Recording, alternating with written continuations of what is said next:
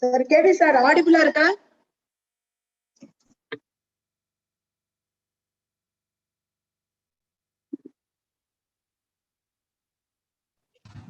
Madam. சரியா இருக்குல்ல sir? சரி. ஏன்னா எனக்கு இல்ல என் பேர்ல மோகன் ராவ்னு இருந்துச்சு, அதுக்கு தான் கேட்டேன். என் பேரு மோகன் ராவ்னு வருது. இல்ல மேடம், மோகன் ராவ். இல்ல மேடம், மோகன் ராவ் நீங்க பேசுங்க.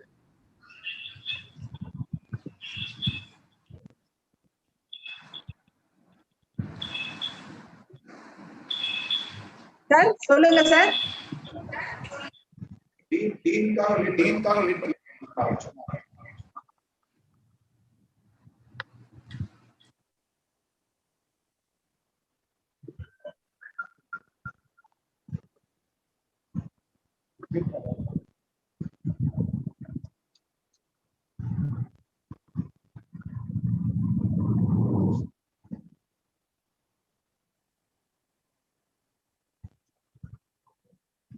Sir Pavan sir.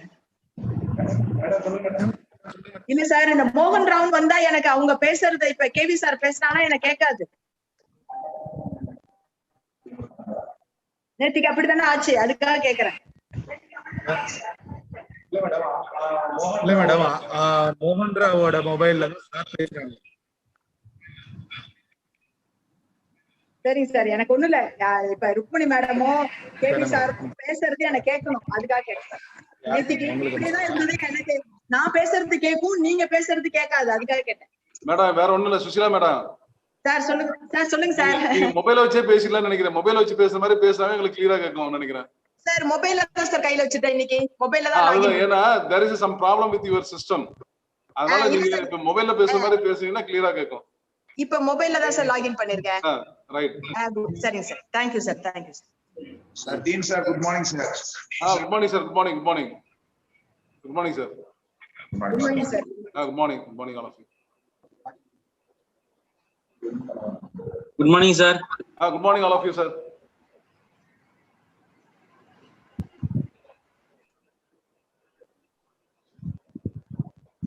I'll start the today's session.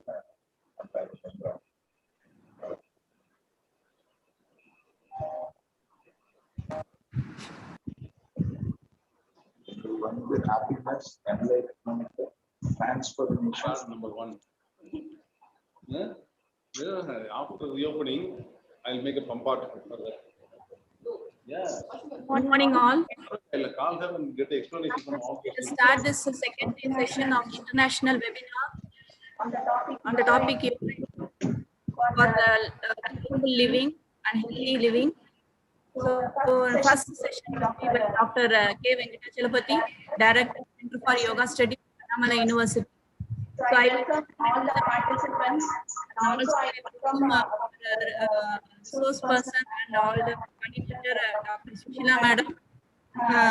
So I welcome our supporting and throughout our sessions leading Dr. Selvam sir. So welcome all the participants for the second international webinar. So I now invite Dr. Sushila Madam to give an intro about Director Dr. Venkatachalapati sir. Thank you, Madam. Good morning to everyone.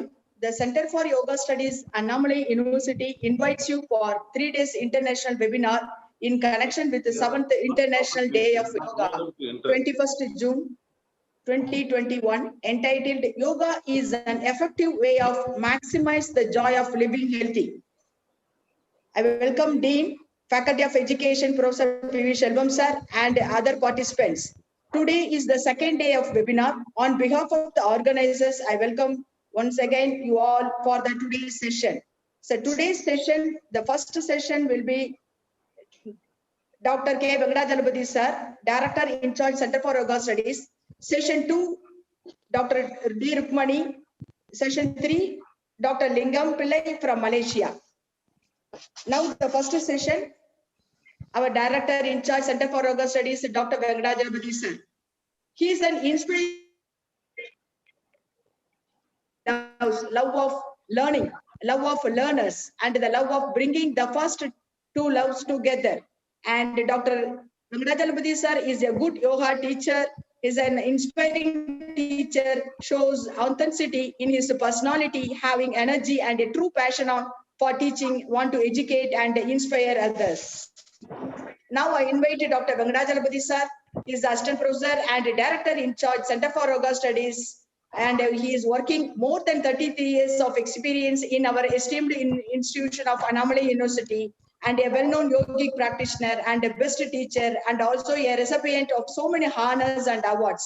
Now I invite Dr. Venkatachalamurthy sir to start the session, please. Thank you. Just a minute, madam.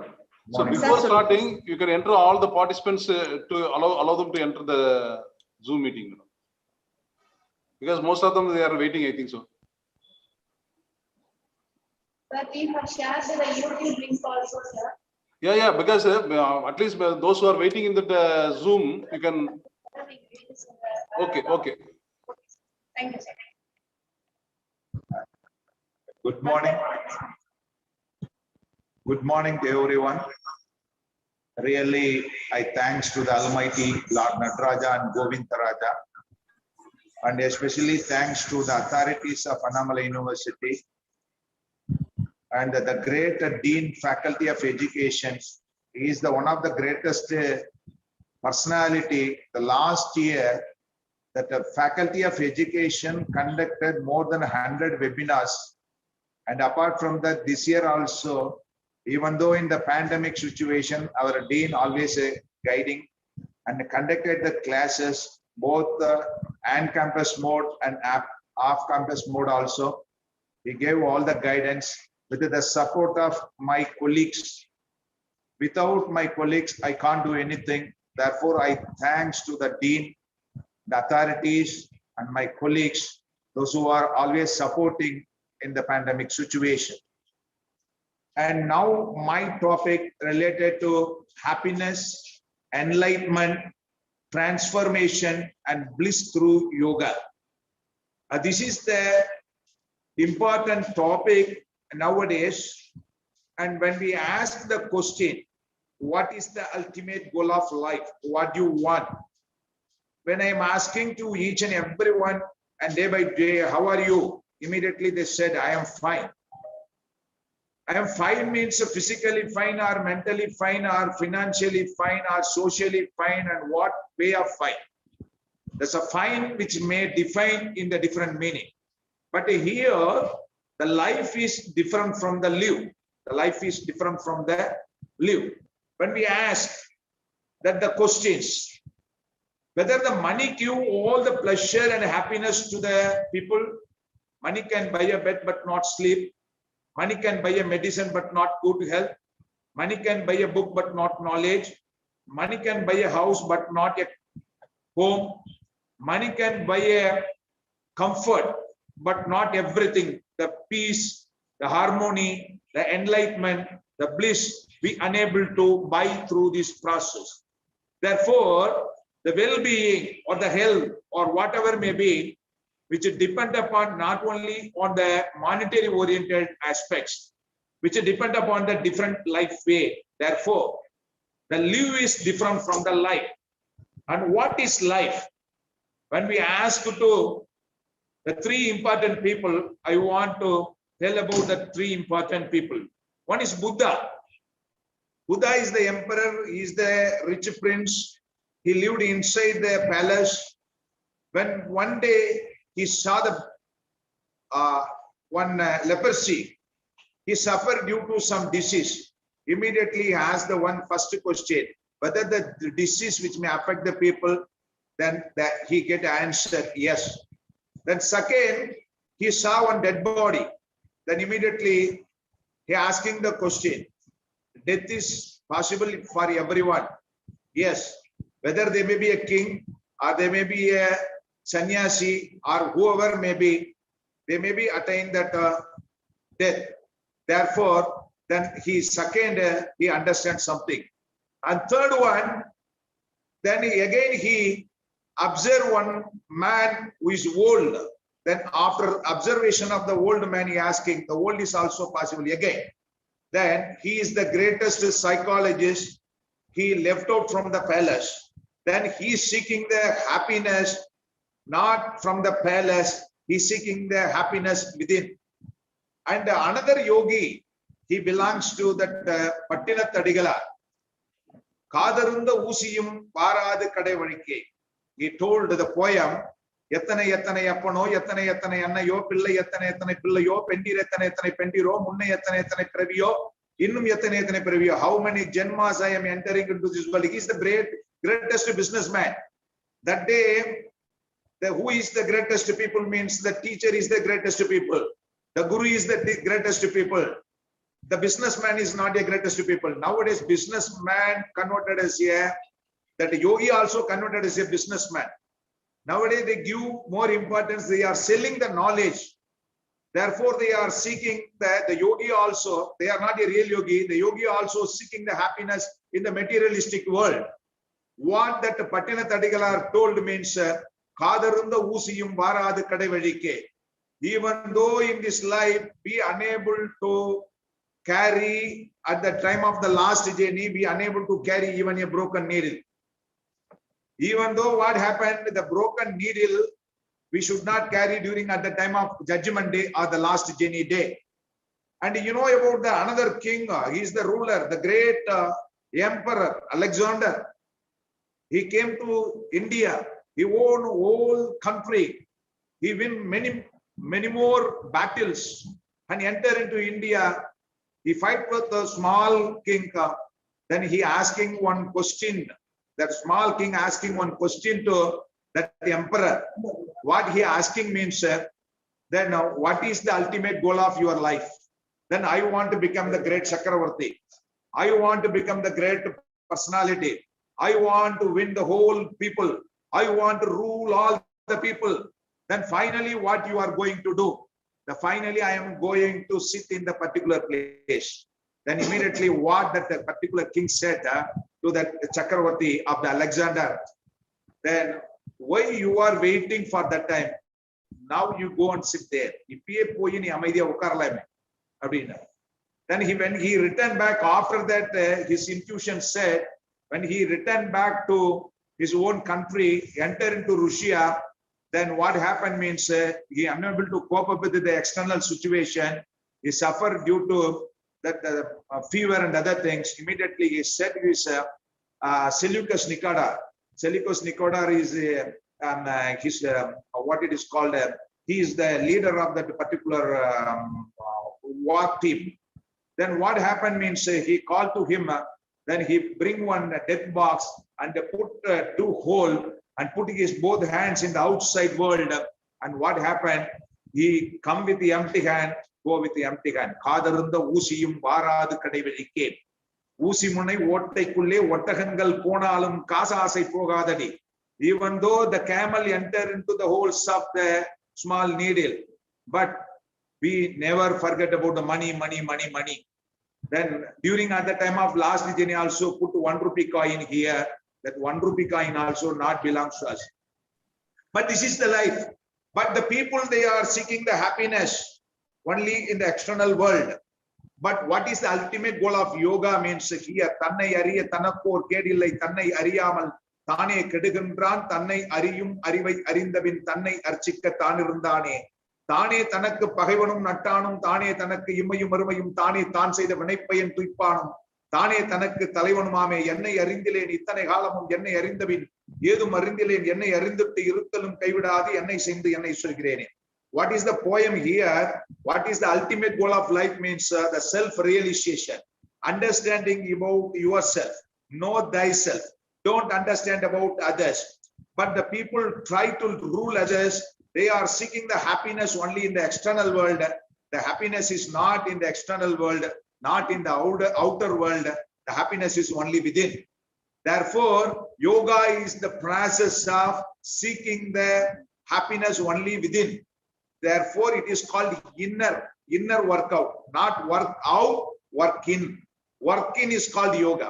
Then when we ask this question, you are asked about who are you? What is the purpose of your life? You are made up of what?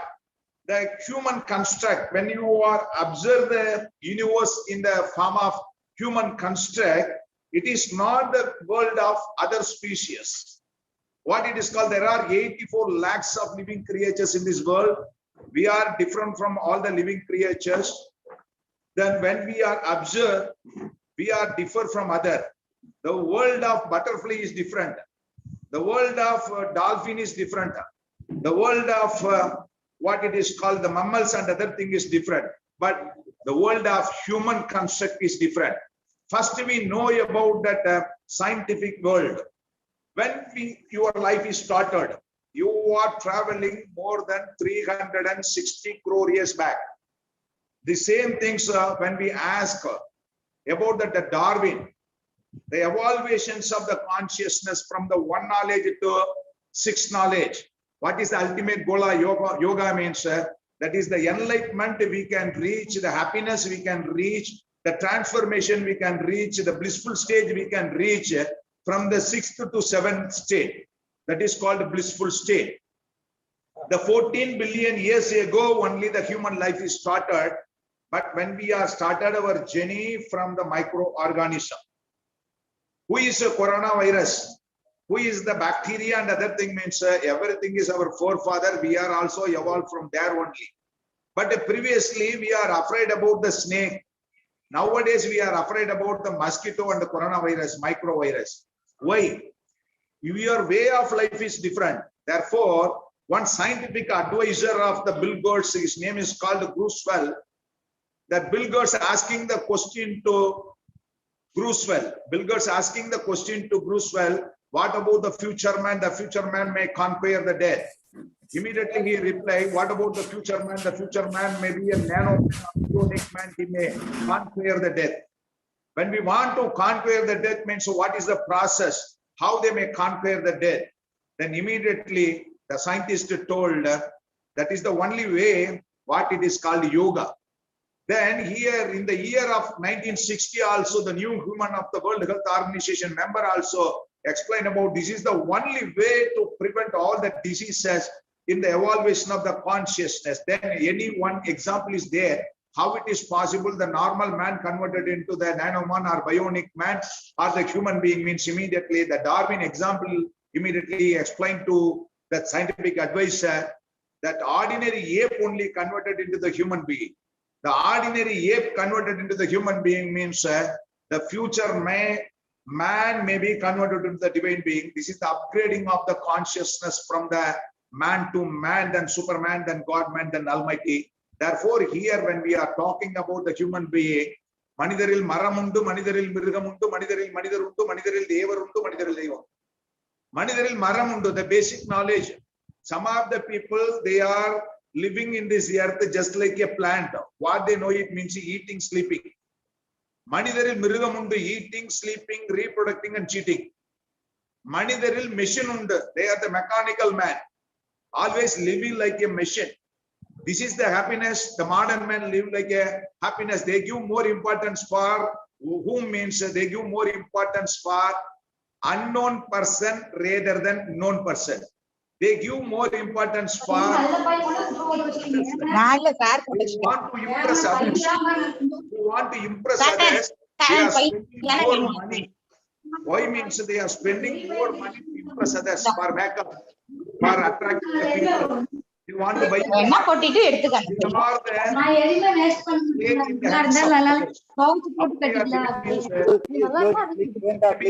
hands of others. They are living like a clay. They are living others' life. The horse is different from the camel. The camel is different from the horse. Then it is different from the elephant. But nowadays, the people live others' life. Then the creation. The parrot is different from the eagle. The pig is different from the elephant. The human is different from the others. But when we ask the modern people, then what is happiness means, the happiness they are seeking only in the outer world. Then, if you want to understand about these things, first of all, you know about yourself. You are all coming from the universe. You are all coming from the universe. You are all made up of the dust of the stars. Then how many stars are there? when we ask the question, 760 trillion stars are there. How many habitual planets like our Earth? We tell only 9 planets. Whether it is 9 planets means now only the science identified more than 60 billion planets, the habitable planets like a Earth. This kind of things are there. 760 trillion stars are there. How many galaxies there? 2 trillion galaxies there. Then what is the reality of the life? What is the reality of the life when we are seeking means the people, they are seeking the reality of the life only in this earth, not inside and not connected with the Supreme. Therefore, yoga is the process of connecting with the higher consciousness or the Parabrahman. Then when we want to understand about this, you are all made up of the chemicals. Yes. As per the scientific world, you are made up of 4 chemicals. That is called chon. Then you are made up of carbon. You are made up of oxygen, nitrogen. Then what about hydrogen likewise? And your bones, which is made up of calcium. Your blood, which is made up of iron. Likewise, you are all made up of the chemicals. But the physical world, which is based on certain experience of the external things, means no. And who is the permanent ruler of this universe? When we want to understand this, who is the permanent ruler of the universe, then only you are attained that enlightenment. You are attained that transformation that is called Chitakash, Shunyata. They said that in Buddhism, they said the Shunyata or Chitakash, Chitambara, expansion of the consciousness. And which is the rule, the whole universe means that the whole universe which is ruled by that unknown thing. It is not the visible universe. How you are observed means you are see the visible universe only 0.01%.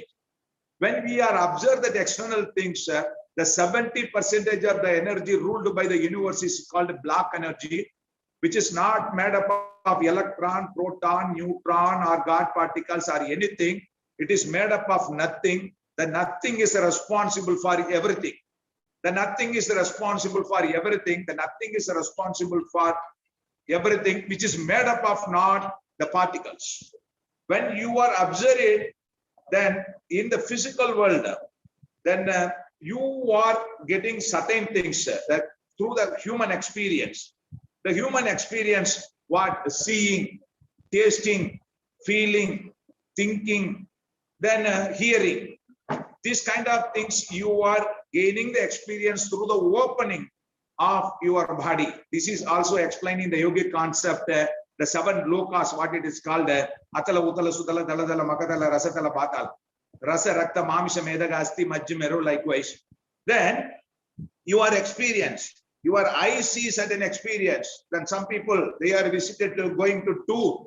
Then they are observed through his eyes. They feel certain happiness. I am happy. Some people, they are going to hotel. I am eating chicken, mutton, this state. They are immediately they said, this food is more tasty, that food is more tasty. Nowadays, another thing is also there. Then some people now in the pandemic situation, I saw in the TV, some of them give kiss to that alcohol bottle. They forget about the life. They don't go. They don't give more importance for this human body. They are across that river. They are swimming and went to there in the Pondicherry, and after that they bring the small alcohol bottle and they are come and give kiss to that bottle. And thus they are seeking the happiness where means in the alcohol factory. This is the happiness. This is not a happiness. This is the enlightenment. This is not enlightenment. This is the bliss. This is not a bliss.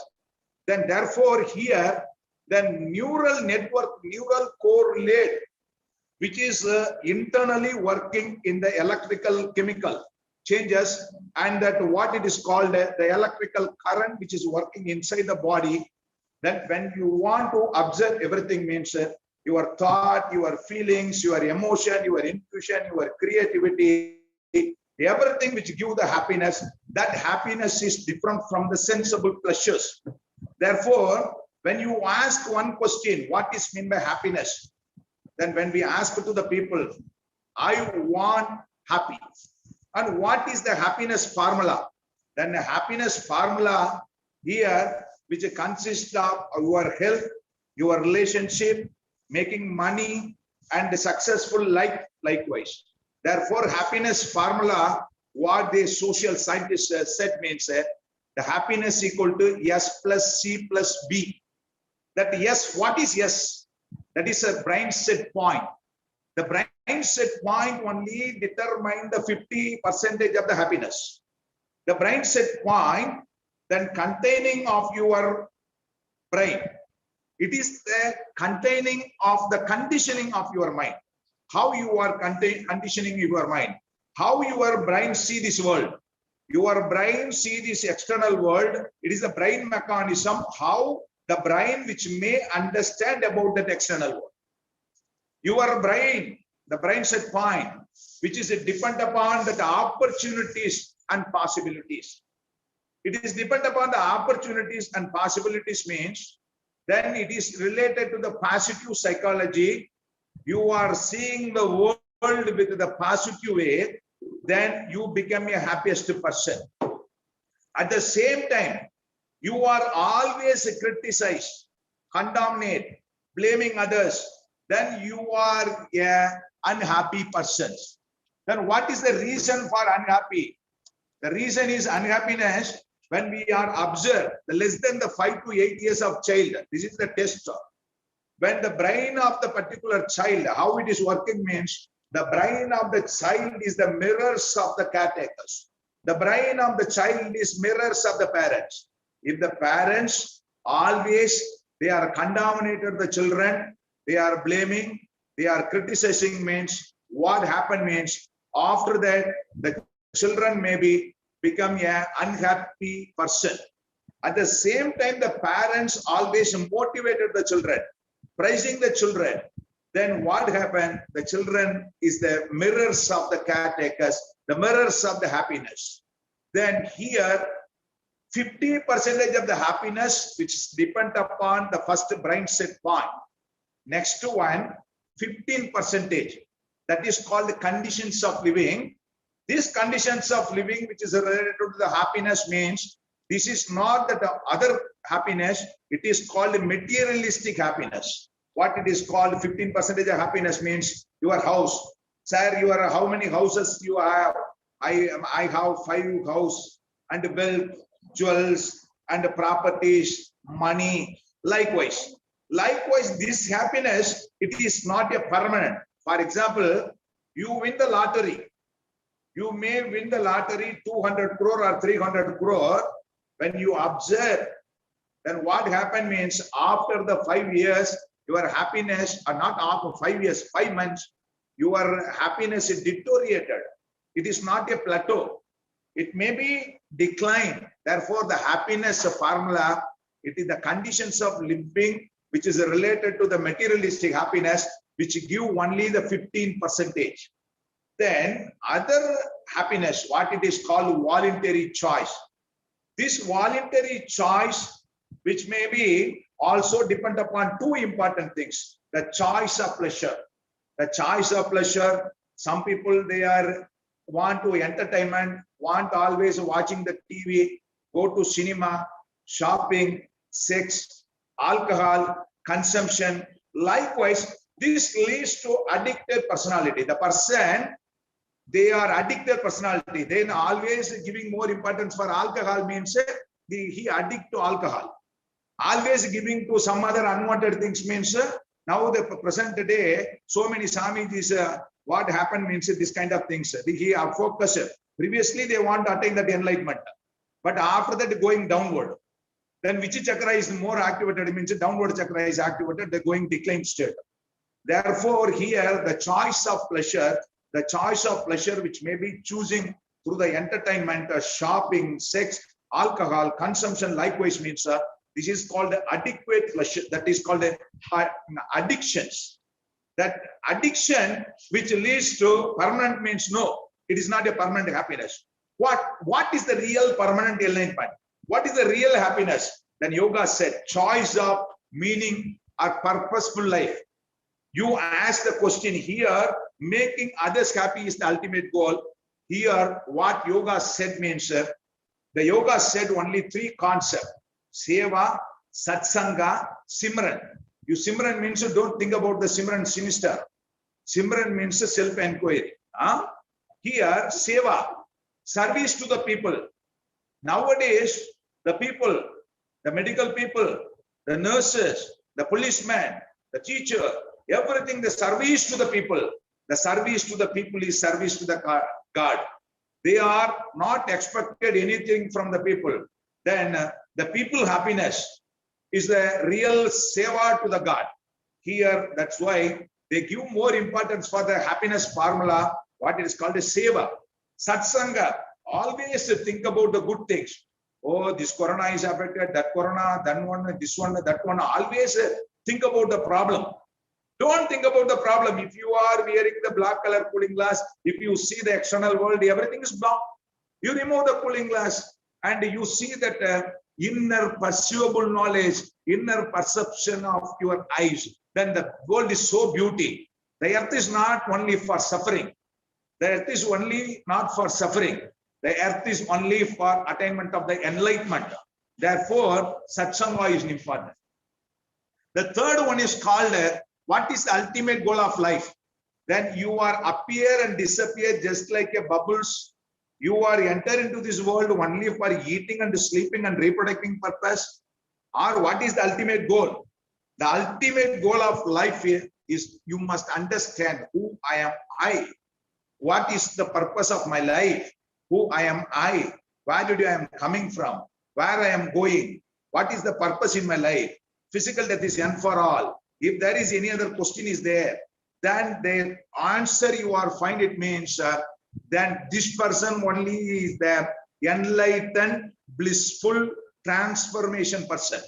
It is the process of the higher consciousness or divine full consciousness. Therefore, in the yogic concept, they said Nityananda, Premananda, Sukhapogananda, Premananda, Sagajananda, Paramananda. Nityananda, everybody they want to happy each and every day. What is your ultimate goal? I want to happy, sir. I want to happy, I want to happy. But you are seeking the happy only in the external world. That is different. But second one, you want to influence others. You want to rule others. Always you are using the powers of others.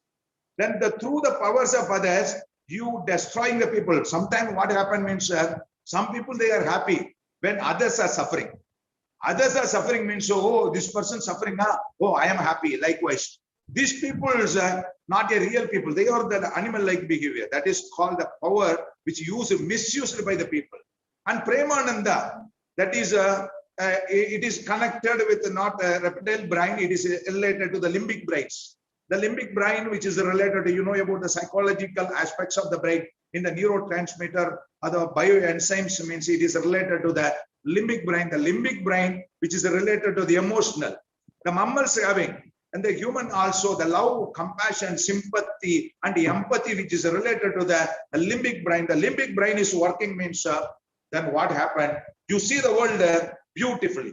Then the mind and the matter, which may completely change it through this process of yoga. Therefore, you know about who is the greatest, happiest person means yogi. When we ask the same question to Patina Tadigalar, he is the biggest diamond merchant. His property is more than 600 crore. One day he left out from this palace and he seated under the tree. That the ruler of the particular state, he came near to this sannyasi and asking the question, and what you attain here, why you are sitting under the tree means, then immediately he said, Nadalum mannan nee nirka naan irukka. He said, you are standing, myself is sitting. I attain the blissful state. This is a detachment. Then it is not attachment of the worldly pleasure here. Therefore, Yoga Vasishta, beautifully explained. The Yoga Vasishta explained the 32,000 verses, which is the consolidated means it explains about only three things. What is the three things? One is called that Maya. What is Maya? Maya is the drama of the cosmic Brahman. Maya is the drama. It's a drama which is done by that Whom means the cosmic Brahman. It is the wrong understanding, partial understanding, misunderstanding, overestimation, underestimation, fantasy, sleep, then ego. Ego leads to attachment. Attachment leads to avidya, asmita, apnivesha, raga, devsha. Likewise, you are going, that we will discuss later on. Therefore, it is related to the pattern of the consciousness. The pattern of the consciousness which may block the evaluations of the consciousness, which is related to the emotional things. So finally, here you always connected with the Brahman. Sakajananda means automatic blissful state. And here the Paramanandam. Paramanandam means you are converted as a cosmic experience. Therefore, what Vasishtha said, Vasishtha Yoga explain about the happiness formula only 3. You understand about the Maya. The world is full of the cosmic drama is there. How you are seeing the world. The seer is different from the seen. You are seeing the external world. The seer is different from the seen.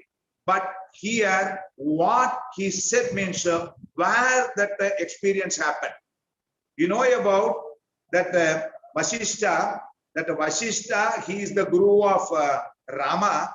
Then Rama, the father of Rama, sending him to learn some tutorial, a learning process to Vasishtha. And you know about Rama. Rama is the God creations. He is also the avatar of Mahavishnu. He went to there. And after that, what he asking? And what is the reality?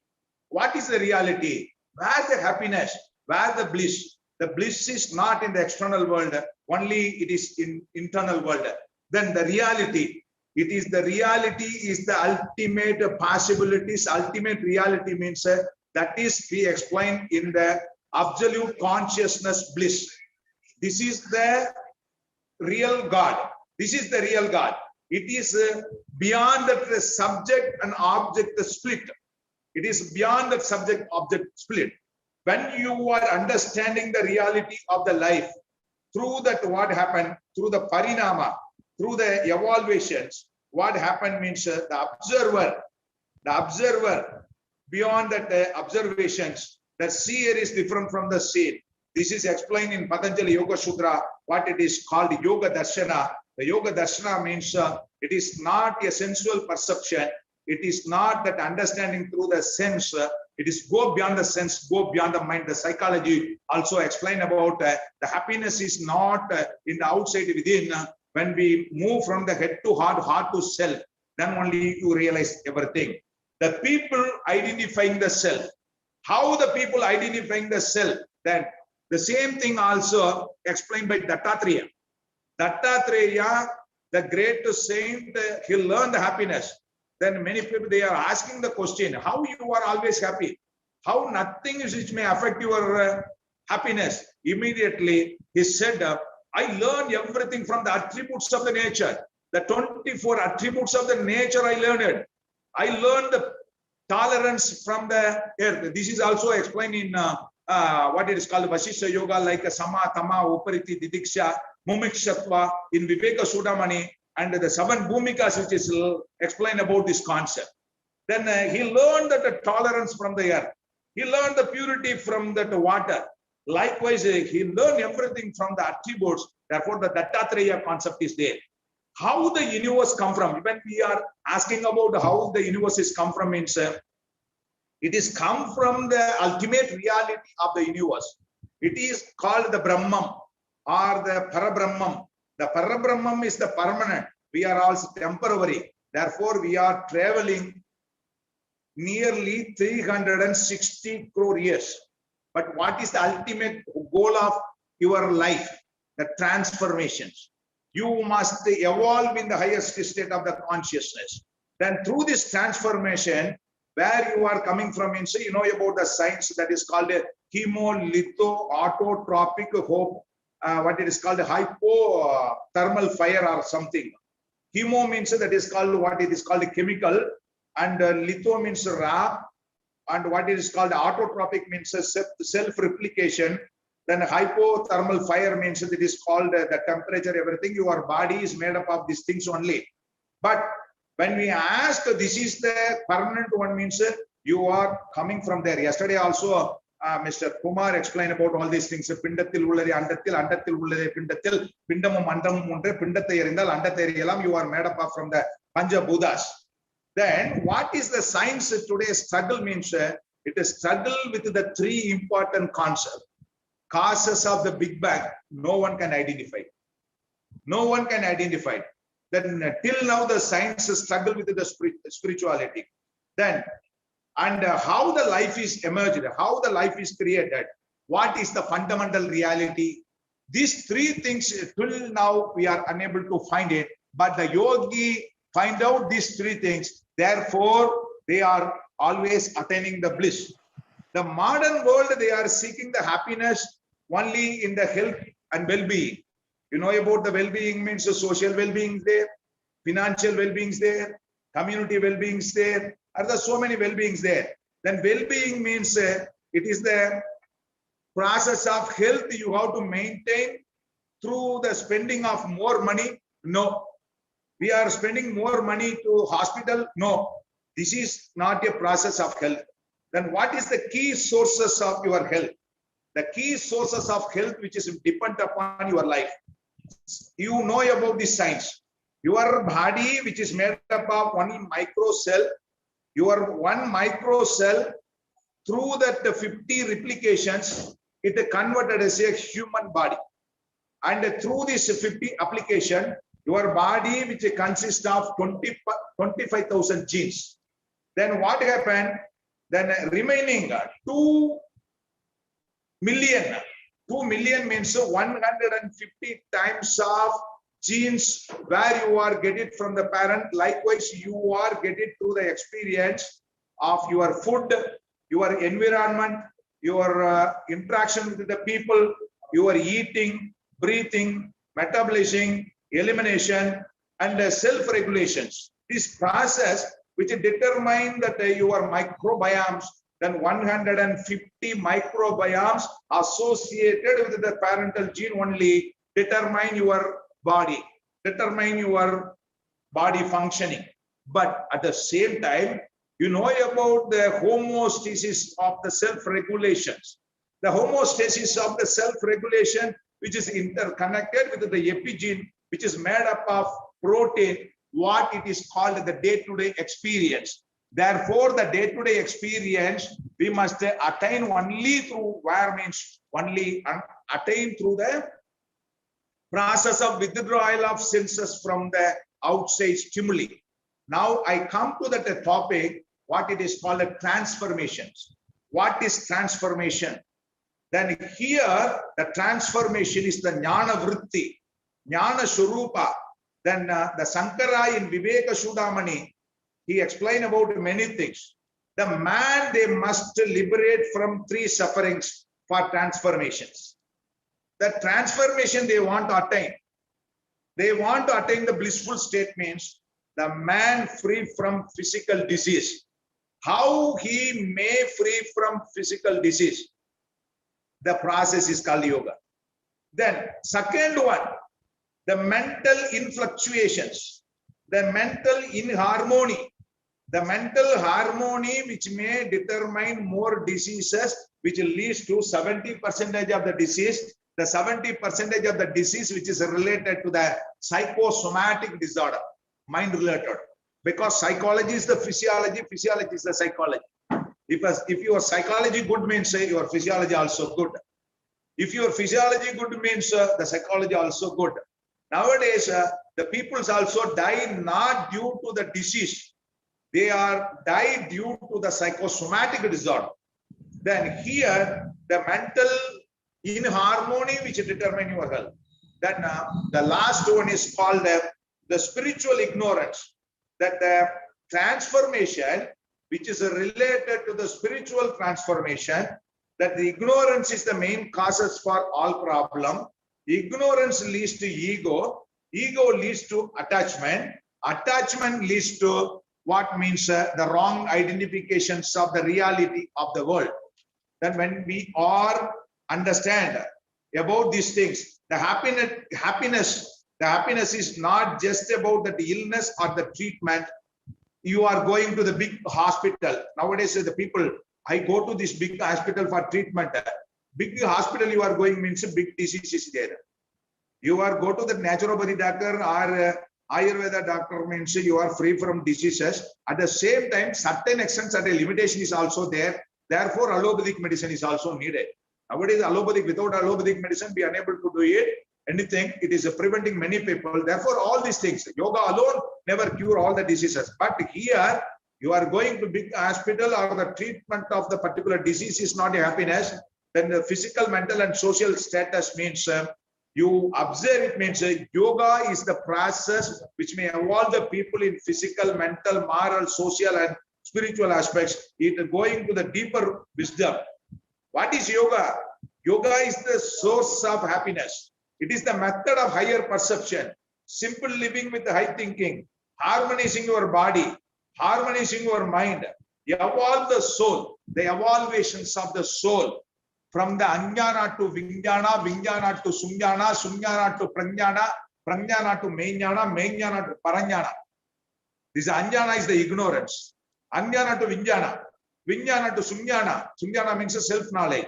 Self-knowledge only leads to that universal knowledge. If you understand about the drop of water, you automatically understand the whole universe, then you are attaining the happiness. In that, not in the external world, it is inside the world.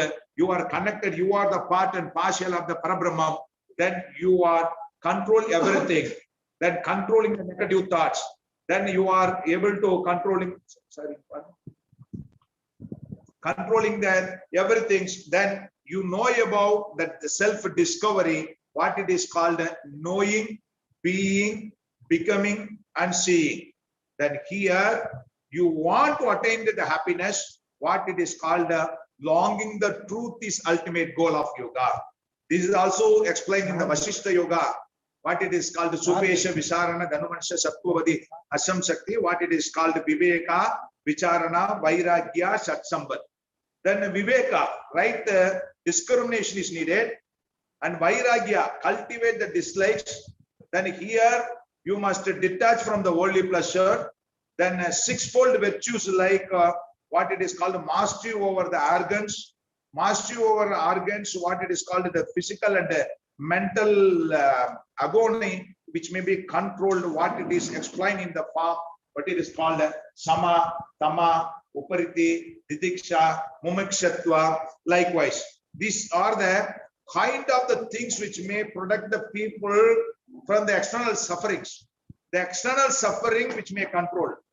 That Mummikshatva, you know about the Mummikshatva, that is called free from the samsara. Then a yogi called a sadhu. Then the yogi who free from samsara means they are called a sadhu. This only they explain in the particular forms of 7 bhumikas. Then come to the vicharana. When we come to the vicharana is called right inquiry, right discriminations and right inquiry, and attention about that the mental activities, attainment of the purity, and finally you know about the Brahman. Then you are know about the Brahman means you are unaffected by anything. After unaffected by anything, you see the Brahman everywhere. That is called the Turiya state. Brahma vidvarya, Brahma vidvarisha. What is called you know about the Brahman and you both are safe. If you know about the Brahman and you are the same means you are attaining the state what it is called Durya Datta. Durya is different, Durya Datta. Therefore, that yogic psychology seeking the happiness, how it is seeking the happiness only inside means it may classify that the mind which may classify it into conscious, subconscious, no conscious, non-conscious, unconscious, unifying and rational. But here in the yogic concept, which may explain conscious, subconscious, unconscious, superconscious, supraconscious, transcendental conscious, through the transformation of divine conscious, cosmic conscious, or Brahmic conscious. This conscious, you are attaining the Brahmic conscious. You are the enlightened person. This bliss is the permanent. Therefore, here the Turiya Datta, it is the process how you are attained through the process of yoga. This is very, very important. Then when you are observing the scientific things, the synapses, the insula, that insula are the sections of the prefrontal cortex, or what may be that what it is called the pratyahara, interruptions, and withdrawal of senses from the outside stimuli. You are focusing inside the brain means you are converted into the loveful or the peaceful person. Then you are converted as what means that anveshvam, what it is called the love and the compassion and sympathy and empathy, which determine the quality of the human life. Then you are always feel the bliss inside your body. When we discuss about all these things about the transformations, then one thing you know about the transformation. What is the key sources of transformations? Thus, the process of experiencing the experience of the transcendental consciousness is the real happiness. But most of us thinks your body, which is simply in the physical form, it is made up of skin or bone or muscles or internal organ. The physical body is not only your body. You have subtle bodies. Ordinary people believe only what they can see with his eyes, hear with his ears, and touch with his fingers. Yoga identify what they cannot see with his eyes, hear with his ears, and touch with his fingers. The people who see the invisible can do the impossible. The people who see the invisible can do the impossible means the yoga is not a process of the sense. It is go beyond the sense, go beyond the mind. But modern people, they give more importance only for the sensual pleasure. You go beyond the sense, go beyond the mind. That is called a transformation. The yogic view of transformation, which consists of several things: body transformations, mind transformation, and the energy transformation. The body transformation, which remove the limitations of your body, what we are called as asanas. Then if the people, they are regularly practicing the asana, means asana is the organized way of exercise, structural way of exercise, systematic way of exercise, balanced way of exercise, which may always interconnected with the internal body system, which stimulate the vagus nervous system interconnected with the cranial nervous system, the 12 pairs of the cranial nervous system, which may be self-regulations of the homeostasis, which may induce your immunity power. That induce your immunity power means you cope up with the external conditions. Then here it is the method of elimination of the limitations of your body, the method of removal of the mental fluctuations, and what we are exploit in the form of yoga means the removal of the pattern of the consciousness. The pattern of the consciousness, which may block the pattern of the consciousness, what it is called avidya, asmita, apnivesha, ragadevsha, wrong understanding, partial understanding, misunderstanding, overestimation, underestimation, fantasy, sleep, and memory, which leads to unhappiness. Therefore, you want to live in this world in the happiest way means we must remove all that things. But the ordinary human being, they don't understand about how to attain that liberations. And your body, which is not only made for eating, sleeping, your body is the instrument. Therefore, Tirumular said, Udambai munbu ilukkondu ninaitthen udambil uttaman uruppul kandeen udambil uttaman koyil kondan endru udambai anindu ombugindrene udambare uyirare ivar thirambada meinyanam peravum maattar udambai valarkum vaayam arinde udambai valarthen uyir valathene.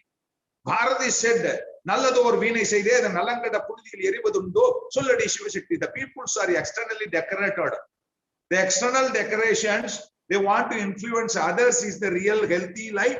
No. It is the internal decoration with the values and virtues is called yoga. You must build your body in the values and virtues. You must convert your body as a Vajradega. By the practice of yoga, the yogi converted his body as a Vajradega. By the practice of yoga, it converted as a Yogadega. Yogadega converted as a Vajradega. Vajradega converted as a Chittadega means it may evolve in the higher consciousness and remove all the limitations. what it is called the external obstacles should not disturb the people. That is called klesha, removal of klesha through the samyama, through the meditation process. Samyama means a concentration and meditation process. This is the three mingled process: concentration, attention, and meditation process. But here the withdrawal of senses, the yoga, it is the process the body uses as an instrument. That instrument is called moksha sadhana. That moksha sadhana you can attain through the kaya sadhana. That is called asana. Therefore, you want to preventing your body from the disease means the regular way of organized way of exercise, which is related to the awareness of sheath, what it's called body. Then the yoga is also, which is related to another thing, than what it is called the regulations of energy. The regulations of energy, if you want to control your mind without controlling of prana, controlling of mind is not impossible. The yogis said, Manmanam Yangundu, Vayu Mangundu. Tirumala said, Manmanam Yangundu, Vayu Mangundu, Manmanam Yangille, Vayu Mangule, Manmanatule, Mayankiruparke, Sotatamaram Tungulamama. If you want to control your mind, first of all, control the energy, regulate the energy, distribution of the energy function in the proper way means don't afraid about anything. Nowadays, what is the problem? Oxygen supplement is needed. I don't have energy. That the energy you are, use it through the proper ventilation, through the exercise, through the different types of the pranayama. You may increasing the carbon dioxide tolerance. You may increasing your vital capacity. Then the yogi, what Sivavakya, the Sivavakya told what this body is nothing but the threshold, gateway of the spirituality. Then how you are going to depth. But nowadays, the people, even the yogis, they give more importance. What is yoga means? Sir, yoga means I am doing this asana, that asana, sir. And the world competition is there, sir. The Guinness record is there, sir. I got this certificate, that certificate, sir. Certificate yoga nowadays. Nowadays, the certificate yoga never determine the evaluations. Therefore, yoga open the depth of your inner beings. You identify the subtle energy. You identify the subtle bodies. You identify the subtle mind.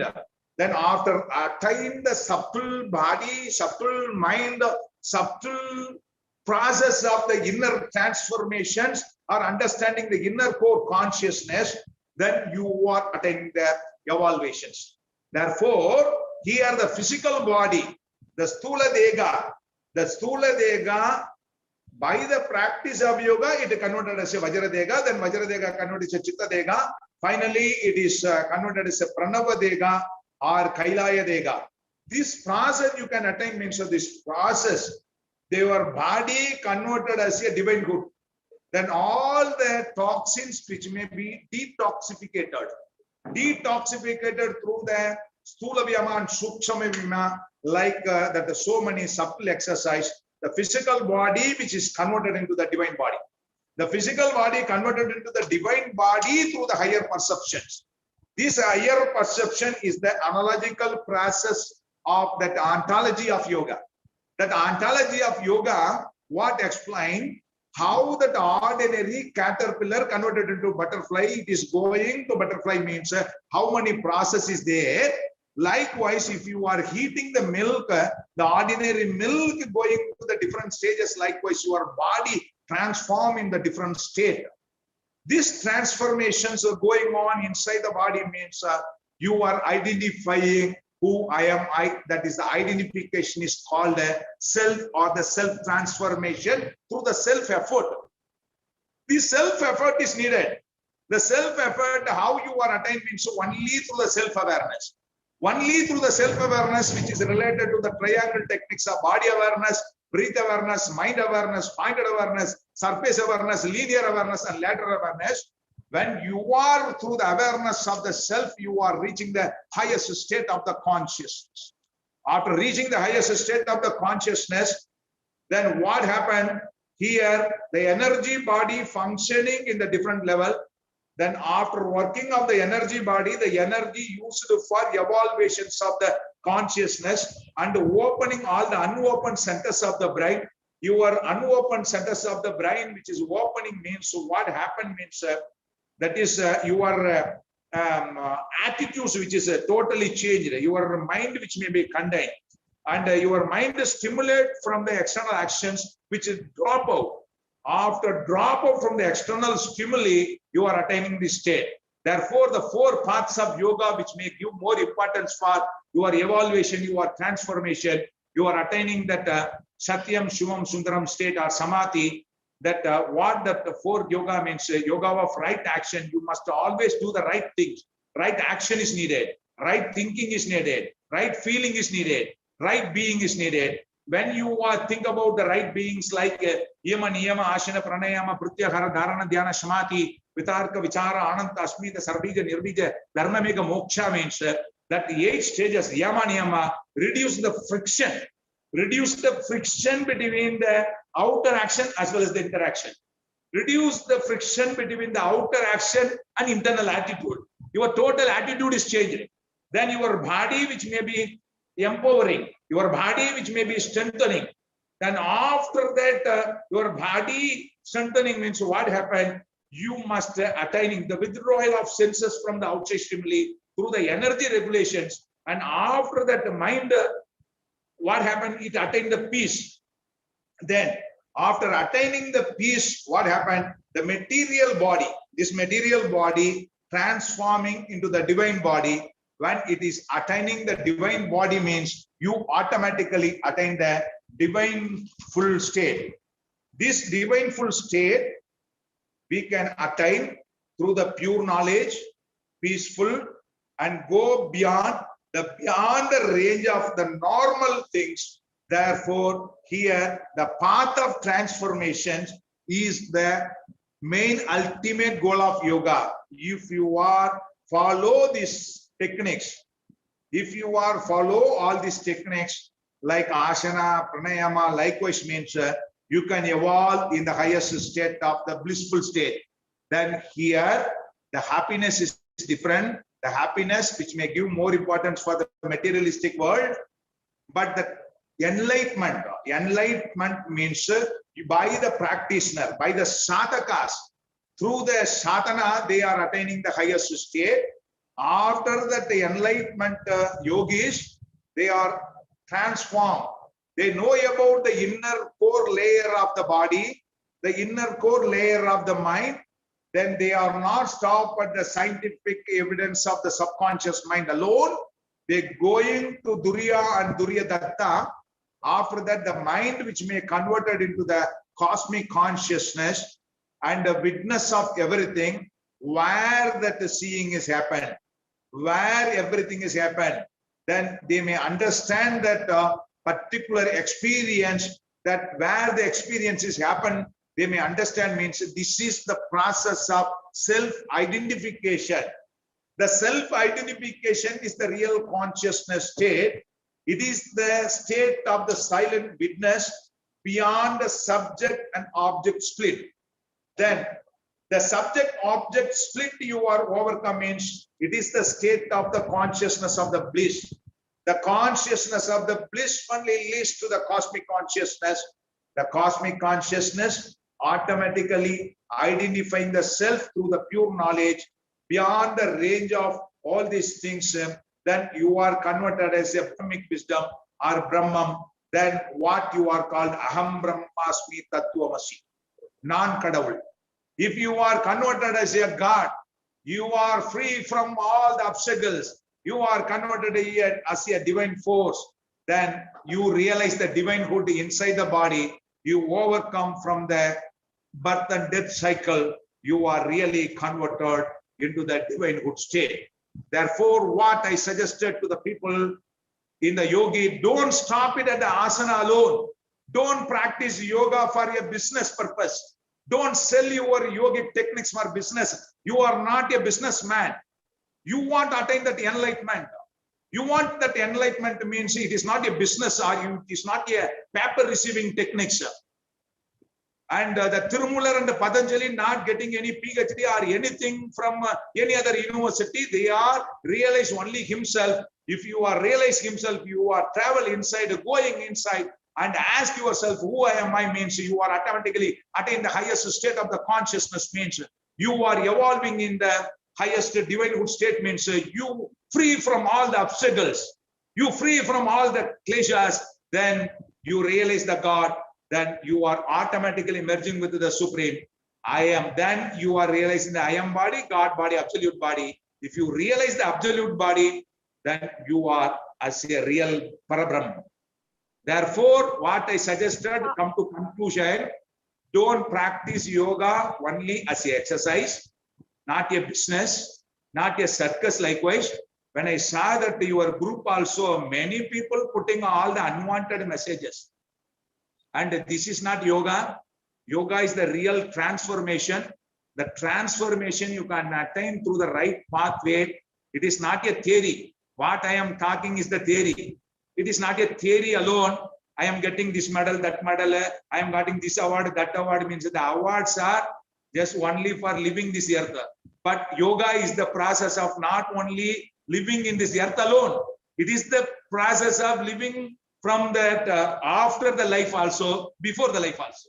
Therefore, before the life, you do something good. Then, therefore, you are appearing as a human being. Now, don't stop it. You practice again. You follow. It is a practical knowledge. It is not a theory. Then, if you are practice means you converted as a divine good. Then, that through the divine good state, the transformation is coming means then you are converted as a Suntaram. It is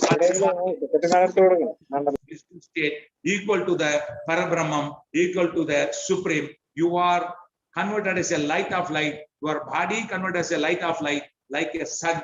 How the sun giving the light to moon. Likewise, you are transformed into the highest state.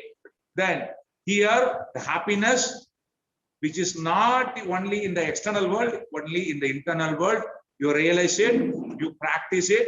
Don't stop at the asana alone. You go beyond that one. You realize the Supreme Soul within you. Then you become the greatest yogi. This is the ultimate goal of transformation. This is the ultimate goal of blissful, joyful happiness. Then you become a wonderful soul. Thank you very much. Thank you all. Thank you, sir. Thank you, madam. Thank you. Next is Rukmani Madam. Thank you, sir. Thank you for your enlightening speech. You gave a terrific presentation, sir. Salute. I really appreciate your enthusiasm for teaching and presented with rich in content, sir. Your session is always feels very thoughtful and very informative related to the field of yoga philosophy, yoga psychology, and you explained how is the life is created, what is the purpose of life, what is the real happiness, and about transformation, etc. So, such as the surprising revelation and the valuable advice to everyone, and brought new insights, clear, factual, analysis-oriented, sir. Definitely, sir. It is, you have lastly mentioned, happiness is not an external word, but it is within us. Okay, on behalf of the organizers and the participants,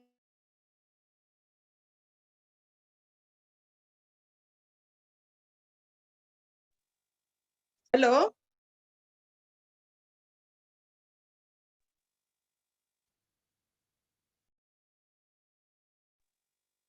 Hello. Madam கேக்குது madam. Sound is mixing. Sir ஏதோ போட்டோலாம் வருது, ஆசனா போட்டோலாம் வருது. முடிஞ்சிச்சு sir. நான் இப்ப சார பத்தி பேசுனது கேட்டுச்சா? கேட்டுச்சு madam.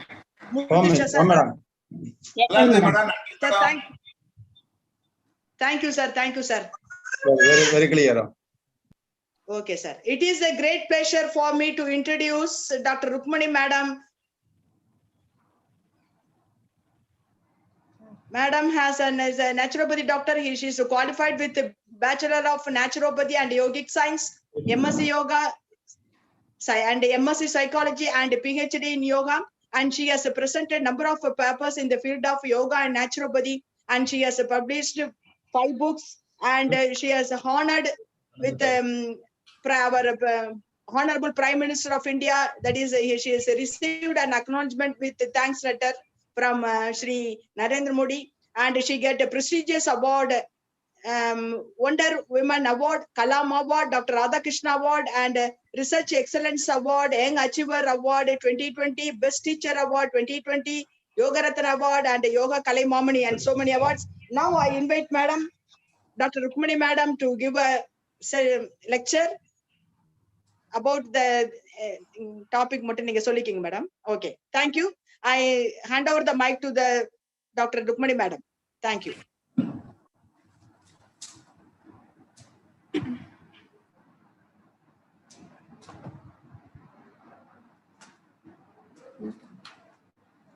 Thank you, madam. So good morning, all. I welcome to this 3 days international webinar. So today is the second day and the second session. And I would like to talk on the topic is yoga, the perfect way of fitness. So we can call yoga as a perfect way of fitness. So, how we can call yoga as a complete fit, perfect fit. When we call the topic of yoga, what we are thinking is yoga means asana. Yoga means only asana. When we talk to a lay person or any patients, they are coming to me, they only talk about, I would like to do meditation. I cannot do asana part. So where my body is not flexible, I cannot do any postures. So teach me some pranayama or teach me some meditation, which is very good for my pose. So in that condition, yoga is the word which is the combination called as asana, pranayama, bandhas, mudras, kriya, meditation and relaxation techniques. So this we can call it as compare with Pancha Koshas. Many would know about the Pancha Koshas. Pancha means 5, Koshas means the layers or the sheets of our human existence. So how it is related to Pancha Koshas? When you are making healthy of all these 5 Koshas, when we are considering all these 5 Koshas, you are the healthiest person. You are the perfect person. You are perfectly fit.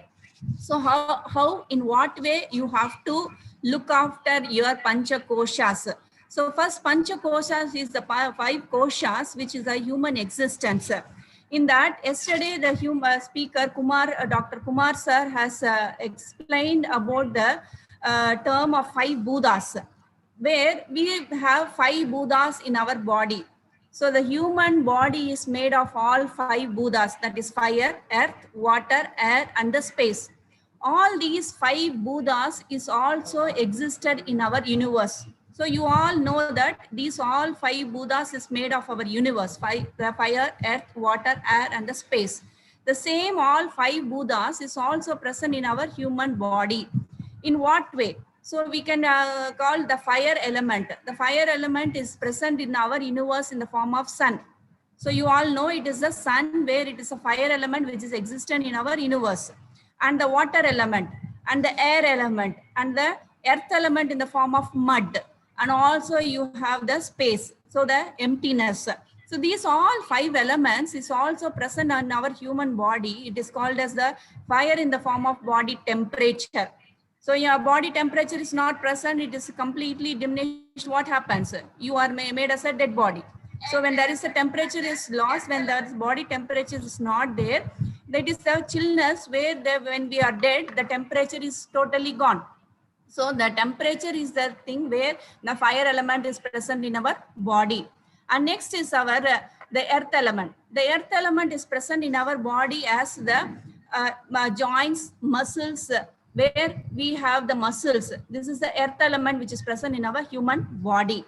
And next the prana, without which we are not living. So are you all breathing? Are you all breathing? So when I ask the question, many would have checked. You are breathing. Yes. Why you are checking?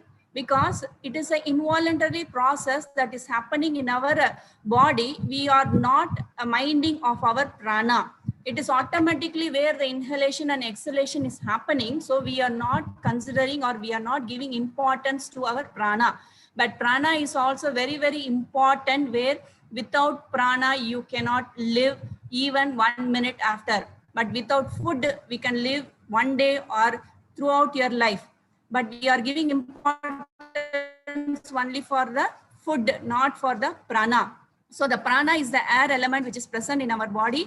So the prana is very, very the important vital force in our body. And now in this pandemic corona situation, we are supposed to take more or double the care of our lungs, because the respiratory tract and the respiratory system is the part which is affecting with the COVID virus, and we have to take care of the double the care of the prana or your lungs or the respiratory system. So the earth element is with the muscles and the joints, fire element is the body temperature, and your prana is the breathing or the prana shakti or the air which you are breathing in and out, and the space where the inner cellular spaces or the vacuum spaces are present in our body, and also the water. So our human body is 70% made of the blood, where the water element is present. So all these 5 Buddhas has to be in the equilibrium, or it has to be in the balanced state.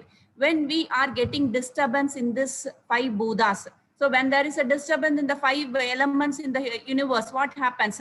There is a destruction which is happening in our world. So when only sun's rays is present in our universe, there will be no living organisms, or heavy rainfall, flood is happening. So there will also be a destruction. If no rain, so no water, so that will also lead to destruction. So in our universe, all these 5 Buddhas has to be in the balanced condition. Same way, all these 5 Buddhas which is present in our human existence also has to be in the balanced state. That is called as that we can call it as a andathil ulladhan pindam. So whatever existing in the andam, that is in the universe, it does exist in the our human body, that is andam. So where we have to make our 5 Buddhas in the balanced state. That is which correlated with the Pancha Koshas. That is Pancha Koshas is the 5 koshas of the human existence. So this we can divide into 3 bodies. So where Pancha Koshas can be divided into 3 bodies, that is called as Sthula Sarira, that is gross body. The Sthula Sarira is the Annamaya Kosham, which is made of Annamaya Kosham. And Sukshma Sarira, that is called a subtle body, which is made of the Pranamaya Kosham, Manonmaya Kosham, and Vijnanamaya Kosham. And next, Karna Sarira, that is the casual body, where it is the Anandamaya Kosha, which is made of Anandamaya Koshas. So the Pancha Koshas is called as Annamayam, Pranamayam, Manonmayam, Vijnanamayam, and Anandamayam. So Annamaya Kosha is a physical body, Pranamaya Kosha is a pranic body, Manonmaya Kosha is the mind body, and Vijnanamaya Kosha is the intellect body, and Anandamaya Kosha is the bliss body. So in this Annamaya Kosha, as it is a Sthula Sarira, that is a gross body, it is made of Annam. That is with the term you can know, Annam means food. It is made of food. Our human body is made of food. So we have to take care of our diet or the food what we eat. So that is made of food, and it is also made of 5 Buddhas. All these 5 Buddhas. So Annamaya Kosham is made of your food, and it is also made of 5 Buddhas. So we have to balance, or if any disturbance in the Annamaya Kosham, we have to balance, or we have to make the healthy state of all these 5 Buddhas, and your food pattern has to be corrected. So to correct your Annamaya Kosham, if any disturbance in your Annamaya Kosham, what are the yogic practices we have to do, that we will discuss.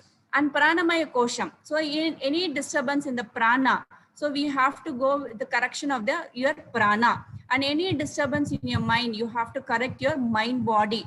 So intellect body you have to develop. So what are all the yogic practices that you can give to support or to make the balance of all these Pancha Koshas is Annamaya Kosham can be corrected with the food. So the diet, yogic diet is very, very important.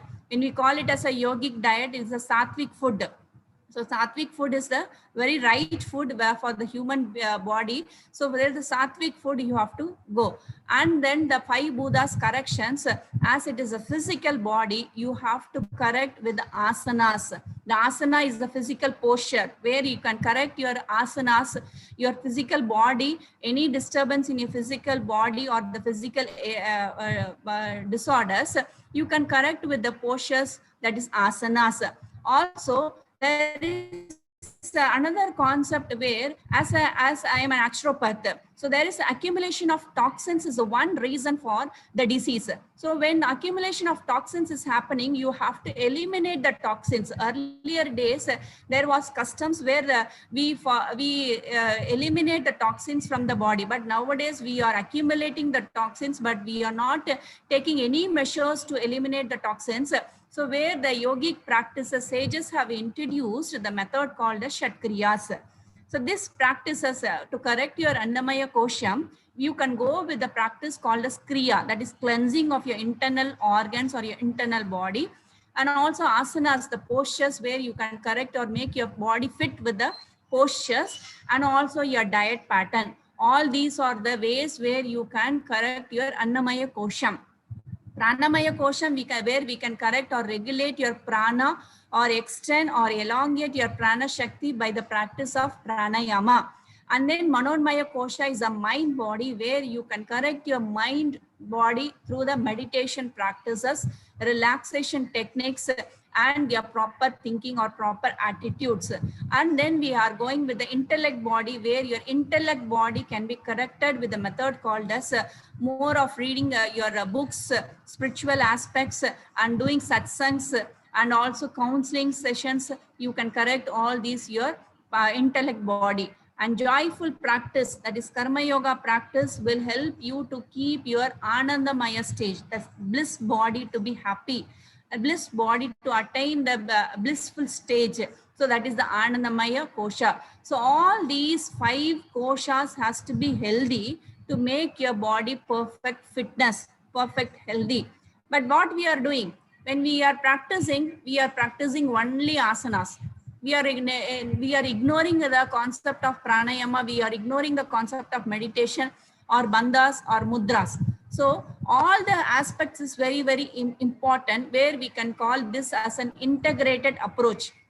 When you get a symptom of a headache, there are various when there is a problem of headache, there are various causes for the headache. Headache is just a symptom. So where you are getting the pain because of the internal disturbance in your body. So what we are doing is we are treating the symptom.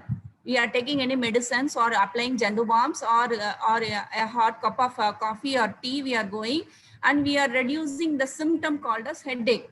But what we are not neglecting is we are not finding the root cause of the disease. According to naturopathy, the root cause of the disease we are ignoring. In that is a leading cause for the disease. So we have to find out the root cause of the disease, and we have to treat that ultimate cause, not the symptom. So in that way, where you have to go for integrated approach, you have to analyze your complete body. What is the exact cause of the disease or your imbalance or disturbance? So we have to treat, for example, how these koshas is interrelated, how it is going to disturb, why we have to take care of all these koshas. If any one kosha is disturbed, all the other koshas is gradually or proportionally it is disturbed. How we can call? So for example, you are traveling out, you are going out. So you are being disturbed with one person in the society. So he is not known to you. He is not known to you. You don't know about that person, but some way he is scolding you. So what happens is it is disturbing your mind body. That Manonmaya Kosha is disturbed because of the words, whatever the person is used, the mind body is disturbed. Manonmaya Kosha is disturbed. So gradually what happens is, how is your breathing? When you observe your breathing, when your mind body is disturbed, you are getting stressed. That is called as adija. So where you are getting stressed. So this stress will disturb your prana. You will notice how the prana is disturbed is, you will have an haphazard flow of prana. The breathing will be faster. You can notice if anyone is scolding you, your mind is disturbed, you are getting stressed. So there your breathing is disturbed, where you will have a faster breathing. So this faster breathing will ultimately end up with your digestive system, where it is the physical body is upset. Your digestive system is upset. So you will have a more of acid production. So where you will have a increased over digestive digestion, or you will have a improper digestion, or you have a diminished digestion. So there will be no proper digestion. The acid production will be more, and your physical body will also be disturbed, where the blood circulation or blood flow will not be proper to all your internal organs. So which leads to fatigue of your body. You can notice this. You can notice the physical body where the fatigue of your body happens. So there is no intellect body which is not working, and Ananda stage, blissful stage is also not happening when you are going with this disturbance. A person who is talking one word, it is disturbing all the 5 koshas. So here is the way. Same way in any diseases, all these 5 koshas is interrelated. You can call it as diabetes, asthma, arthritis, obesity, or any type of diseases. These all 5 koshas has to be taken care. That is the integrated approach. That is integrated approach when we call it as. So this is the call as principles of yoga. You have to concentrate on the principles of yoga. Don't think that I am practicing daily asanas, madam. I am practicing pranayama. I am practicing all the yogic practices, whatever you are now talking, but I cannot control my food pattern. I wish to eat whatever I want, at whatever the quantity, at whatever the time. Then what is happening? Then that is also disturbance. You have to be balanced in all the state. So that is the right way where you can go. So you have to concentrate on the 5 vital principles of yoga. That is called as proper asanas, proper breathing, proper diet, proper attitude, and proper relaxation. All this is very, very essential to keep your body perfectly fit. So I'm sleeping at whatever time, then that is also disturbed. I'm eating at whatever time, then that is also going to disturb your body. I don't do exercise. I don't want to do any exercise. Only I want to do with the medicine. Now the people are thinking in an instant way. Instantly any advertisement is given, 1 hour you will reduce 5 kg. Immediately there is a big queue where 1 hour 5 kg is reduced, so I can pay how much ever the money is asked.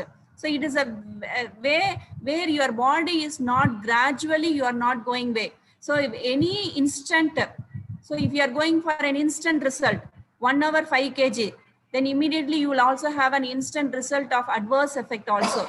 So it has to be in a natural way. Whatever you are going, it has to be natural way. You have accumulated all your diseases, all your toxins years and years. Many people talk to me. A patient is coming to me, madam, I have left non-vegetarian foods for 6 months of period. I'm not taking any non-vegetarian foods. I'm not taking any cholesterol or oil-rich foods. By how heart attack is there, how my cholesterol is rise. It is right from the childhood where they have accumulated all these toxins. It is not that yesterday I'm eating, today I'm getting the heart attack. It is right from where you are being accumulated right from your childhood. So it has to be corrected where it takes a longer period. And especially naturopathy and yoga, it is the perfectly where we can completely recover and we can completely be normal. But it takes time. But I don't tell that you should not go for allopathy treatment or modern medicines. It is very, very essential. Now in the pandemic situation, it is very, very playing an important role in emergency, where you have to go for this medicines, where emergency first aid care has to be taken. Madam as telling yoga is only the perfect way of fitness. So I will fix on to yoga alone, or I will fix on to naturopathy alone. Tomorrow you are going out, any bleeding is happening, injuries happened, so I will do according to madam. So home meditation only I will do relaxation. I will sit, I lie down in shavasana, do om chanting alone. Then you have to go for a permanent shavasana. So it is not the way. So when you are going, you have to take a right decision. That is the intellect, where you have to think over your intellect. Your intellect has to be good. Don't go with the maya or the illusions. Don't blindly go with the maya or illusions. You have to make judge which is right, which is wrong, what is the right method of treatment. That is where. So yoga has a limitation. Naturopathy has a limitation. Even modern medicine, allopathy also has a limitation. At right time, which medicine is perfect, we have to go with that. But don't depend ever for medicines throughout your life. Emergency, you are going, you're taking medicines, you are recovering from the emergency situation, then it is fine. then again you have to go with the normal way of natural living. That is the way where you have to take, and when you are following right from all these 5 vital tools, that is proper asanas, proper breathing, proper meditations, and proper attitudes, relaxation, all this, if you are concentrating, even food, when you are concentrating properly, so you are the perfect fit healthy person. So when we are talking about the diet, when we are talking about the diet, so how many of you are following a right type of food? Means many would have many raising the hands that I am properly following the right food, madam. I am eating properly. But when we check, when we notice, when we go with them, and when we are analyzing with them for one day, if you are going behind them, you can notice that they are not eating the proper food. But for them, they are thinking that they are eating proper. So the same way, I am doing asanas regularly, madam. I am doing Surya Namaskaram regularly, madam. But I am not able to reduce my weight. But I am not having any changes. Why? Are they doing properly? We have to know. So what is that is, you have to at least 1 month or 2 months period, just basic fundamentals you learn with an yoga experts. You learn with an yoga doctor, or you get a guidance or counseling from a naturopath or yoga experts. Then you go with the other modalities. But initially what we are doing is, we are now having many of the channels, YouTube channels. Many go with the channels, they see the channels. And now in the pandemic situation also, many with going with the pandemic YouTube channels, they are following abruptly the diet methods or the asanas, and they are following, ending up with the wrong solutions. It is not the right way. So first, basic fundamentals you have to learn with the experts, then you can go. So learning with yoga books or learning with YouTube channels is not the right way at initial stage. So you have to go with the experts, learn the fundamentals, learn the basic concepts, then you can go. So in that way, Surya Namaskaram, asanas plays a vital role in making a fitness of your Annamaya Kosham. Annamaya Kosham to be healthy, your Panchabhutas to be healthy. You can go with the asanas. Surya Namaskaram, which is very, very vital. Daily do Surya Namaskaram for 10 rounds or 20 rounds or 30 rounds based on your capacity, what you have. So initially don't go with 30 rounds at the first day itself. Gradually you can increase 5 days, 5 rounds in a day. Then 1 week you can practice. After 1 month or 2 months of duration, you can increase to 10 rounds. Then you can increase to 20 rounds. So which is a very perfect way in healthy, keeping your body fit and healthy. So how you can go, why Surya Namaskara means, Surya Namaskaram or asanas is a way when you go with the internal organs. Even you can make with your diet pattern, you can be healthy. But a diet alone doesn't give a perfect fitness, because when you are going with the internal organs, organs are getting massaged, organs, toxins are eliminated only with the practice of your physical exercise or asanas. So where you are squeezing, you are stretching, you are compressing. So you are making your body to eliminate the toxins from your body. So the asanas is a way, perfect way where you can eliminate the toxins from your body. So that you have to go with Surya Namaskaram practices, asanas practices. In that asanas, don't go same asanas. There are 84 lakhs of asanas where you, in our textbooks, it is mentioned 84 lakhs of asanas are there. All 84 lakhs of asanas, no one knows. So all 84 lakhs of asanas, if you are knowing also, it is not going to give anyway. Learn the basic of 20 asanas, 30 asanas, make perfect posture of that asanas.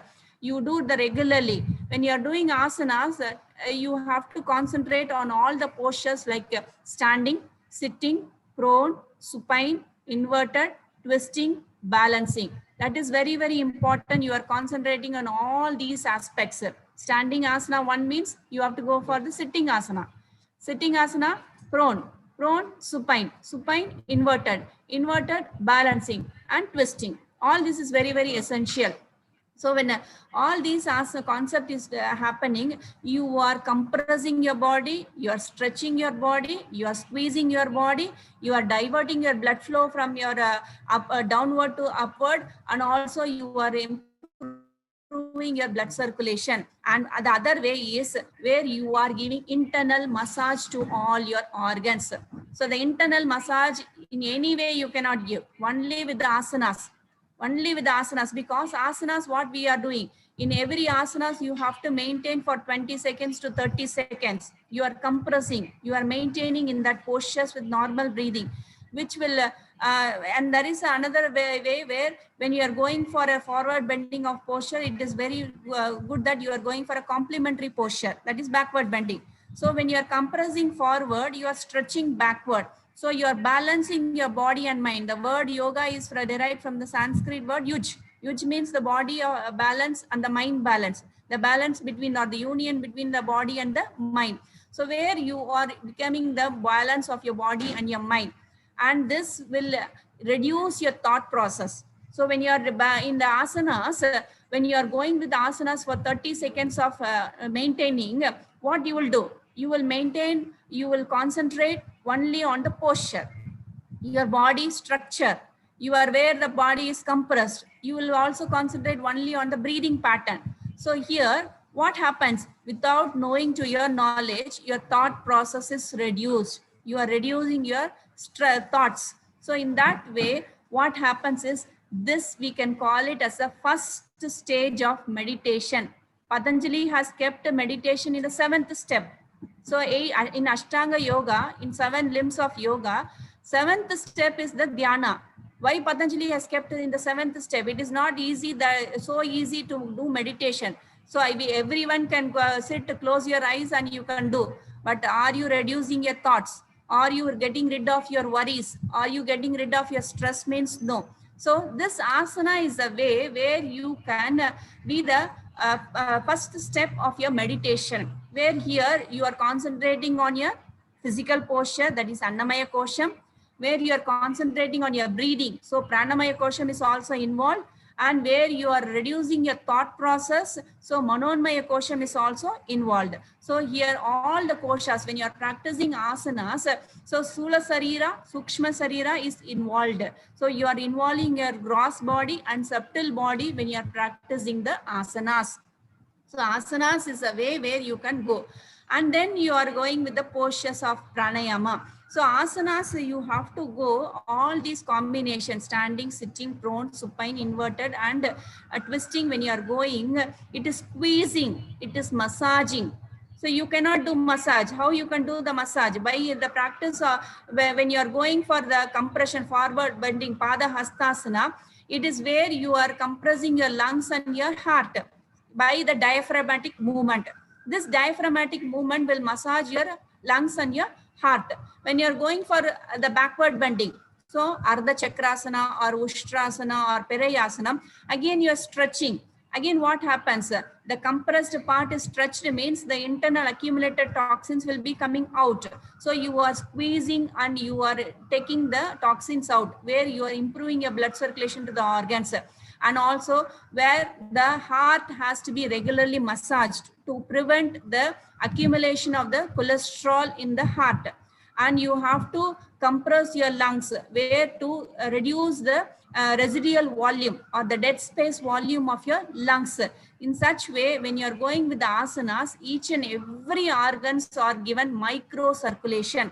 When you are improving your micro circulations, the toxins is removed, where your organs can be squeezed.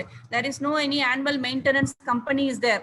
If any annual maintenance company is there, many will be there ready. First person in the will be ready. Every human being will be ready, where the annual maintenance company, if it is happening, any organs can be taken. I will take the heart out and massage the heart, and I will keep inside your body. So every month I will take the service, water service, and full service of your heart. Anybody is a company is there, means we will be ready. First person will be ready to give. Is it not? Because we are all lazy person.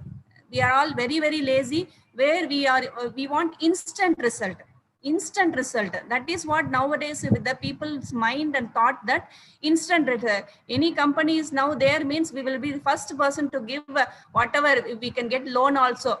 We will get any interest also we can give, and to the company that heart is taken out, kidney is taken out, and lungs is taken out, massaged, water service, oil service, all the service will be done, and it is kept inside the body means we will be the perfect, because the organs will not going to the damage. Then we can spend how much ever the money also. So that will be the mind's mentality of the human nowadays. Instantly, where there is a solution, they are going. And you think in the mind that whatever instant result, instantly you will have the effect also. So if you are going with instant foods, instantly, the lifespan of the human being is more than 150 years and 200 years. But nowadays, the lifespan of the human being has reduced to such a way that it is around 80.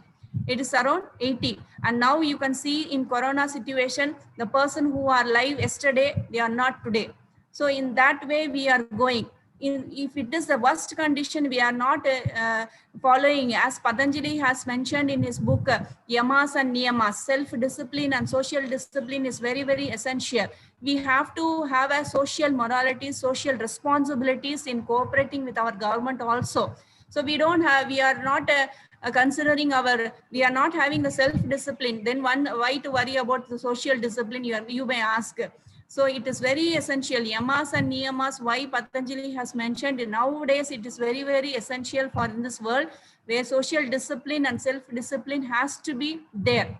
Then only our next generation kids will be peacefully living. So that is where it has to be followed.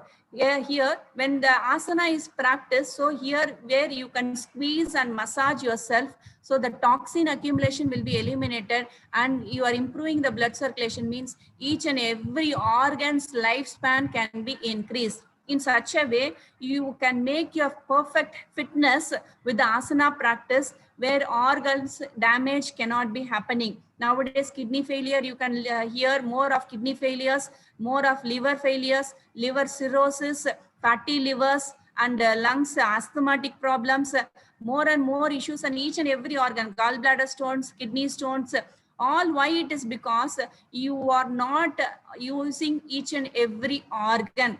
You are not exercising each and every organ. When you go for walking, you don't have the ability to give massage or concentrate on each and every organ. And walking cannot be done by all the person.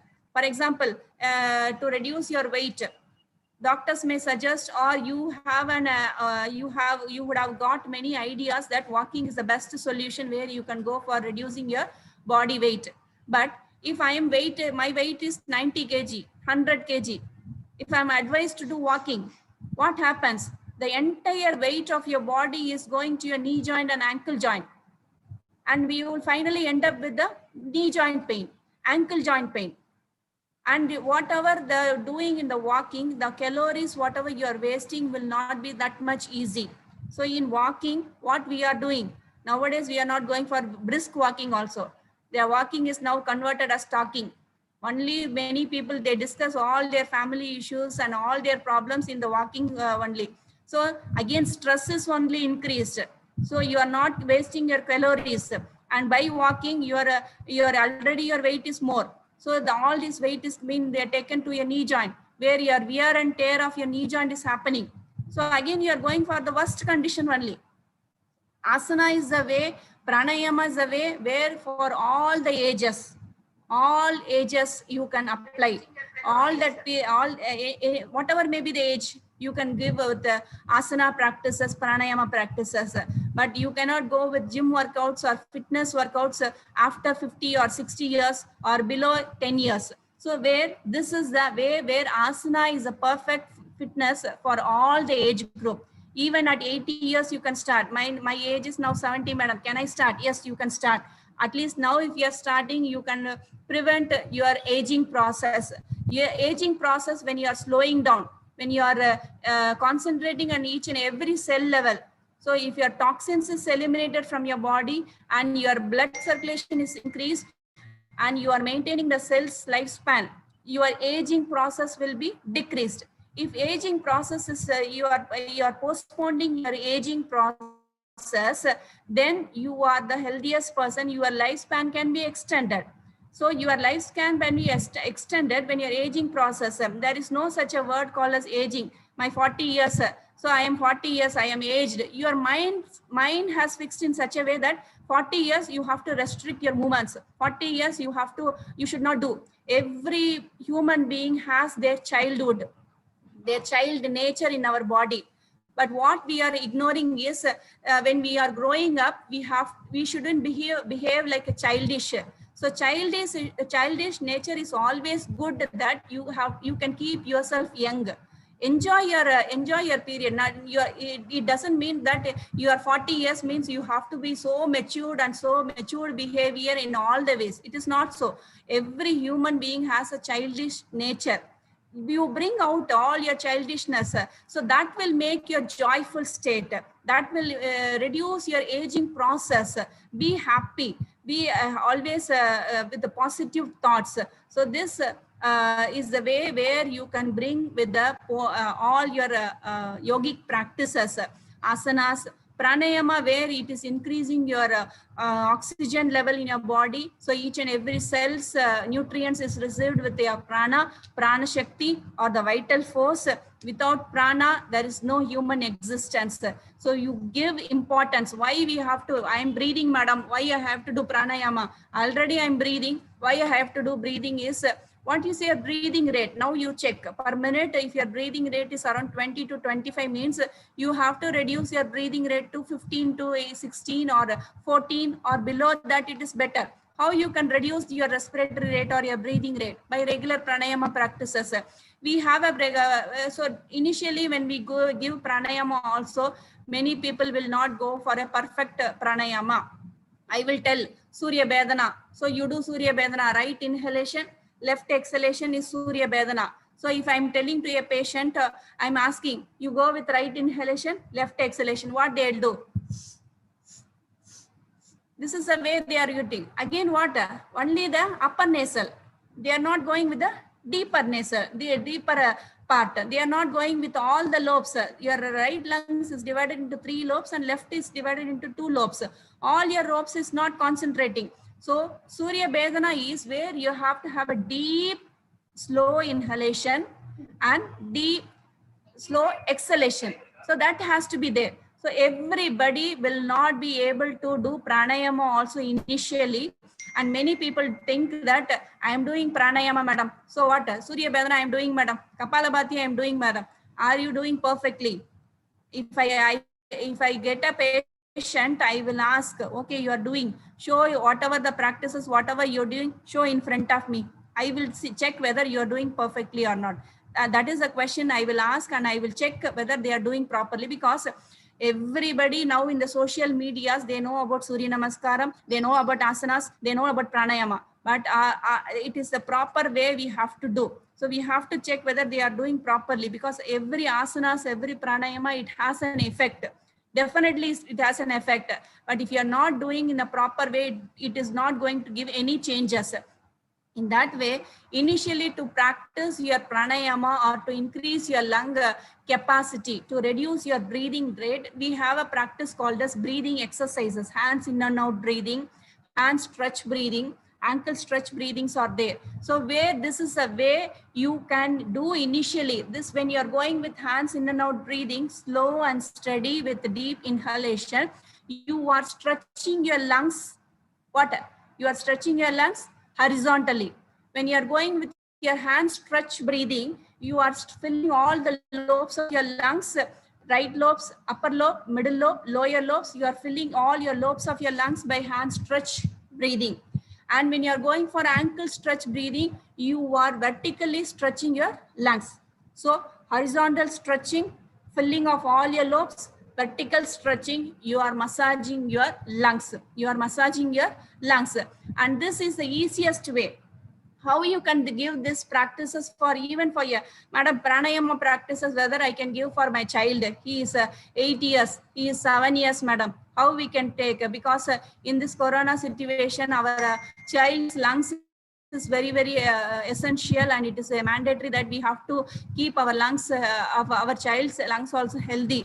But I am doing pranayama, madam. I know about pranayama, but how I can teach with my kids? She is 5 years, or he is 5 years or 6 years old, madam. How I can teach pranayama? You can teach this breathing exercise, but don't make it as a compulsory. You can make in Tamil there is a song Kaivi Sama Kaivi Se. So in that way, as a playful method, you can do this.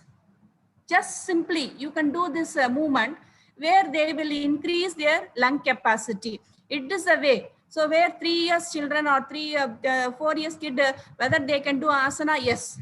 Whether they can do pranayama, yes. But don't make it as a compulsory. And now it is in the corona lockdown situation, many people, you are spending your time with your family members. You have enough time also. So this is a golden opportunity where you have enough time to spend with your family members. So morning 1 hour of duration, you can do all these asanas practices and yogic practices along with your family, along with your husband or wife or kids, where your kids, they make a routine habit. How you do with brushing, how do you do bathing daily. Same way, asana practice, pranayama practice, when you are practicing, when your kids see your practice, they also make it a habit. Okay, daily I have to go. They have a concept of fitness right from childhood. They develop a concept of fitness in their mind. So you can, whether they are doing or not, they are playing. Every human has every kids, they have a childish nature. Even adult, 50 years or 60 years, they have a childish nature. When you cannot control, how we are 4 years kids can, you have to, you tell that you have to control and you have to make perfect way. Don't expect perfection. Don't expect perfection of asanas and pranayama when you are going for kids. So when you are practicing, make them to practice along with you. Make them to practice. They do whatever the posture along by seeing your posture. So that itself is a growing period. They develop the concept of fitness, health about their in the mind. Nowadays, there is no concentration or importance for the sports. Sports also, they are not more giving importance. Even parents, I'm not talking about the school also, but even parents, they are only concentrating about the studies. Always studies will not help. So now you think many people, many students, they are attempting suicide. There are even for small reason, and there is no reason also. The reason may be stupid reason, but for that reasons also, what they are doing, they are going for suicidal. Why the mind is very weak is because so we are not giving the importance for our when we practice yoga, that is asanas and pranayama, you have self confidence will be improved, self esteem will be improved, your inner power will be improved, where the thoughts, negative thoughts or negative emotions will be blocked. So perfectly you will be going, the suicidal thoughts will also be reduced. So it is where now, because of this educational stress and overloading to the kids and the lifespan, where they are mechanical lifespans, and especially in this lockdown situation, all the school children are with online class, where they are not able to interact with their friends. If they are going to school, what happens? They will sit in a bench where 3 students at least there will be in a bench. So they will be talking, or they will be chatting, or they will be commenting themselves. They will have a joiners in between each and every session. 40 minutes, 1 hour means, and next session when the teacher is arriving, they will have some talk. They will have an interaction between them. That all interactions is not nowadays happening because of online session. They are not being treated as their kids nowadays. So we are expecting them to know about the technologies, virtual medias. They have to sit in front of the virtual medias, and they have to attend online class from morning to evening. How we can expect, when you are sitting in front of the laptop for 3 hours or 4 hours continuously, how you feel? Physical fatigue, mental fatigue. Then how we can expect the kids to go? So here the kids in this lockdown situation, kids and children, parents, both are in the stressful stage, and there are chances for diabetes, obesity, and all other complications. So the perfect way of fitness is daily practice is asanas, pranayama, bandhas, mudras. Bandhas is where you're locking off your channels and your prana shaktis, and also your prana diverting, or you're regularizing or channelizing or balancing the pranas. For that you have to go for bandhas and mudras. So all these mudras is where you are Ida Nadi, Pingala Nadi, and Sukshma Nadi. You are balancing of all these nadis by the bandha practices and mudra practices, and pranayama, and your cleansing by shatkriya practices, and relaxation. Relaxation is very, very essential. As we are telling about the concept of asanas, as we are telling about the concept of pranayama, as we are discussing about bandhas and mudras, and we are also been discussing about the diet pattern. The same way, relaxation is also very, very essential. Many people think that relaxation, I'm relaxing, I'm sleeping 7 hours, that they are thinking. Sleeping 7 hours in the morning and in the late night, it is not good. Sleeping, you have to sleep, but at the right time you have to sleep. 9 o'clock or 10 o'clock you have to go for your sleep, and 5 o'clock or 4 o'clock you have to get up. Before sun's rays, always getting up will prevent 50% of your diseases or disorders, your body ailments. So if you are getting up at 8 o'clock or 9 o'clock, I'm sleeping at 1 o'clock, madam, I'm 8 o'clock, I'm getting up. So I'm compensating 8 hours of sleep. It is not good. Always, it is better that before sun's rise, you have to get up to prevent many of the ailments or disorders. That is very, very essential. So it is very mandatory that you are relaxing your body. 4 hours of sleep or 5 hours of sleep, sound sleep is enough. 4 hours to 5 hours of sound sleep is enough. When you're going for bed at 10 o'clock and getting up 3 o'clock or 4 o'clock is good. Sound sleep, that is good. So make a situation that don't give importance for all these social medias. It is very essential. But close all your social medias at 8 o'clock. Don't go till many people, they have a habit that they take their mobiles, laptops to even to the bedroom, and they give for chatting, and they go with checking or updating of their status of Facebooks and WhatsApp and all that, and they sleep at 12 o'clock or 1 o'clock. So it is where it is adverse effect to your eyes, your mind, the thought, the negative thoughts, or whatever your last videos or last message you are seeing, that will be the internal way. So you have to go to your bed with the positive thoughts and good thoughts.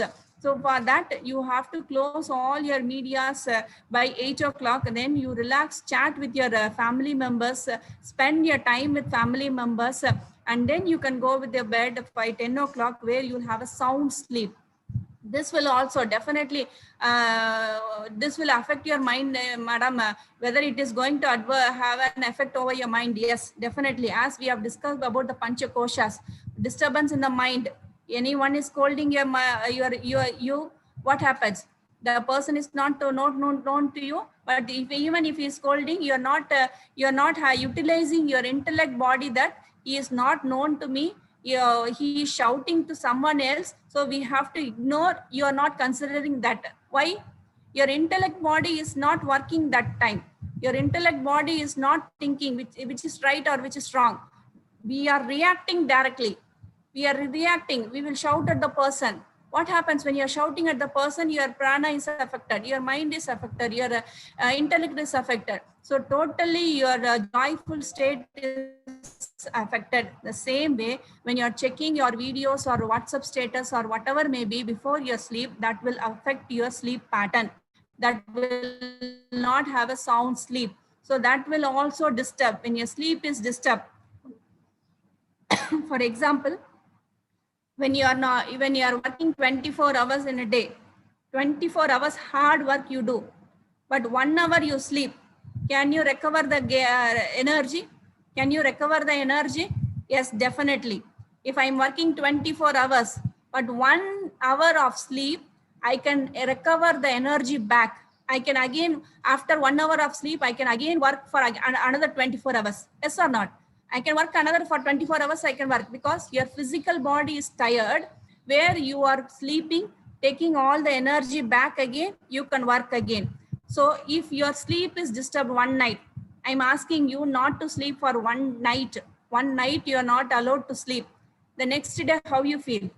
Completely all your body functioning is collapsed. Your physical body, your mind body, your digestive system, all completely affected. To regain or to gain the energy, it takes 1 week. You would have experienced one night sleep disturbance. It will take another 1 week, because the energy loss is more through the eyes. The energy loss is more through the eyes rather than the physical body. So only many people will insist, even I insist, when you are going for asana practices, close your eyes. The energy loss is only with the eyes maximum. You would have observed rishis and munis where they do their meditation or tavam only by closing their eyes. Whatever they are gaining the energy, it is where we are backing or we have to store inside our body, means the energy loss is through the eyes. So always better that you are concentrating and giving importance to your sleep also. Sleep also you have to give, rest and relaxation also you have to give rest, important. That rest and relaxation should be with duration of 10 to 5. That is the right time where you have to do your rest or relaxation. And positive thinking or positive attitude, all your negative thoughts, negative emotions, if you are scolding others, if you want to disturb others life, or if you want to make any negative thoughts of others, that will definitely affect your body also. If you are developing positive thoughts, that positive thoughts have an impact over you. If you have a negative thoughts, the negative thoughts have an impact over you. So always make it a thing that you do. If you are not helping others also, no problem, but don't disturb them. Don't give adverse effect to them, or don't give negative effects to them. So that will definitely come back to us. So the positive things or positive attitudes is very, very essential. So all these areas or concepts we have to concentrate. That is asana, pranayama, bandhas, mudras, kriya, meditation, relaxation. All these, when you are perfectly practicing, the yoga is the perfect way for the fitness. Thank you.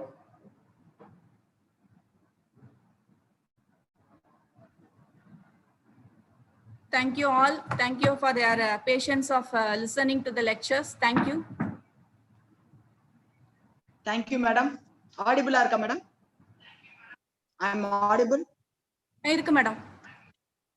Audible, madam. Okay. Thank you for your wonderful lecture, madam.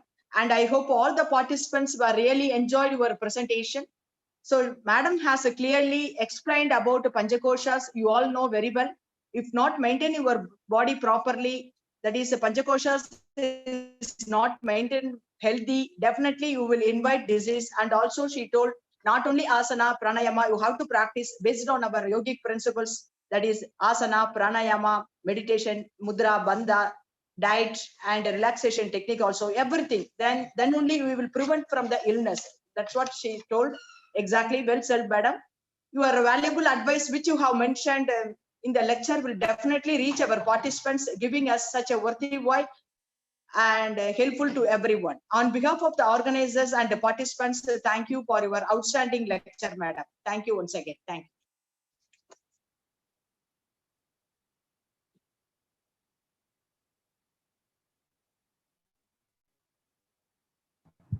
Thank you. Thank you all participants. Thank you, madam, for your feedback. And the next session will be continued, madam. You can introduce the resource person, madam. Sir வந்துட்டாங்களா madam? Sir இருக்காங்க. Sir இருக்காங்களா? லிங்கம் sir இருக்காங்க. Doctor லிங்கம் sir is online. Shall I start? So next session. பேரு sir இருக்காங்களா sir? Sir வந்துட்டாங்களா sir லைனுக்கு? லிங்கம் பிள்ளை சார் இருக்காங்களா sir?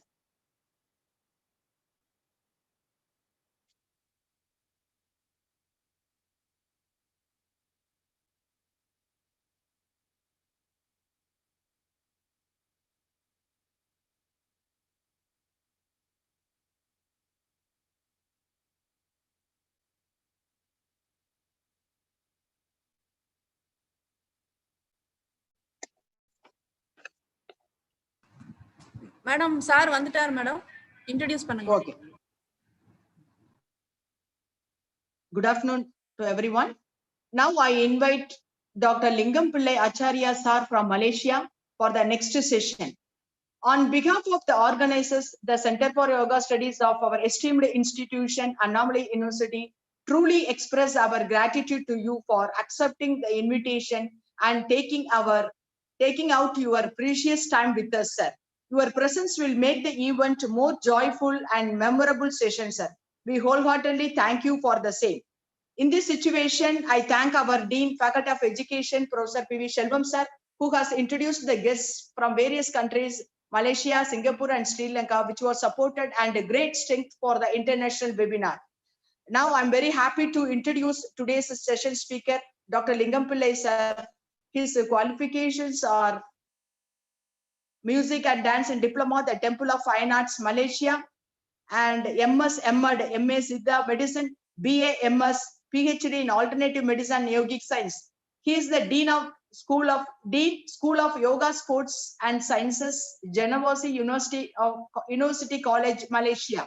He is the founder and president, Malaysian Yoga Sports Association, Malaysian Yoga Federation International Association, Senior Vice President, Asian Yoga Federation, Honorary Secretary for Malaysia International Yoga Federation, Convener International Yoga Teacher Diploma Asian Yoga Federation, conferred the sacred title Mahaguru title by the Government of Malaysia, Ministry of Youth and Sports for promoting yoga sports in Malaysia, International Yoga Teacher Diploma Asian Yoga Federation, International Yoga Referee Diploma Asian Yoga Federation, instrumental brainchild and responsible for the collaboration of yoga sports with the National Coaching Academy for introducing the license program for all the yoga teachers in Malaysia for level 1, 2, and 3.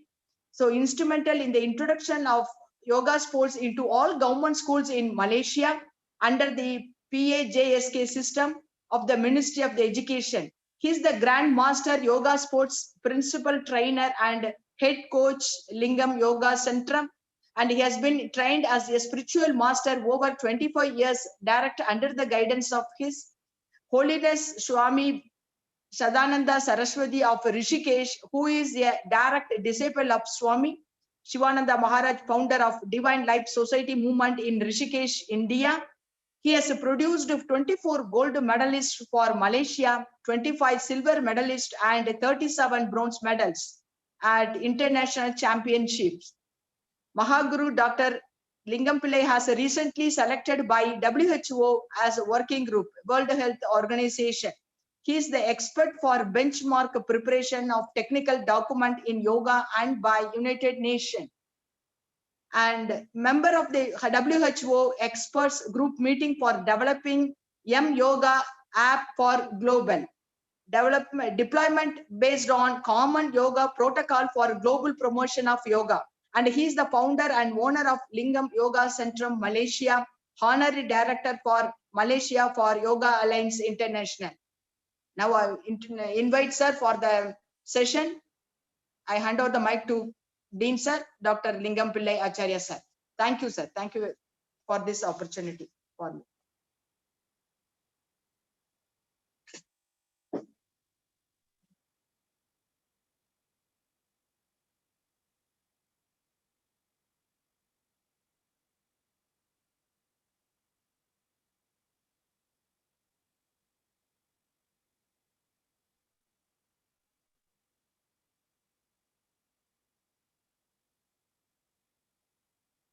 Madam.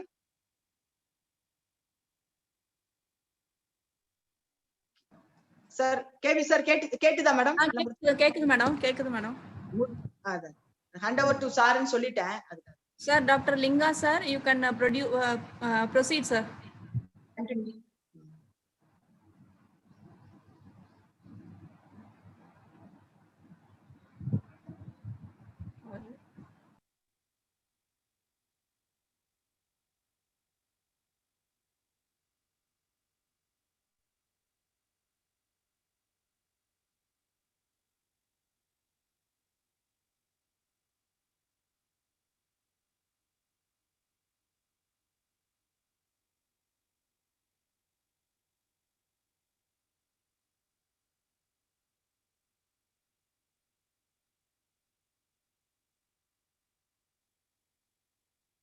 Namaskaram, Dr. Linga sir.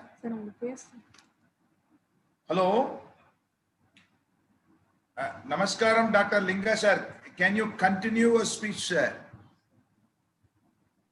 Now your session started. The introduction session is over. Now the session handed over to Linga sir, sir.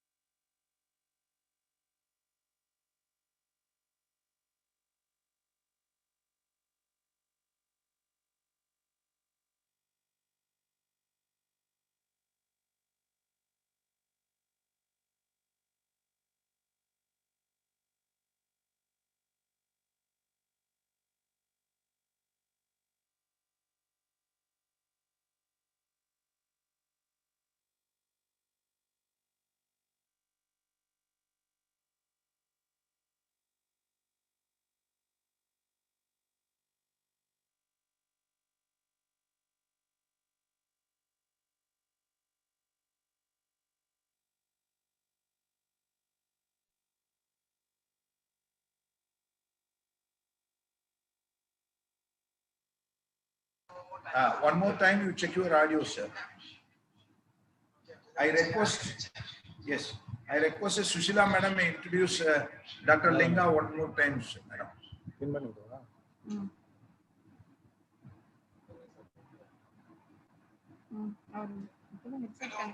Yes, sir. Sir, inge one audible.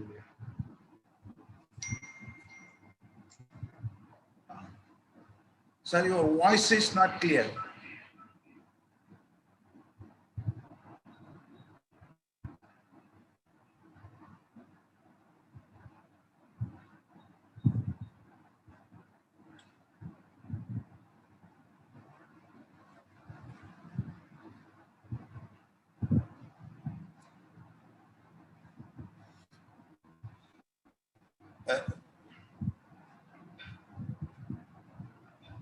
Madam, our audio கேட்கலையா ஒரு நிமிஷம் இருங்க சொல்லிட்டு அவர் வந்து அவருக்கு audio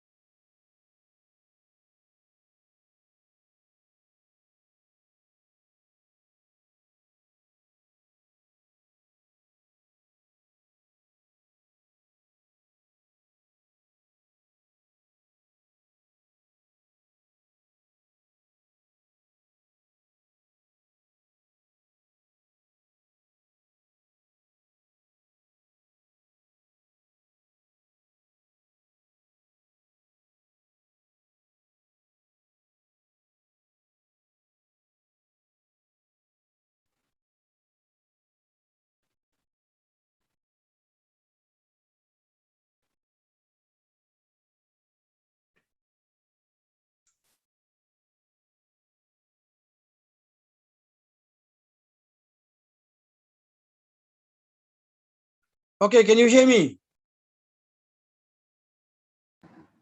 Sir, it is correct, sir. Your voice is very clear. Can you hear me now? Yeah, it's clear, sir. Sushila madam.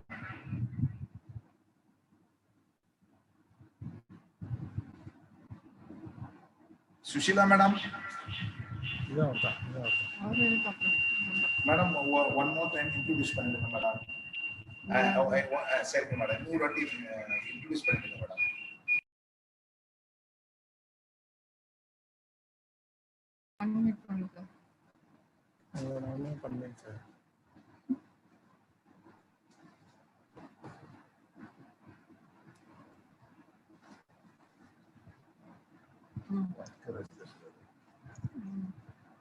Very good afternoon to everyone. Audible, madam? Yes. Now I invite Dr. Lingam Pillai sir from Malaysia for the next session. On behalf of the organizers, the Center for Yoga Studies of our esteemed institution, Annamalai University, truly express our gratitude to you, sir, for accepting the invitation and taking out your precious time with us. Your presence will make the event more joyful and memorable session, sir. We wholeheartedly thank you for the same. In this situation, we thank our Dean, Faculty of Education, Professor P.V. Shelvam, sir, who has introduced the guests from various countries, Malaysia, Singapore, and Sri Lanka, which was supported the great strength for the international webinar. Now, I am very happy to introduce today's session speaker, Dr. D.S. Lingam Pillai, sir. His qualifications are, is a MS, MD, MA Siddha Medicine, Diploma Music and Dance, the Temple of Finance, Malaysia, Certificate in Law, LLB from UK, and BA MS, PhD in Alternative Medicine and Yogic Science. He is the Dean, School of Yoga, Sports Science, Genovese University College, Malaysia. He is a founder and president. Is a Malaysia Yoga Sports Association, Malaysian Yoga Federation International Association. He is the Senior Vice President, Asian Yoga Federation.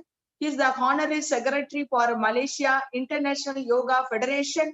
He is a convener, International Yoga Teacher, Diploma, Asian Yoga Federation. He is a conferred the sacred title Mahaguru, titled by the Government of Malaysia and Ministry of Youth and Sports for promoting yoga sports in Malaysia. He is the International Yoga Teacher, Diploma Asian Yoga Federation, International Yoga Referee, Diploma Asia Yoga Federation, instrumental brainchild and responsible for the collaboration of yoga sports with the National Coaching Academy for introducing the license program for all yoga teachers in Malaysia for level 1, 2, 3.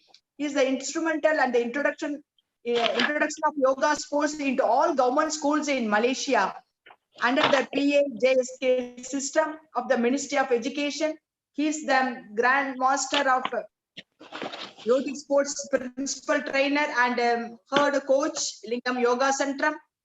He has been trained as a spiritual master over 25 years, direct under the guidance of His Holiness Swami Satyananda Saraswati of Rishikesh, who is a direct disciple of Swami Shivananda Maharaj, founder of Divine Life Society movement in Rishikesh, India. He has produced 24 gold medalists for Malaysia, 25 silver medalists, and 37 bronze medals as international championships. He is Mahaguru Dr. Sri Lingam Pillai sir has recently been selected by WHO, World Health Organization, as working group. He is expert for benchmark preparation of technical document in yoga and by United Nations and a UN accreditation team. And he is a member of the WHO experts group meeting for developing Yoga app for global. Is the deployment based on common yoga protocol for global promotion of yoga.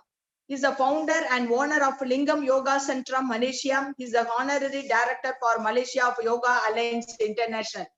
Thank you, sir. Thank you very much for accepting once again. Now I invite Dr. Lingam Pillai sir to start the session. Hari Om. Can everybody hear me? Clear? Yes, sir. Thank you. Hari Om, Hari Om, Hari Om.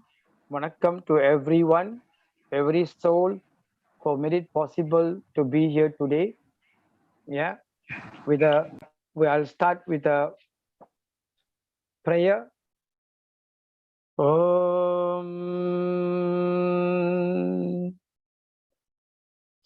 Samgajadvam Samvadadvam Sambho Manamsi Janatham Deva Bhagam Yada Purve Sanyanana Upasade Sanyanana Upasade Sanyanana Upasade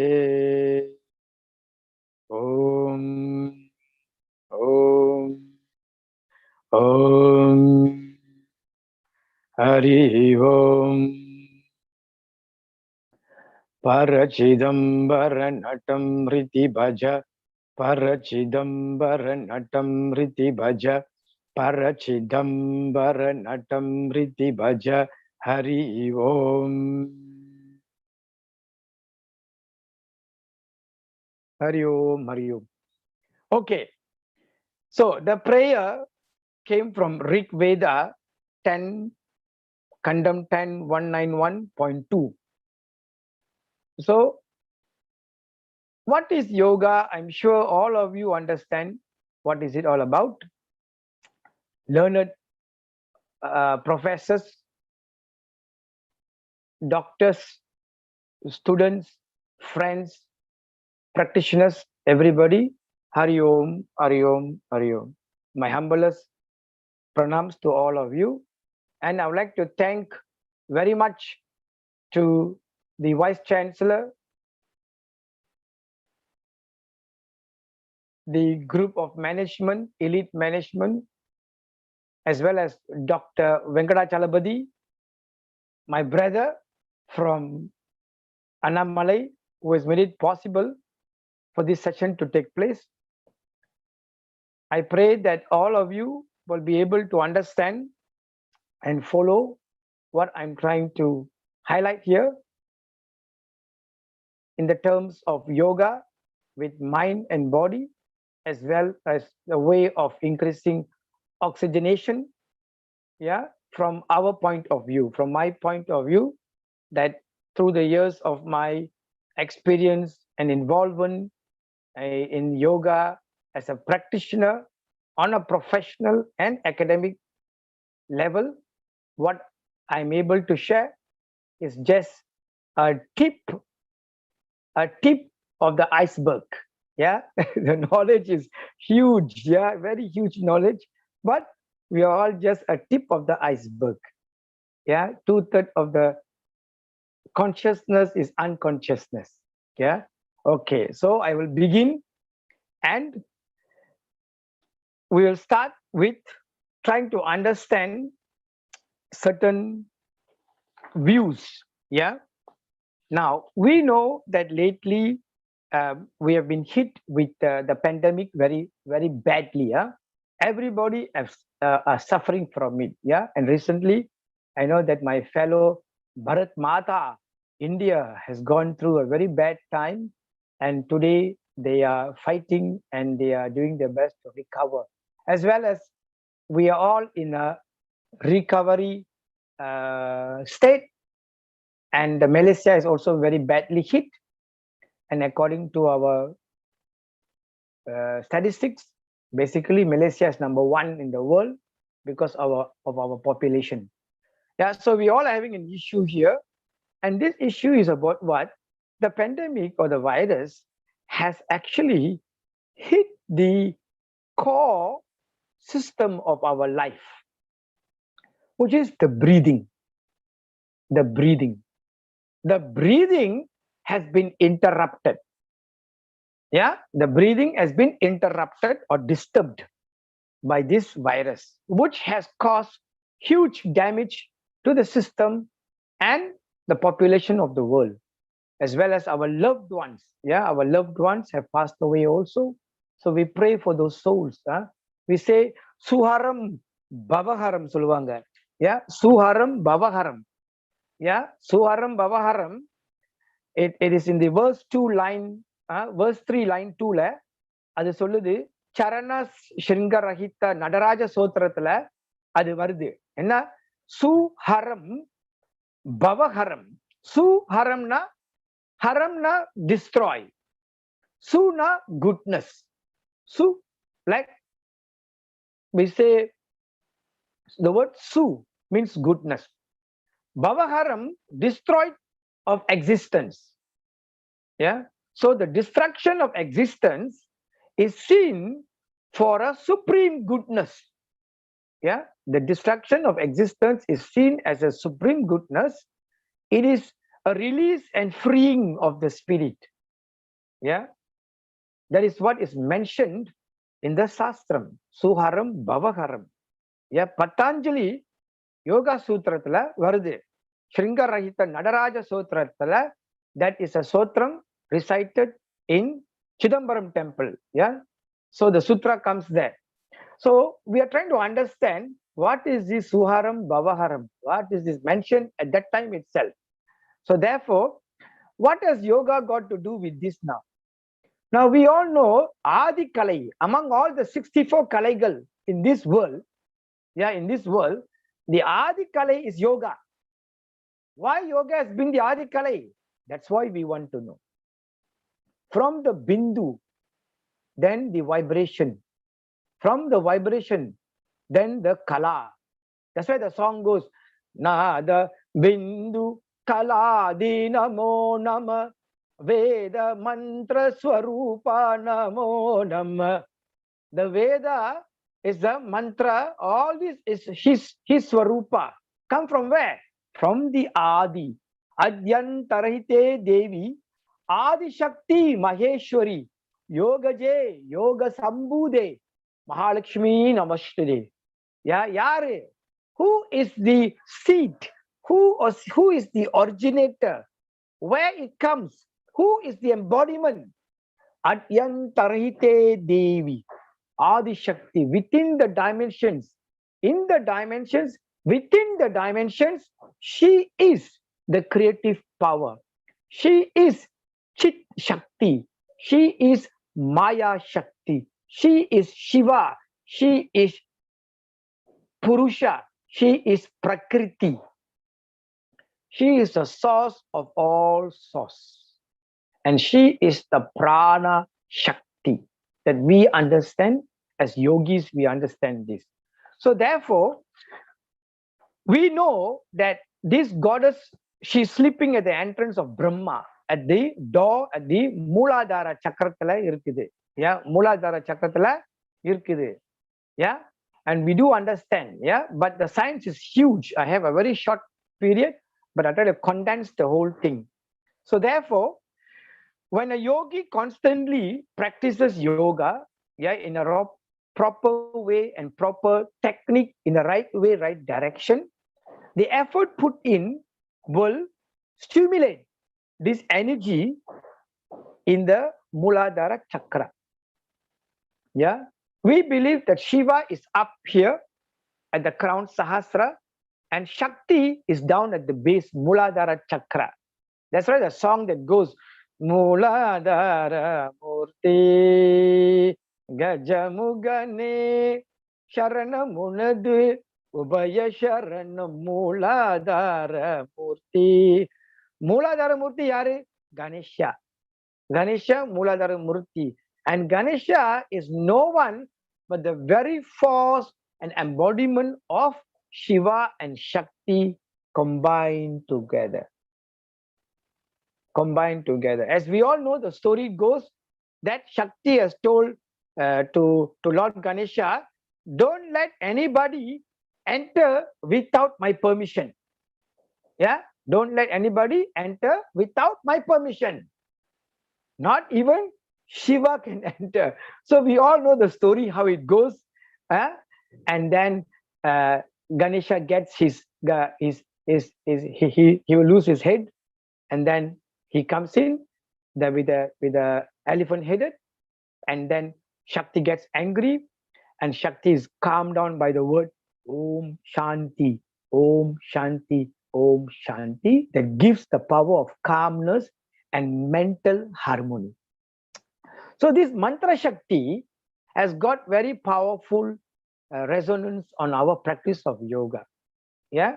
So when we talk about yoga, we are talking about Laya Yoga, Kriya Yoga, Nada Yoga, yeah, and Raja Yoga.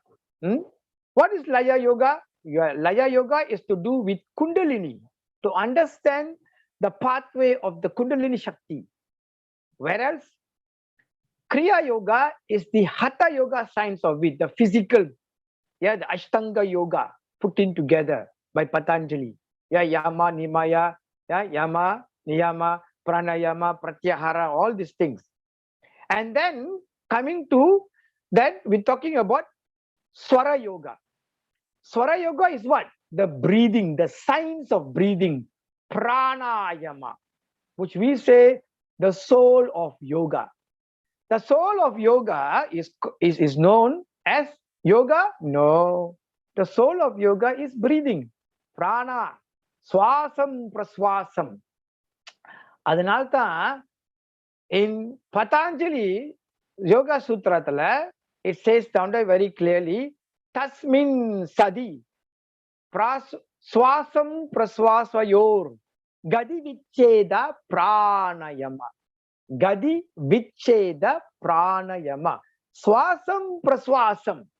Breathing in and breathing out, it needs to be regulated, it needs to be controlled, it needs to be monitored. Yeah. And this pranayama then further explained by Vasishtar. Yeah. He says that when you do pranayama, you need to have what? Manda. Manda means what? Slow. A slow way of breathing.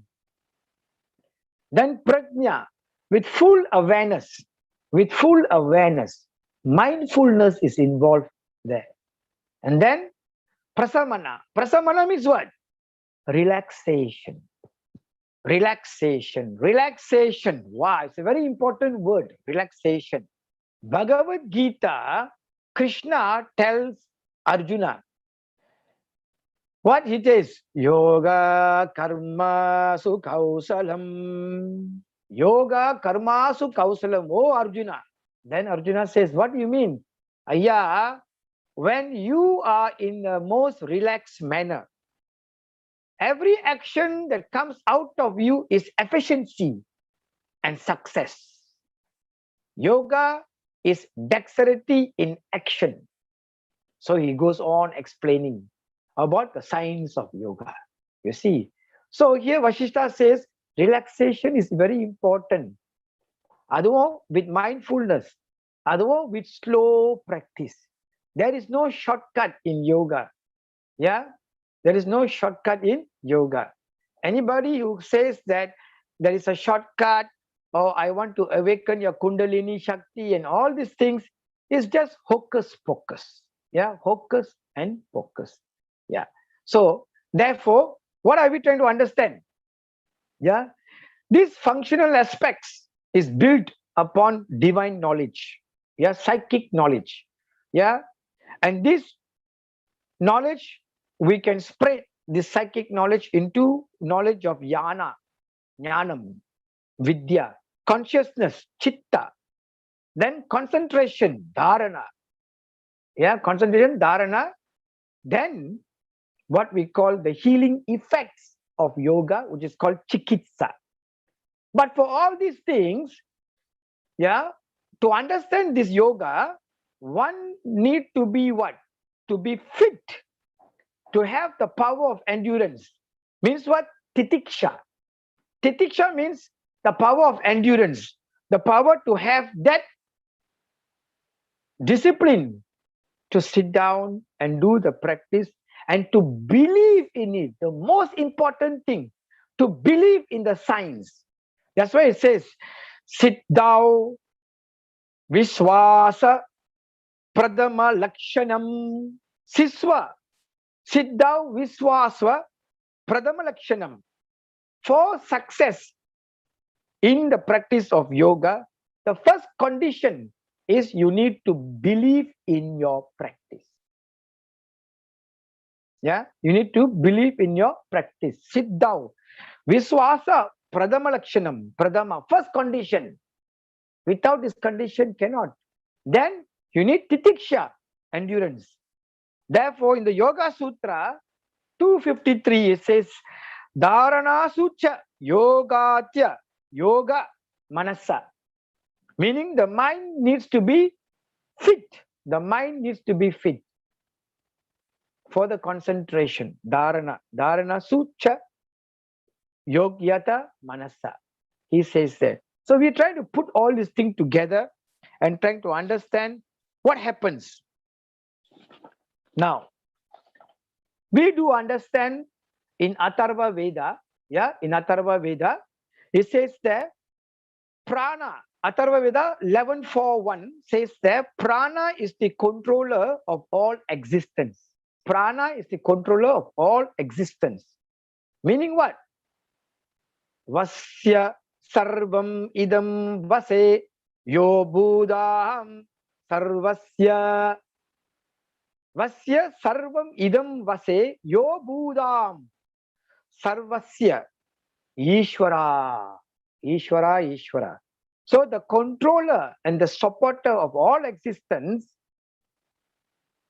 is prana, because prana is everywhere, manifesting in everything, in which everything is established.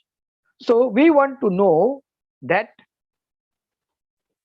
Annapurna Upanishad says that controlling of breath has an effect on the peace of mind. Peace of mind. Chitta Shanti. Chitta Shanti. Controlling of the peace of mind. That means breathing has got a direct impact on our state of mind, condition. Therefore, in prana, it says that the controller of Ayu, Rig Veda 166.1 says prana is also just not everything, but the controller of Ayul, life. Brihadaranyaka Upanishadla, அது என்ன சொல்லுது? That all the senses went to Brahman, Parabrahman, and asked, who is the greatest of us? Who is the greatest of us? And Parabrahman said, he by whose departure the body seems worst. He by whose departure the body seems worst, he is the richest. Therefore, you can live without eyes, ears, mouth, hand, leg, but you cannot live without breath. You cannot live without breath. So that is the power of breathing. So therefore, all the Upanishad that we have, we're talking about Brihadaranyaka Upanishad, Taittiriya Upanishad, Hatha Yoga Pradipika, Yoga Vashishta, Annapurni, all saying that the yogi, the one who is able to control the breath, he is able to control the mind by controlling the prana. So one easily controls the mind by controlling the prana. So the problem we have today is how to control the mind. How to control the mind. Before that, we have to understand about prana and chitta. Prana and chitta is like Siamese twins. It's like Siamese twins. Twins Marie. They are intricately very related to each other. Why? When there is fluctuation of the prana, means there will be fluctuation of the mind.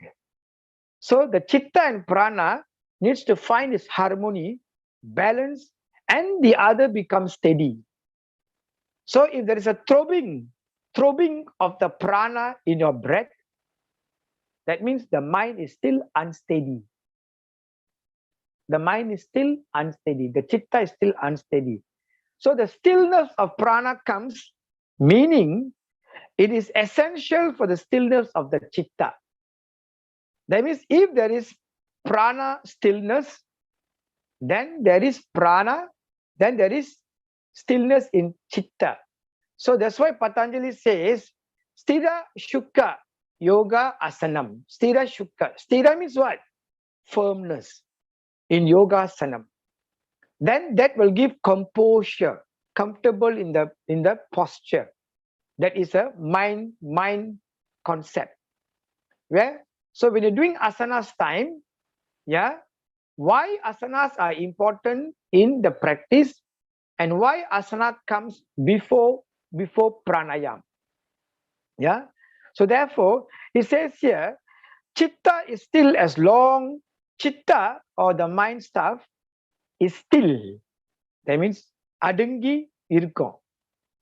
As long as prana is still. So therefore, the mind is like a monkey mind. Yeah, the mind is more instinctive. Yeah, the mind is more instinctive, meaning it acts on stimulus and instinctive urge. Yeah, so we want everything in life. We're not happy with what we are doing.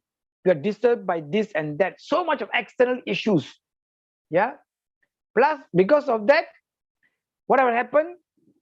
We will also go to what we call disease.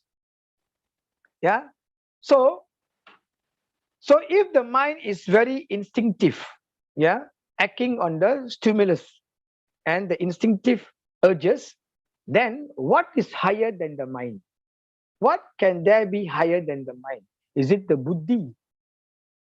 Is it the buddhi, the intellect, the intelligence? Yes. The intelligence is more ratio. We call ratio synative. Ratio synative na,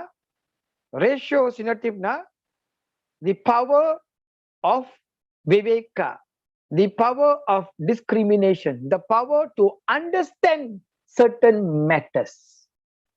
Yeah, the power to understand certain matters. To use but the buddhi. That's why sometimes when we do mistakes, we say, என்ன ஆச்சுடா எங்கடா புத்தி போச்சு டேய் உனக்கு புத்தி இல்லையா என்ன sir நான் நல்லா தான் பண்ணனே என்னப்பா நீ கொஞ்சம் wrong ஆச்சுப்பா. Yeah, see, they talk about the buddhi. So the buddhi sits in the mind of the higher mind. So that's the reason why this buddhi, this mind, is a very important aspect in the practice of yoga. Yeah, because the famous maxim of the Egyptian, the Latin, mens sana in corpo sano. Mens sana in corpo sana, mens sana in corpo sano na. In a healthy mind lives a healthy body. And in a healthy body lives a healthy mind. So therefore, so when we talk about, we are talking about this mind. So we have the mind being bombarded with so much of issues.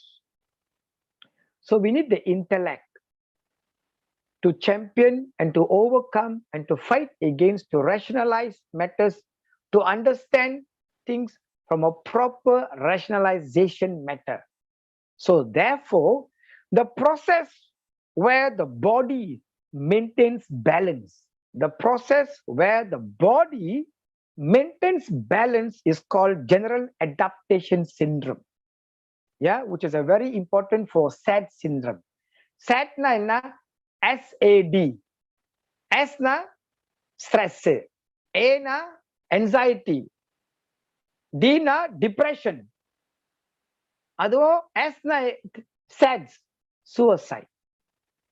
So we know today how people are suffering from this pandemic that has lured us into so much of stressful condition where the wife has to cook every time for the husband because all stay at home.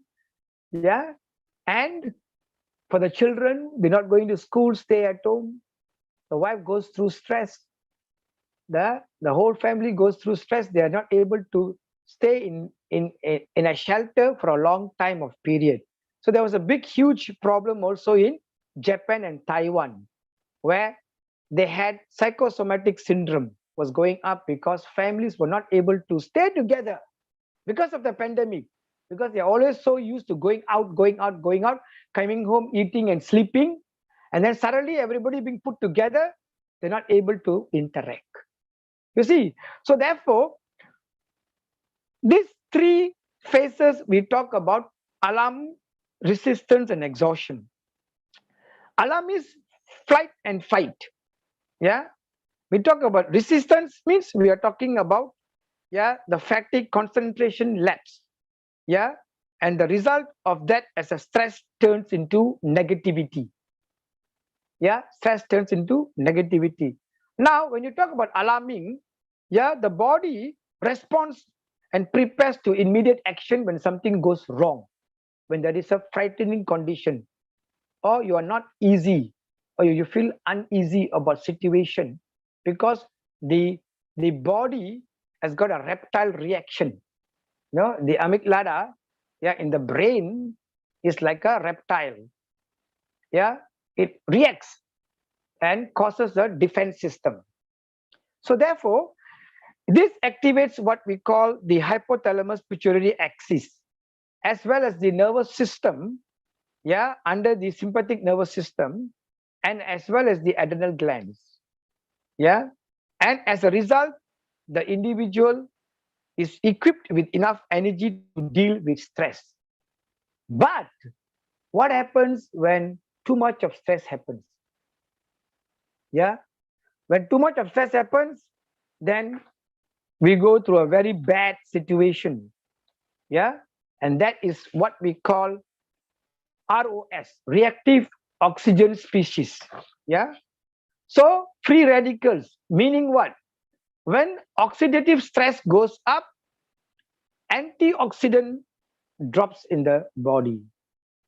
So we say exercise is important because moderate exercise, not extreme exercise, moderate exercise and moderate progressive exercises up regulates antioxidant system in our body. So it's a great protection against cardiovascular disorder, diabetes, metabolic syndrome, neurodegenerative diseases like Parkinson and Alzheimer, and then menstruation problems. Woman Shakti is born with this creative power.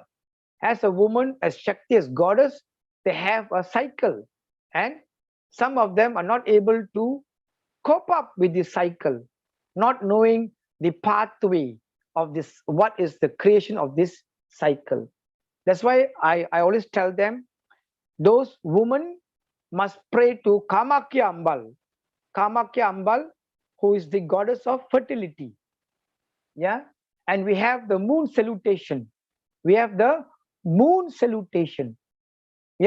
So the moon salutation stimulates the very chakra, the Swadhisthana chakra. Stimulates the Swadhisthana chakra, where it also has a direct impact on the lymphatic system. The lymphatic system produces lymphocytes, cells which stimulate the immune system in the body. So the moon salutation, which is more on a lateral system, activates the Swadhisthana chakra and brings peace and calmness of mind as well on the physical and the mind dimension for menstruation time. So that means what I'm saying is, during menstruation, it's very important to practice what? The moon breath or the moon salutation series. Because that is directly a homage to Kamakya Ambal, the goddess of fertility.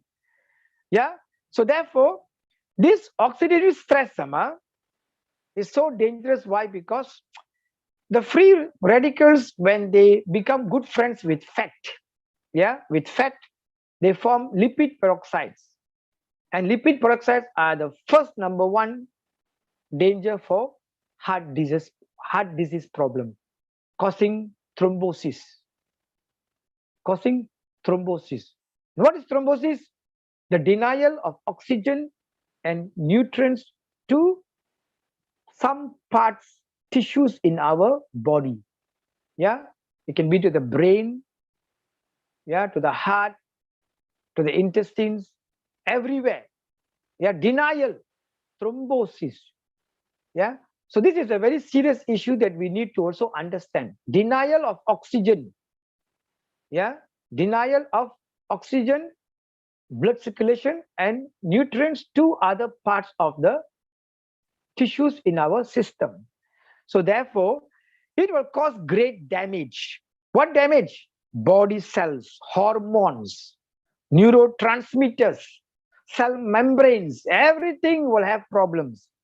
Therefore, finally, we have a cellular respiration disorder. Cellular respiration disorder, and that gets disrupted. Okay, so when we're talking about this disruption, so we want to know that because of this, it leads to what we call vyadi. Vyadi. Let me just get mitral capacity. Okay. Vyadi. Now, why we talk about vyadi? Because adi means the disease of the mind. Adi means ADHI, means the disease of the mind. Vyadi means the disease of the physical body. You see? So, therefore, when there is a vyadi in the mind, it affects the physical body. When there is a vyadi in the physical body, it affects the adi. You see? Also again, Siamese twins. So that's why many people are suffering from what we call somatic disorder. Many people, metabolic syndrome issues. So how do we tackle this? We have a stress problem here. We have resistance here, where when there is a situation, hormones increase, blood sugar levels increase. Then the pace of relaxation gets disturbed, and then there is a counterbalance for the stress response. And then the stress turns to become negative rather than to become positive. And the exhaustion here. In chronic situations, we have people who are suffering from exhaustion. Emotional, physical, mental resources are suffering heavily, and the body experiences what we call an adrenal exhaustion, leading to decreased stress tolerance, and progressive mental and physical exhaustion, where that leads to illness, vyadi. Therefore, vyadi, that's not the illness, the disease. So we know that disease can operate in 5 dimensions. One, disease in infections. Infectious disease, specific disease causing agents, SDCA. Pathogens create psychologic, physiologic disruption. One of them is called bacteria, virus, fungi, parasites. So the virus is there. Some say it's a bacteria now. Whatever, whether virus or bacteria, it still affects our system. Affects what? The soul of yoga, the breathing. Then we come the disease, environmental disease. Exposure to harmful substances, dust, cigarettes, pesticides.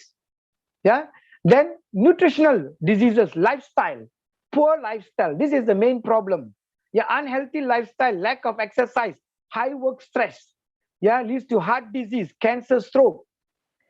Then we have hereditary. You acquire from your parents, grandparents, from forefathers. If they are sick, you also fall sick. So if the practice of yoga have got the power to reduce these genetic diseases from our ancestors, the answer is yes. The answer is yes. Yeah, by obtaining and reviewing complete health history before treatment, yeah, before commencing on any exercise program, yeah, we need to understand the science of this yoga, how to formulate the exercises carefully. Yeah, in chemistry, we have the formula that comes from the periodic table. In maths, we have a formula. Similarly, in the science of yoga also, we have a formula in constructing the asanas accordingly, correctly, according to the science, yeah, of vinyasa kramam and what we call pradikriya asana. For every action, there is a reaction. Then the final one about the disease is talking about digital distraction. Because of the COVID, what is happening? We all are sitting in the house using our hands, phones, and exposed to radiation. Handphone. Everybody, the whole world now sits in front of the computer with handphone. This is called digital diseases. Yeah, one great one is called the tech neck syndrome. Yeah, which is now growing rapidly in Japan, in China, in Taiwan, Hong Kong. Yeah, causing cervical disorder problems, causing spinal cerebral problems. Yeah, and carpal tunnel syndrome. Yeah, carpal tunnel syndrome is one of that also. Using computer long time, you have an issue with your hand. Yeah, all these are digital. So what is the antidote? What can be the vaccine, the vaccination program? You know what's the vaccination program? The yoga program. The yoga program. So that is the reason why, yeah, in the practice of yoga, yeah, when we are talking about it, yeah, we have to understand that by these practices of yoga, yeah, it gives certain qualities that we gain. Certain qualities that we gain, yeah, through the practices of this Ashtanga yoga. Yeah. Now the first yama, niyama, then asana. Then comes the greatest link, the pranayama. Yeah, the pranayama, which we will speak about it later a bit, pranayama. And then comes the supramental part, which is the pratyahara. Then the dharana. Then the dhyana. Let's not talk about samadhi. Samadhi, we keep it one side. Okay, we talk about these three main things. So between the physical part and the mental, supramental, the supraphysical and the supramental, there is a bridge, the missing link, which is the soul of yoga, breathing, pranayama. So when this is done correctly, what happens? It gives you certain qualities. One of them is purity, yeah, shodhana. Firmness and strength, dridada, dridada, dridada. Then fortitude. Fortitude na enna? Shtirata. What is Shrirata? Shrirata is important. Why? Because it's the mental strength. The mental strength to overcome challenges. Yeah, every day you have challenges. The moment you get up till you go to sleep, even in sleep also you are dreaming. You're having nightmares. Yeah. Now with this pandemic, it's a great challenge. So if you don't have the mental power to fight these challenges, you become weakened. This is called shtirata. Then steadiness. Yeah, dhairyam, dhairya venume. Then through the practice of yoga, it gives you lightness. Lagava yantam. Lagava, yeah, lagava yantam. Lagava, lightness. Yeah, being calm and relaxed. Yeah, that's why Stira, Shuka, Lavaga, Yogana, Iti. Yeah, that means not Stira, not even stability is important. When you practice yoga, you get stability, then you get calmness, relaxation, then lightness of limbs, Lagava, lightness of limbs, Lagava. This three is important because this is the outcome of the practice. Yeah. Then we talk about realization finally, Pratyaksha. Pratyaksha is realization. What? The Atma starts to realize. Now, earlier I spoke about mind, then the connection of the intellect, and then there is another higher dimension called the Saksi. The Saksi means what? The witness. And this witness in our human consciousness of yoga, we call this the self. Thyself. Thyself. Aham Brahmasmi. Thyself. So in whatever we do, if we are able to become the Saksi, the witness to our actions and reactions, life will be better. The art of understanding and getting to know the self is through the process of this ancient science, yoga. And this gives you realization, pratyaksha. And then finally, as I said, the qualities will come to what we call vairagya, vyam. Vairagya vyam, meaning what?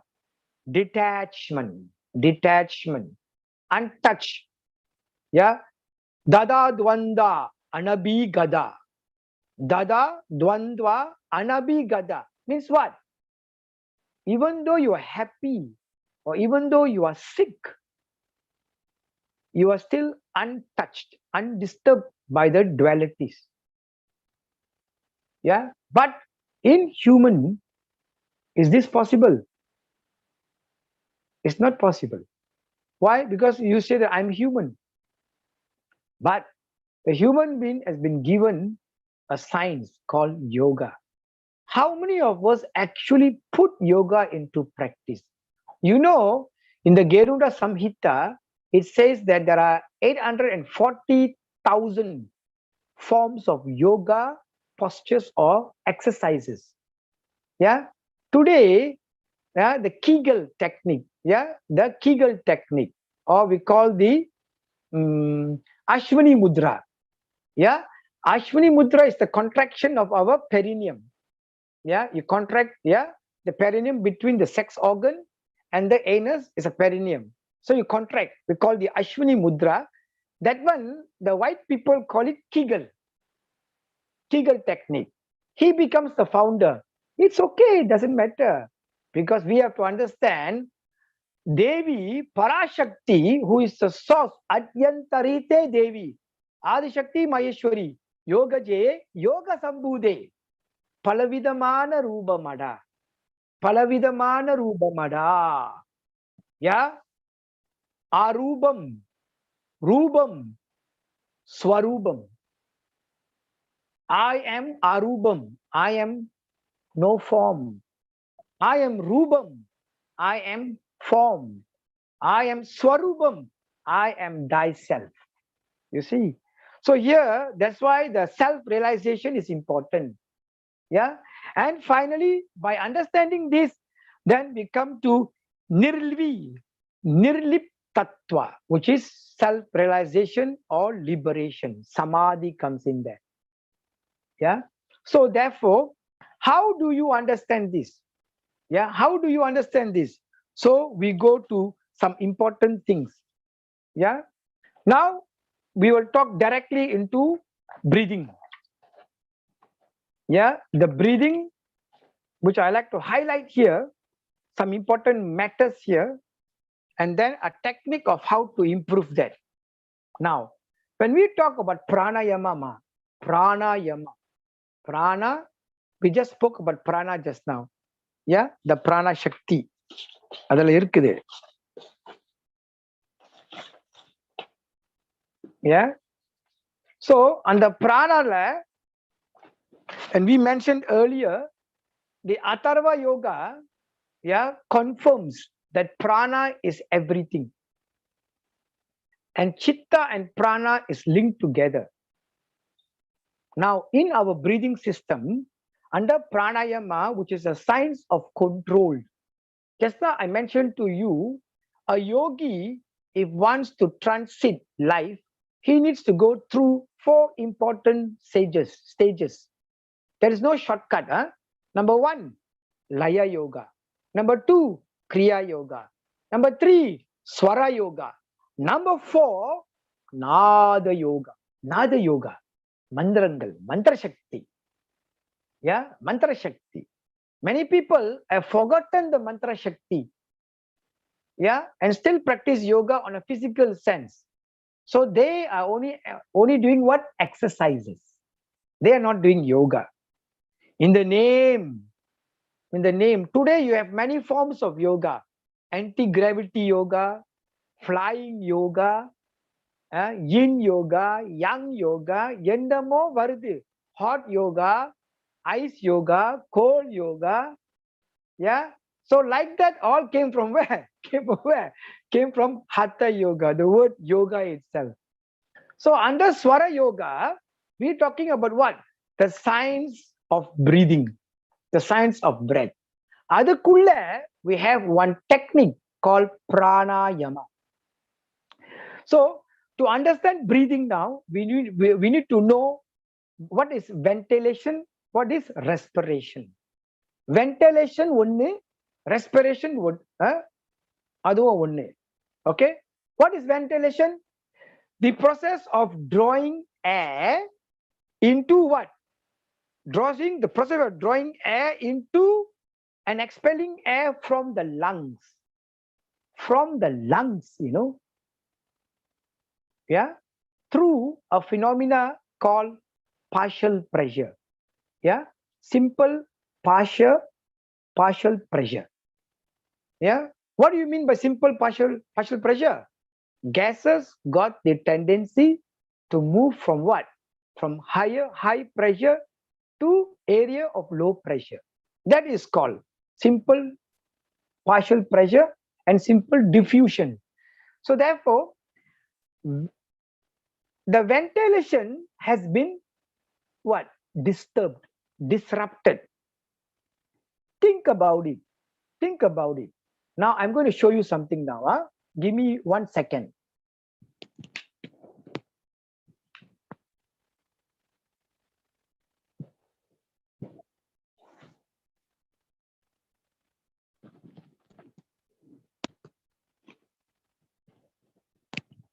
So you can see that I'm wearing my mask and talking to you now. Yeah, I'm wearing my mask and talking to you. So when I wear my mask and talk to you, what happens? Am I having a free flow breathing? No, you're not having a free flow breathing. Meaning what? The oxygen, so that means what?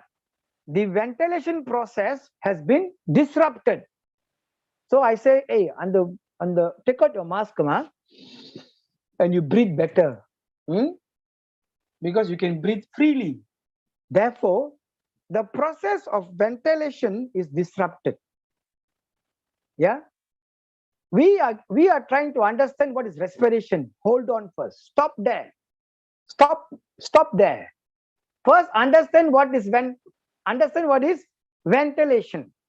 As I said earlier, ventilation and respiration are interdependent. You cannot separate the process. Yeah. Yeah. So ventilation, drawing air into and expelling air from the lungs. Respiration is a mechanical process. Yeah. Yeah. Respiratory membrane. Yeah. It's a thin sheet between the alveoli and the capillary for exchange of gases. Yeah. Respiratory membrane. That's where respiration takes place. That is where respiration takes place. Okay, so it's a passive diffusion of oxygen and carbon dioxide. So imagine now you are wearing this almost 8 hours a day. 8 hours a day you have to wear. What to do, ma? This is the new norm. So there is a depletion of air into the system. Naturally, over time, it is going to lead to what? Adi and Vyadi. Adi and Vyadi, disease of the mind and disease of the physical body. And this is what is going to happen. Yeah.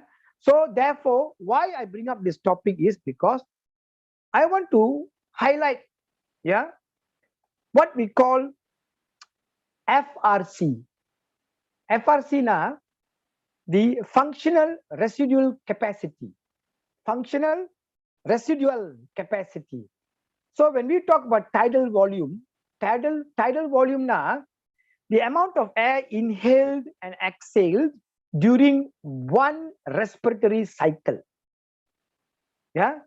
And then we have, when we breathe in, we call it inspiratory reserve volume.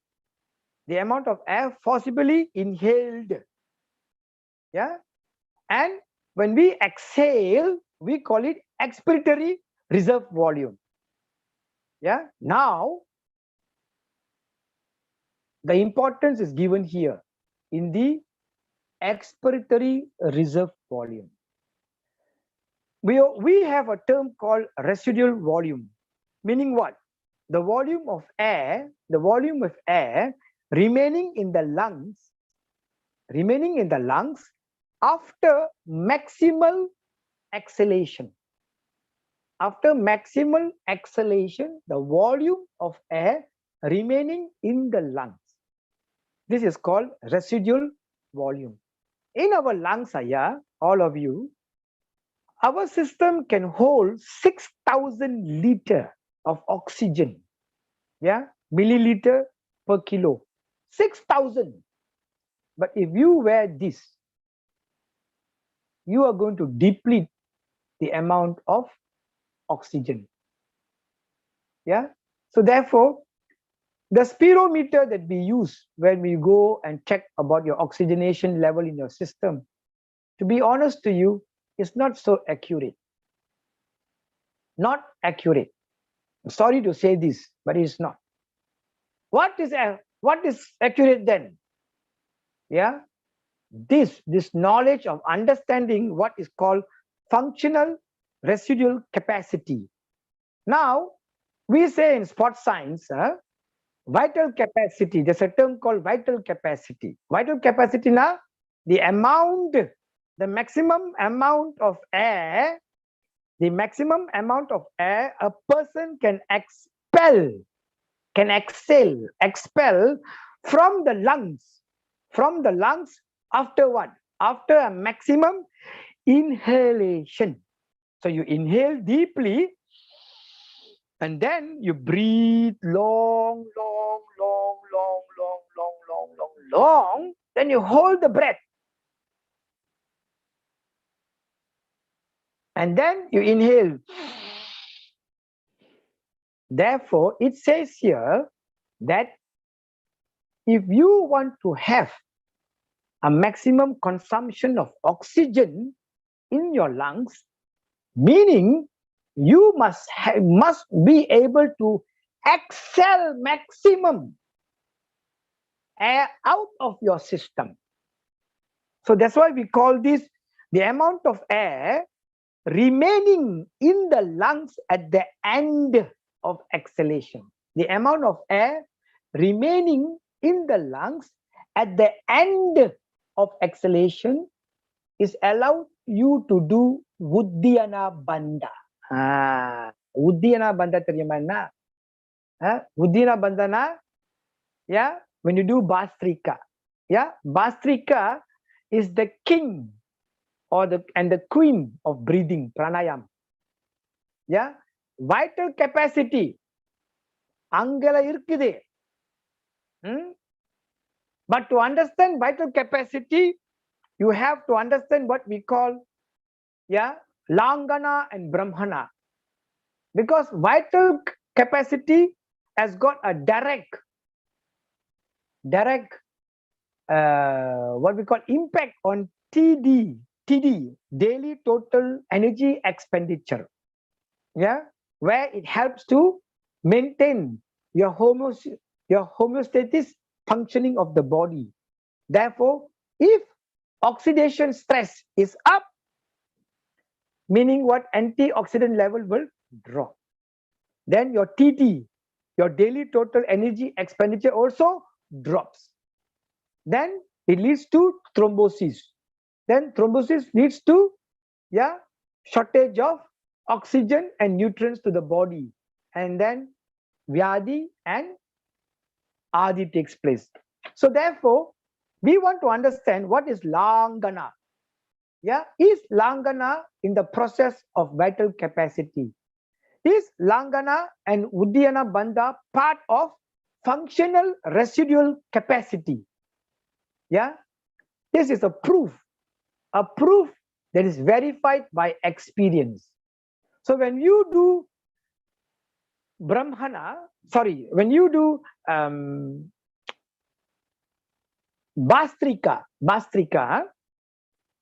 I will teach you before we go to Bastrika, we will do what we call Langana. What is Langana, ma? Langana means lengthening of the exhalation breath. The breath you exhale pani, longer lengthen pani, then you hold the breath. That means what? For example, now I'm doing Kapalabhati.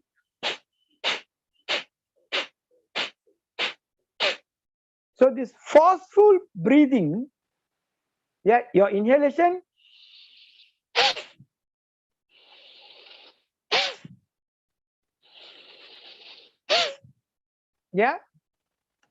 allows you to master Langana.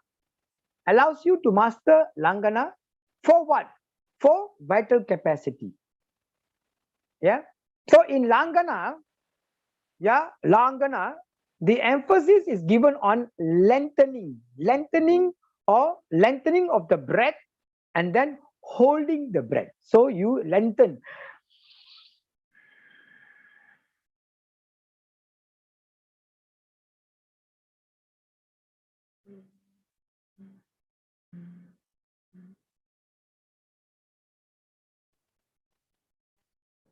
You lengthen the breath and you hold the breath. That is Langana. Now, what is Brahmana? Brahmana meaning you inhale.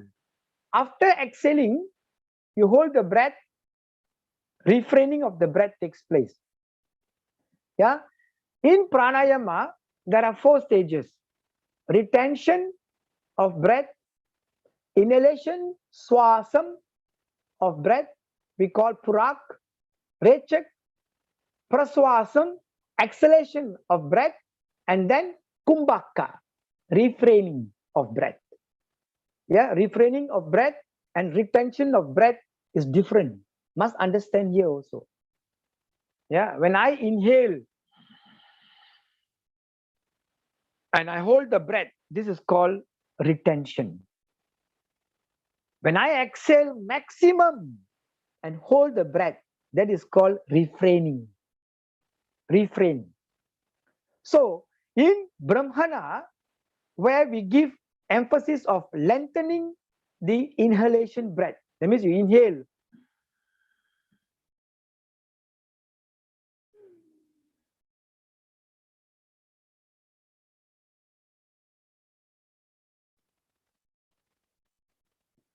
Then you breathe out. That is called Brahmana. Okay, ma? So, Brahmana and Langana is a science, a technique of breathing. Which you need to understand. So, therefore, in Langana, you find that the Langana is equal to the residual volume and is part and parcel of the functional residual capacity, enabling what we call Uddiyana Bandha to take place. Yeah, Uddiyana Bandha is what? All of you know. Yeah, you suck in and then the stomach goes deep inside, the air gets maximum out. Yeah, yeah. The amount of air remaining in the lungs is minimum at exhalation level. Yeah, that gives rise to vital capacity. Yeah, and it is superbly demonstrated in this science called Bastrika. Okay, Amma. So in Bastrika, got 4 stages. Got 4 stages. Now, yeah, one is the first stage is the Kapalabhati, the expulsion force of the breath. How is that? You inhale. Okay, now I'm going to teach you. Yeah, I'm going to do everything together so that you're able to pick up and understand this. Now you put your hands together like this and you stretch out your hands. Yeah, stretch out your hands. Okay. Yeah, stretch out your hands. Okay, yeah. Now imagine that you are chopping a wood. That means you're holding an axe and chopping. Make sure you don't bend the elbow. Don't bend the elbow. Don't do like this. Don't do like this. Don't do like this. Yeah, must be up straight. Must be up straight. Up straight, side view paranga.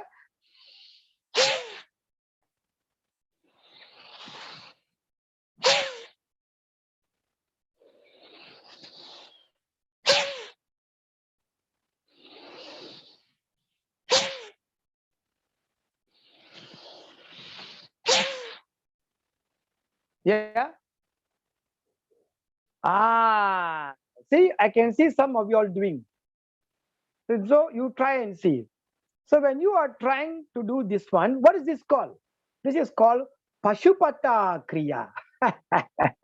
This is called what? Pashupata Kriya. Different from Kapalabhati. Slightly different. Why different? Because this Kriya, this Pashupata Kriya, not only works on the lower abs, not only on the abdominal breathing, Adama Pranayam, illa, matam. It works on the Madhyama, the lungs also, Madhyama breathing, plus Adya.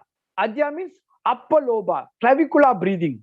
So therefore, the entire from the lower part of the your system, from the abdominal breathing, yeah, right up to the lower lobes of the lungs, middle and upper is being stimulated maximum. Yeah, because you're raising your hand up. See, so that the action where you raise the hand up, so you have a greater reach up into the clavicular system, and then you go. Yeah, you can feel the forcefulness of the breath, boom, cutting down like that. Okay, now, so when you do this about 15 times, yeah, yes, Amma, thank you. Dr. Shamala is doing, I can see her do. Okay, good. So when you do that 15 times enough, don't do more than that. Why? Moderation in practice is important. Remember. Yeah, for some people, do 10 enough. For those who are older, around above the age of 60 or 65, you do 5 enough. You do 5, then you rest for about 1 minute, then you repeat another 5. Repeat. Yeah, those who are a bit younger, about 50 plus, you can do, okay, 10. Those who are young, 40 years old, 35 or like that, you can do 15. No problem. Slow and steady. Yeah, as I said earlier, there is no shortcut. Yeah, and Vashishta says what? Vashishta says what? In Hatha Yoga Pranayama, there is a danger. Why? Because when we do pranayama, sometimes the prana dissipates out of the system.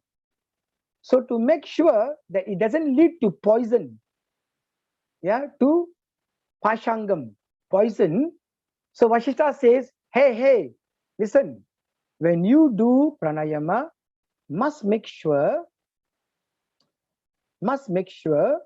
that even though Patanjali has said what?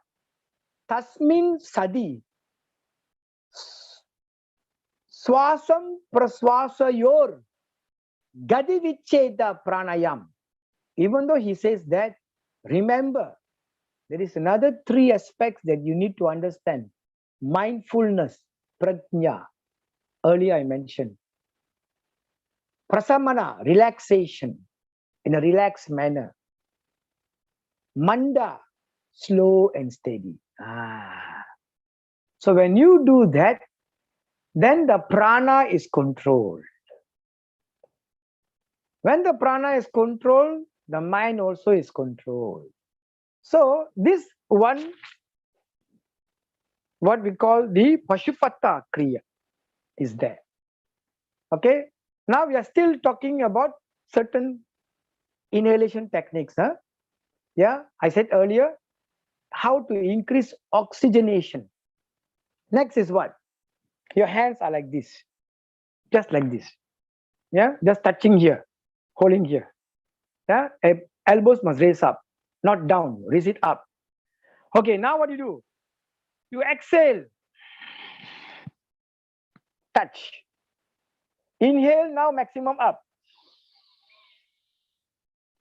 Exhale. Inhale. Exhale. Inhale. Exhale. Inhale.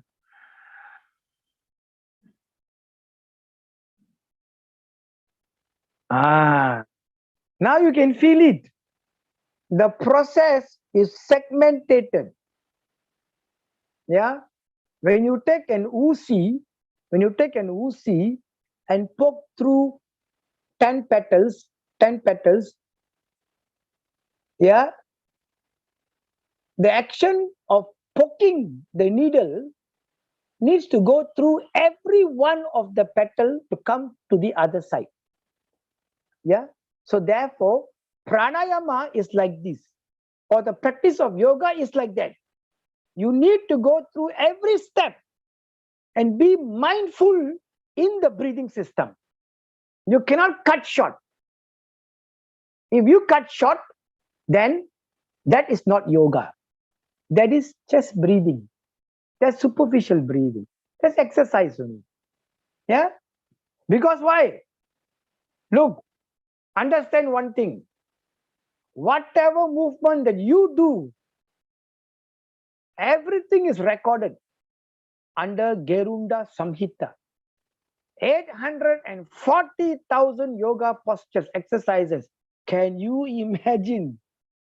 I myself, I only know about 3,000 postures now. I'm thinking, what more that I have to learn? My God. Yeah, I have to be reborn again and again and again and again to come and learn all the 840,000 postures. Do I? But Gerunda Samhita says, hey, there are 84 asanas. If you practice these 84 asanas, out of that, if you practice mainly 24 asanas, you can understand the science of yoga. You would be able to perhaps maybe understand what is Atman, what is Atma. So therefore, Adi Shankaracharya tells Brahma Satyam, Jagat Mityam. Yeah, Brahma Satyam, Jagat Mityam, Jivo Brahmeva, Jiva Brahmeva na apara. He says what? That the Atma is equal to Brahman, is identical to Brahman. Others are all mithyam. What? An illusion. The world is an illusion. Yeah, the truth, Satyam, is Brahman. Brahman, Jivo, Brahmaiva, equal. We are the same. Kadavul. We are the same. Na apara. This is the supreme truth. Para. The supreme consciousness, the supreme truth, this is the truth. Adi Shankaracharya says this. So when we say Kadavul is inside us. So then what is yoga? What is that? A process of from the human consciousness right up to the absolute super consciousness.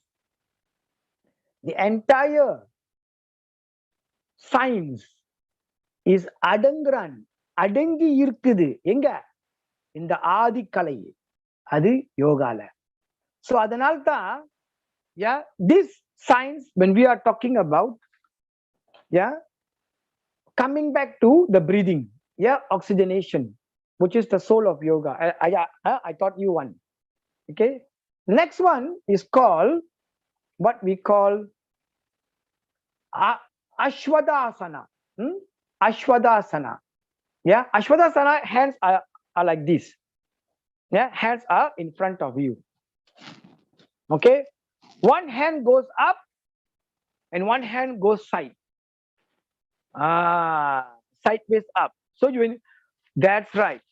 So when you stretch your hands back, you can see now, you can see the expansion of the muscles with the skeletal system pulling back your entire body. You can feel yourself how much expansion takes place.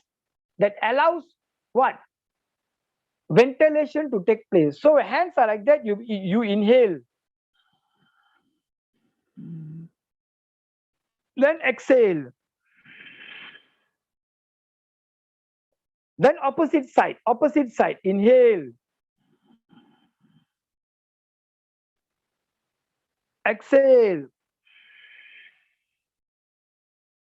Inhale. Exhale. Inhale. Exhale. Correct. Yeah.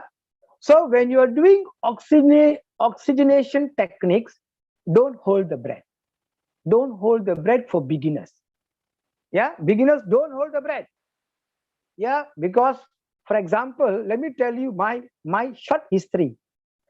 When I learned yoga from my guru, Shantananda Saraswati, when I told him, Swamiji, prana breathing, epo you're going to teach? He told me, you are unfit. He told me what? You are unfit to learn pranayama, Tambi.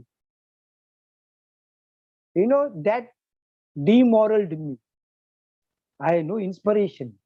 Apdi moonjila, apdi down. Then, of course, a guru will first slap you and then he will anikran you.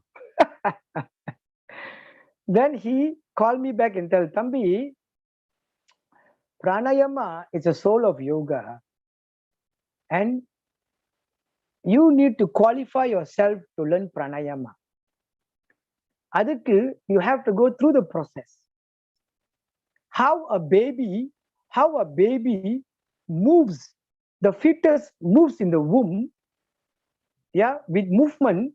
Similarly, you also must try to first learn how to do certain asanas, yoga postures, and master simple exercises first before you breathe. Then when the baby comes out of the womb, then the baby starts to breathe. Crying. Why crying? Because to activate the lungs. to activate the phrenic nerve, to activate the 12 cranial nerves in the brain, to activate the vagus nerve responsible, and to activate the endorestiform nucleus. The endorestiform nucleus, which is right at the back of our brain here. We call it in yoga Ananda Kanda. Sorry, Ananda Mukta. Mukti. Ananda Mukti. Yeah. Endorestiform nucleus. Yeah. The endorestiform nucleus, yeah, is what? It is responsible for regulation of breath. Yeah, for temperature regulation, pH maintenance, and fluidity balances in the body. We call homeostasis, homeostatic functions. Then for what? Information. Yeah, efferent and efferent, and efferent. The signals from the brain to the lower system, from the muscles to the brain again. All information, yeah, from the central nervous system, yeah, the somatic nervous system, the autonomous nervous system goes through all this information from the brain to the physical body to the brain, goes through this endorestiform nucleus. Then motor control, whether we are talking about, yeah, facilitated stretches, or we are talking about the arc, yeah, the reflex arc, or we're talking about reciprocal inhibition reflex. Yeah, all this goes under the motor control and goes through the endorestiform nucleus. And the temperature of the body. Yeah, pranayama increases temperature and decreases temperature. Yeah, yeah, we have sitali. You know, sitali. Heat curry. Left breathing, moon breathing. All that reduces good chemical balance in the brain, brings calmness. Yeah, whereas the right side breathing, the Surya Nadi, yeah, the Surya Nadi increases Bastrika, yeah, increases heat in the body. Yeah, so just now we did some breathing like that, like that, like this, all to increase ventilation. So therefore, the primary purpose of all this is what? For gas exchange. Don't you think so? To make sure that our body do not go through, yeah, acidic condition. Yeah, acidic condition. Yeah, so we don't go through a toxicity where we are not able to expel carbon dioxide from the system. Yeah, so exchange of gases flow well, ventilation increases, and respiration increases. Yeah, this respiration is cellular respiration that I'm talking about. Yeah, therefore, without ventilation, you cannot have respiration, proper respiration. Only when there is good ventilation only, there is good respiration. So therefore, one good tip, if clove, karambu, you know karambu? You know krambu. Yeah, krambu, take one krambu one day, put in the mouth and eat. Minran, very good, because it will help to maintain the pH level daily after food. You take one krambu. Yeah, one day, vettala theriyuma, vettala, betel leaf. One day one, nicely put minran. Increase oxidative levels in the body. Yeah, like this. Yeah, ginger, very good. Yeah, milugu, very good. So if you put mulagu, ginger, tipuli, tipili, yeah, then what we call neem leaf. Neem leaf is what? You know, Parashakti, during prayer sol, you have this neem leaf. Vapala.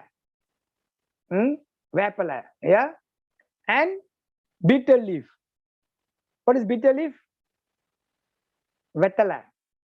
You put them inside and you boil the water. You boil, let's say you put 4 cups of water and boil to 3 cups or 2 cups of water, then you drink. Yeah. Goodbye coronavirus. What is that? Goodbye coronavirus. The virus will go away very fast, within 1 day, within 2 days. Yeah, you will become negative. You will become negative. Okay, is the power of this. Yeah, yeah. If you have what we call black, what we call turmeric, huh? Turmeric, black manjal, karu manjal, huh? Karu manjal. If you're able to get karu manjal, take a bit, not a lot, a bit, bang, pound, and put in the water also and boil 1 shot. That's all. A natural means of increasing oxygenation and protection of the lungs. Yeah. Yeah. Very fast, within 2 days. Yeah. Confirm. அடிச்சு சொல்றேன். இது சத்திய வாக்கு. இது சத்திய வாக்கு. I'm giving சத்திய வாக்கு. In 2 days time, you will improve and you will, yeah, in 3 days, 2 to 3, you will become negative. That is the power of certain signs, because food is poison to the body. Food can also be medicine to the body. Exercise is poison to the body. Exercise can also be a medicine to the body. Okay, so we have to understand what the science behind the pathway of the entire practice. So that's the reason why in ventilation, yeah, and respiration is such an important science, where when we talk about oxygen and carbon dioxide, yeah, diffusion, both processes takes place. Yeah, that's the reason why, yeah, we're talking about, yeah, the rhythm. So the rhythm, the rate, and the depth of breathing, or the regulation of breathing, is controlled by the respiratory system, the respiratory centers. Yeah, I told you what mechanical. Yeah, by what? The pons, the brain stem, the brain stem, the pons, and the medulla oblongata. So why I say this? Because in this there are called receptors. Yeah, reception. You have a phone. Hello, like just now. Yeah, hello. If you please lock in, lock out. Some problem with the line. Some problem with the reception. Even though you have the most expensive phone, but no line. So therefore, it's important to understand about the receptors in our system. What we call the chemoreceptors and the carotid and aortic arteries, as well as the stretch receptors in the lungs. Yeah, at the intercostal ligaments. Yeah. So when we have proper breathing system, the vagus nerve through the phrenic nerve controls the diaphragm. Yeah, and stimulates the muscle of inhalation. Stimulates the muscle of inhalation. And what does that? There's the brain stem, where the respiratory center is, that sends the signal through these receptors, where there is a good reception, and stimulates the muscles of inhalation. That's why when you're doing time, yeah, the skeletal system, the muscle itself, through the reflexes all, are able to go through the whole system. Why? Because you are stimulating to make sure that the receptors, there is a reception being received from the brain to the targeted area. Okay, so therefore, allowing what? Expansion of lung cavity. Yeah, the lung expands, lung cavity expands for greater air intake. So therefore, when we want to understand about oxygen and carbon dioxide, we have to understand about the atmospheric pressure, or we call the barometric pressure, the partial pressure, yeah, where air contains 21% of oxygen and 0.03% of carbon dioxide. And because of the partial pressure, we have the oxygen diffuses from alveoli to the blood, and carbon dioxide diffuses from blood capillaries to the alveoli. Yeah, and that's where the system takes place. And don't you think so that our great yogis, the great mahans, the parama gurus have known this truth? Don't you think so? Today, let me tell you something. When endorestiform nucleus was found, endorestiform nucleus was found only in 2018 by George Pasimos, who is a neuroscientist in Australia. Only in 2018, just 3 years ago only. The hidden part of the brain, the mother chip. But the yogis call this Ananda Mukti. So when you do Ashtanga Yoga, you know Ashtanga Yoga, the asana from Chadurangasana, and then you go down, we call the 8-point asana, where you put the hand here, the chin out, yeah, the butt go up, the knees on the floor, then you press your toes down, yeah, on the ground, flat, yeah, with not prone, with adwa, downward, like that, hands like this, and then you do chin lock, like that. Yeah, do you know, or you're not sure what posture I'm showing you? Okay, I will demonstrate the posture to you. Yeah.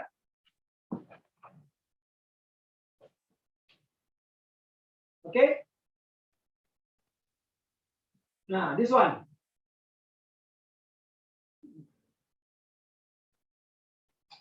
Then chin lock.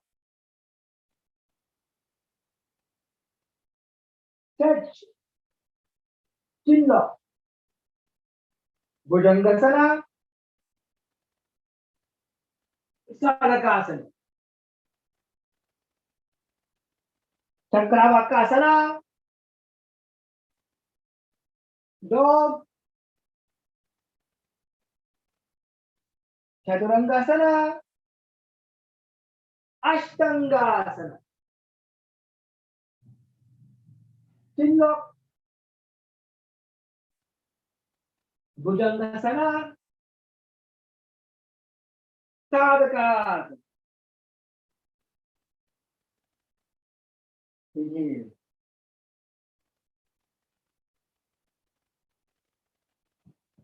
Yeah, did you see that?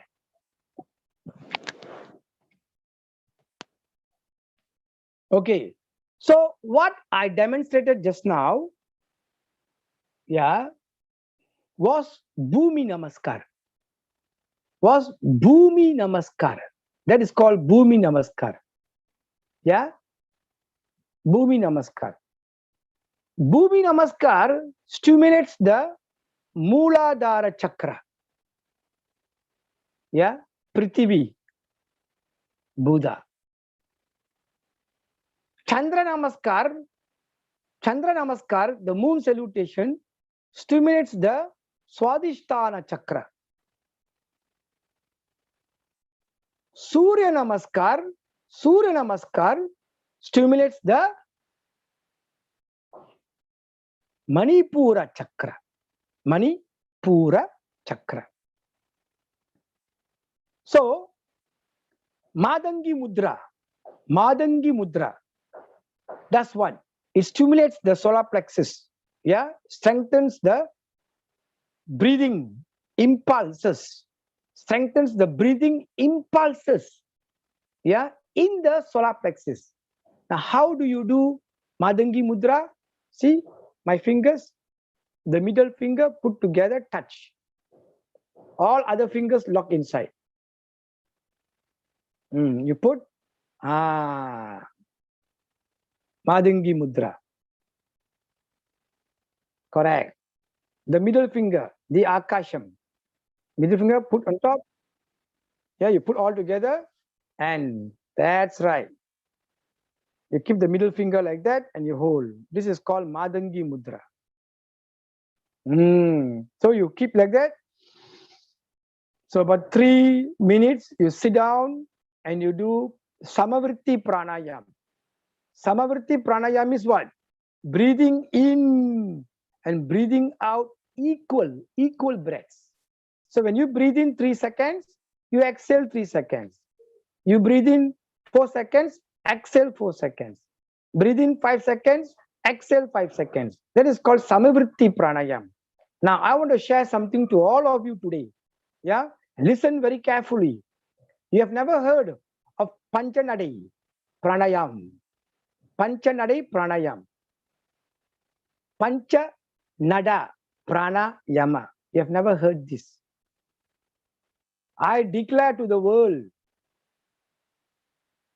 yeah, this Panchanada Pranayam. What is Panchanada Pranayam?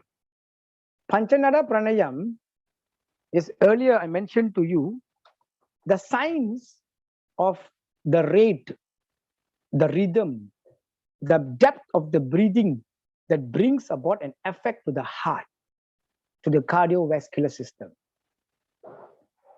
Yeah. Not only to the heart, by increasing what we call stroke volume. Yeah.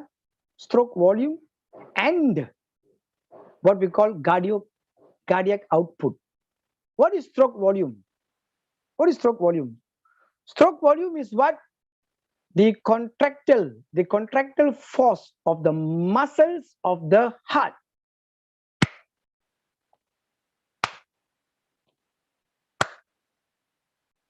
To systole and diastole. To systole and diastole. That's how you get pressure. Okay, that's how you get pressure. Okay, and if your heart is not able to have a strong contractile force, just like that, then you got pressure problem. That's why pressure is called what? Diseaseless symptom. Yeah, symptomless disease. Symptomless disease. Without knocking the door, it will enter the house. Same like coronavirus. The virus you get, you don't know how you got it. Who gave it to you? How? Who is the carrier? My friend? Who? How the hell? How did I get the virus? My God. Same thing also, this symptomless disease is there. So, Lord Shiva tells you, I am within you. How? Look at our heads. Now we all sitting down. Look at you. When I sit down, don't you think the shape of my head is lingam?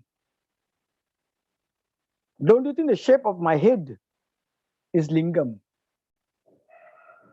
So if there is 7.82 billion people on this earth, 7.82 billion people are in the form of lingam. Yeah.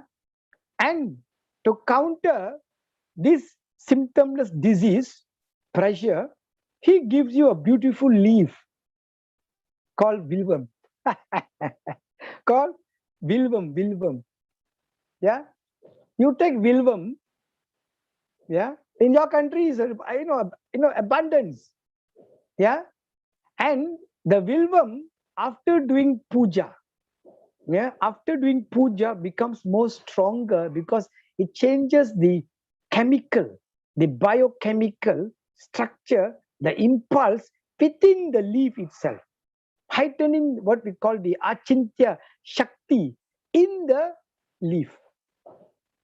So that when you take that leaf, your chaitanya shakti within your body increases. So vilvum is king, very good for pressure. Yeah, and when you mix vilvum with valari,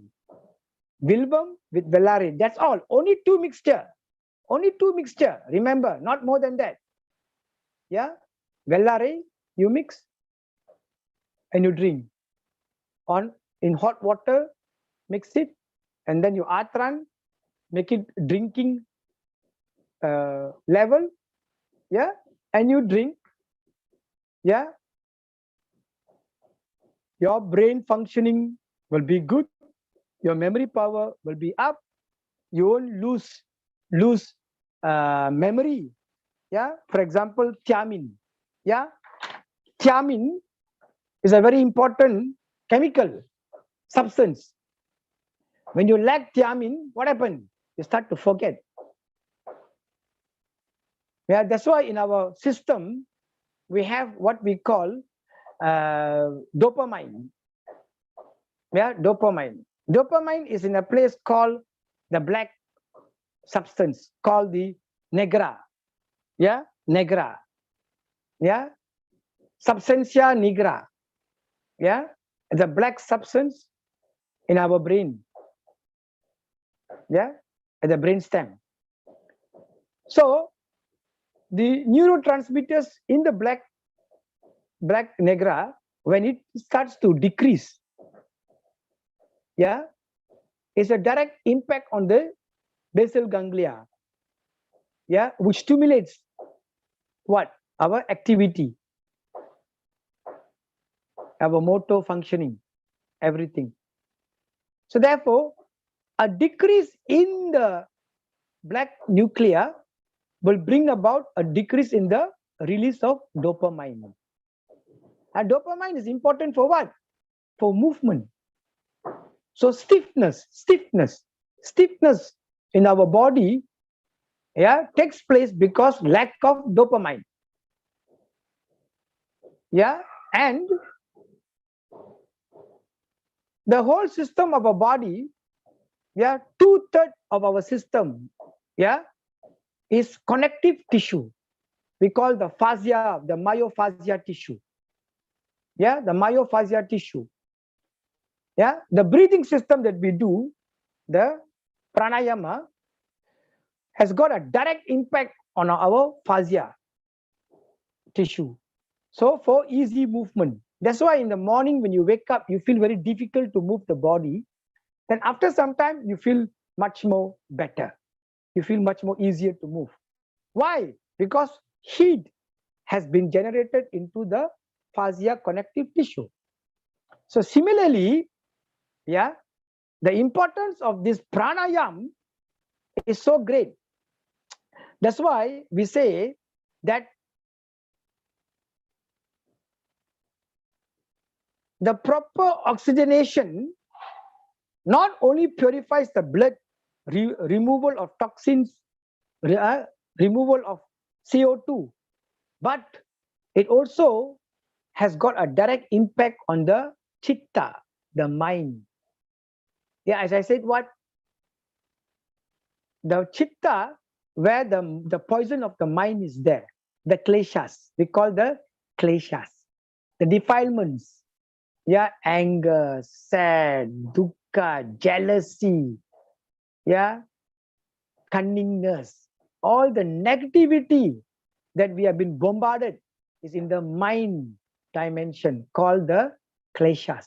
the poisons of the mind. So therefore, not only that pranayama removes that, but it cleanses and purifies the mind also. Yeah. So therefore, pranayama also very important. Why? Because it aids in the process of elimination by oxidizing the waste matter in the body. Yeah. It nourishes the cells, especially increasing ATP. You know, ATP is what? Adenosine triphosphate, which is the energy currency in our body on the physical part. Yeah. But the physical part, we got ATP, currency, energy currency. Okay. So that is called Stula Shariram. Under the Stula Shariram, you have that. But what about the Shukshma Shariram? What about the Shukshma Shariram? In the Shukshma Shariram, we also have what? The Prana, Annamaya Kosha. Yeah? Pranamaya Kosha. In the Pranamaya Kosha. So, an imbalance and disturbance in the Annamaya Kosha can bring an impact on the Pranamaya Kosha. An impact, a disturbance in the Pranamaya Kosha can bring an impact on the Manonmaya Kosha, which is the mind. You see. So therefore, in the yoga, what we have is called Budagni. Called what? Budagni. Budagni is the phenomena like how partial pressure, we have partial pressure, diffusion and all this. So like that we have Dadvagni and Budagni. Dadvagni, the oxygenation goes to the physical body. Budagni, the oxygenation gets transcended into Prana Shakti and goes to our Pranamaya Kosha. You see, I taught you all something today. Definitely the missing link, the difference there, the Dadvagni and the Budagni. We ask why, how come it is affecting the mind? How come here and there? Yarukume Dadvagni Patti they won't talk, or Budagni Patti they won't talk. Because maybe perhaps they didn't have that knowledge yet. So I'm giving this knowledge to all of you. That's why my guru told me, you are unfit to learn yet, ma. I told my guru, when will I learn? He told me, Tambi, when you can inhale 16 digits and exhale 16 digits comfortably, then you come to me, I will teach you pranayama. What he says? When you can inhale 16 digits, 16 seconds, 16 digits, matras, and exhale 16 matras, then I will teach you pranayama. That's what he said. So what I did, okay, I better go and start doing my asanas first. Don't bother about breathing. Just focus on my asanas. Just do my Bhumi Namaskar, do my Chandra Namaskar, do my Surya Namaskar. Just do. I gained some perfection in my asanas. Very good. Then I started to learn how to apply Brahmana and Langana. Then suddenly I'm breathing in very long, 16, 20 seconds, 20 GDs, 20 matra, exhaling 20 matra, very calm, no shaking, no disturbance, no irritation of the mind. Then I asked him, Swamiji, why? Swamiji says, Tambi, Yoga Kundalini Upanishad. Yoga Kundalini Upanishad explains how to arouse the Kundalini, the sleeping Parashakti in your Muladhara chakra. If you don't have the stability of the body, you will not have the stability of the energy. When you don't have that, the foundation becomes very weak. When you want to awaken this great power, which is equal to a millions explosion of atomic bomb, Vakratunda Mahakaya Surya Kodi Samaprabha, Vakratunda Mahakaya Surya Kodi, what? 1 million radiance. So the mantra goes Vakratunda Mahakaya Surya Kodi. What? You know that? You know the mantra on Lord Ganesha? Yeah. So there it says down there. Vakratunda Mahakaya Surya Kodi Prakashini. Yeah. There's a mantra. Jagrat Swapna Susuptesu Pashate Yat Prakashane Turyam Nama Chadurdamdam Ganeshaya Namo Namaha. I just told you this now. Who's Ganesha? He is no one but the embodiment of Shiva and Shakti together. He is the gatekeeper of the Muladhara Chakra. Yeah, that's why Swamiji said, if you can inhale 16 aya and exhale 16 seconds through patience and through perseverance and through discipline, then the prana of the 16 digit going in and going out will stimulate and arouse the Kundalini sleeping in the Muladhara Chakra. So the lengthening, by that the immune system rises up. By that the immune system rises up. Yeah, that's the reason why in our technique, you know, our thumb, this is a thumb. Yeah, there are 3 parts of this thumb: the base, the center, and the tip of the thumb. The base, the center, and the tip of the thumb. Now, if you put your index finger and press the tip, it will increase the intensity. Yeah, by pressing the thumb, you will be able to retain air longer time.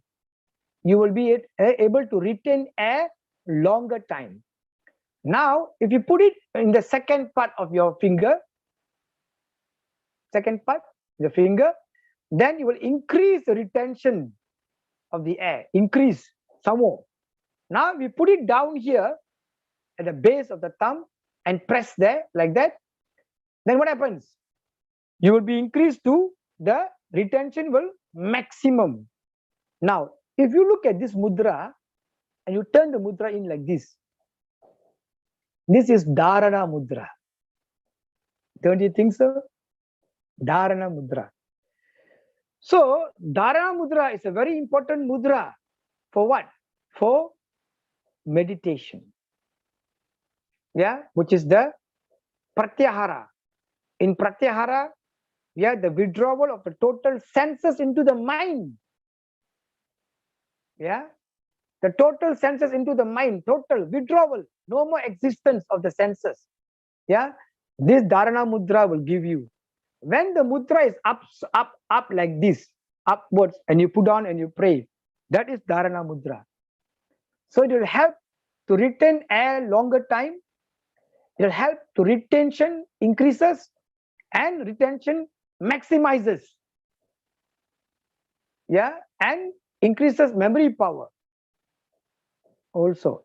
Then when you turn the hand downward like this, just turn the hand downward like that and put it down like that, that becomes psychic knowledge of Jnana mudra.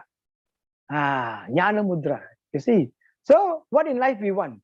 We want dharana, concentration, ekakarta dhyanam, one pointed, able to focus. How? Through jnanam, through knowledge. So psychic power of knowledge, psychic power of concentration, psychic power of healing. Yeah, all this is very important. And psychic power of consciousness, yeah, comes through the practice of yoga. Yeah. So therefore, I will close the session, yeah, with a very important mudra, which a lot of us, yeah, with two, yeah, because I'm talking about oxygenation, so I will go through this, yeah. But before I close the session, I like to speak about nitric oxide. Yeah, nitric oxide, yeah, is a naturally produced substance in the lining of the blood vessels. Yeah, in the lining of the blood vessels, yeah, known as endothelium. Yeah, in the endothelium. Yeah, because nitric oxide is a messenger molecule telling the blood vessels to widen or dilate or to relax or contract. Yeah, like an elastic band when blood flows. In the blood only got hemoglobin. In the blood only got what? Myoglobin. Myoglobin is oxygen stored in the muscles. In the tissues is hemoglobin. Yeah. For this, of course, we need iron intake, the ham, the iron. So if your lack of iron in the body, what happened? Yeah. There will be lack of hemoglobin. Because why? Oxygen not able to be captured by the hem, by the heme in the structure. So therefore, the nitric oxide does what? Yeah. The endothelial cells are produced by the endothelium. So these cells of the endothelium produces what we call a substance called nitric oxide. Yeah, that brings about control of vascular relaxation and contraction, as well as enzymes that control blood clotting and plus immune functioning. Yeah. So the role of nitric oxide, not only in cardiovascular system, but also the nervous system, the lungs, the gastrointestinal tract, the renal system, yeah, our kidney system, yeah, direct link to our lymphatic system, the immune system as well. And the most important is how can we increase nitric oxide naturally in our body? How? Number one, by vegetables. Yeah, vegetables are good source of nitrates. Yeah, green vegetables are rich, yeah, nitric oxide in your body. So by consuming nitrate rich vegetables, yeah, that helps to increase health and exercise performance. Number two, yeah, by increasing the intake of antioxidants by eating fruits. Yeah, increasing antioxidant by eating fruits, nuts, seeds, and grains, kacang, all these things. Yeah, in the Middle East, yeah, it's very famous to have eating all these fruits, grains, dried fruits, yeah, nuts, seeds. They are very famous, yeah, to eat that because they know it's got a lot of antioxidant level inside them. Plus, you know, mouthwash, Listerine. If you are now having Listerine to gargle your mouth, you better stop doing that now. Take and throw it. Why? Because those Listerine or those mouthwash, it kills the bacteria, the type of bacteria that helps to produce nitric oxide. Yeah, helps to produce nitric oxide. Yeah, this limits the body's ability to produce nitric oxide. So that is something that you need to avoid, because you are killing the bacteria and the bacteria are not able to help to produce nitric oxide. Yeah, the antioxidant there does what? It extends the life of the nitric oxide. Yeah, when you take antioxidants, good intake of antioxidant, it will help to expand the lifespan of the nitric oxide. And above all this, the most greatest, exercise. Exercising regularly to get the blood pumping improves endothelial functioning. Endothelial functioning. And because of that, you have a natural production of nitric oxide in the body. Yeah, you see? So the nitric oxide will go and relax the arteries for a greater blood flow. Yeah, that's why Krishna says, yeah, hey Arjuna, yoga karma su kausalam. Yeah, when you are relaxed and calm, when you are relaxed and calm and shantam, chitta shanti, prana has got a direct impact on the mental state where it gives you calmness and relaxation, leading to shantam, shanti. That's why the I just mentioned to you about the Annapurna. Annapurna Upanishad mentions this. Yeah, that's the reason why in yoga, at the end of the yoga, we always say what? Shanti, Shanti, Shanti. Peace, peace, peace. Because I am peace. I am the embodiment of peace. I am peace. Thyself is peace. Aham Brahmasmi. Aham Chitta. Shanta Brahmasmi. Aham Chitta. Shanta Brahmasmi. The Brahman within me is calm and relaxed. I am Brahman. I am Shanti. But we have a balance between nature, the world, the universe, which is just within us. That's why the mantra says, Om Jayahu Shantihi, Antariksham Shantihi. Now, before I go there, let me share this with you so that, as I said, I'm going to close it so that we will finish these two very important oxygenation, then we will close. Yeah. Now, I spoke about Garuda Mudra. Garuda Mudra. See this mudra? Yeah. Hands like that. You cross the hand, lock the hand, and you open and put it in front of your chest. And stretch the fingers out. Yeah. And breathe for 3 minutes. Doing the Garuda Mudra. See the Garuda Mudra?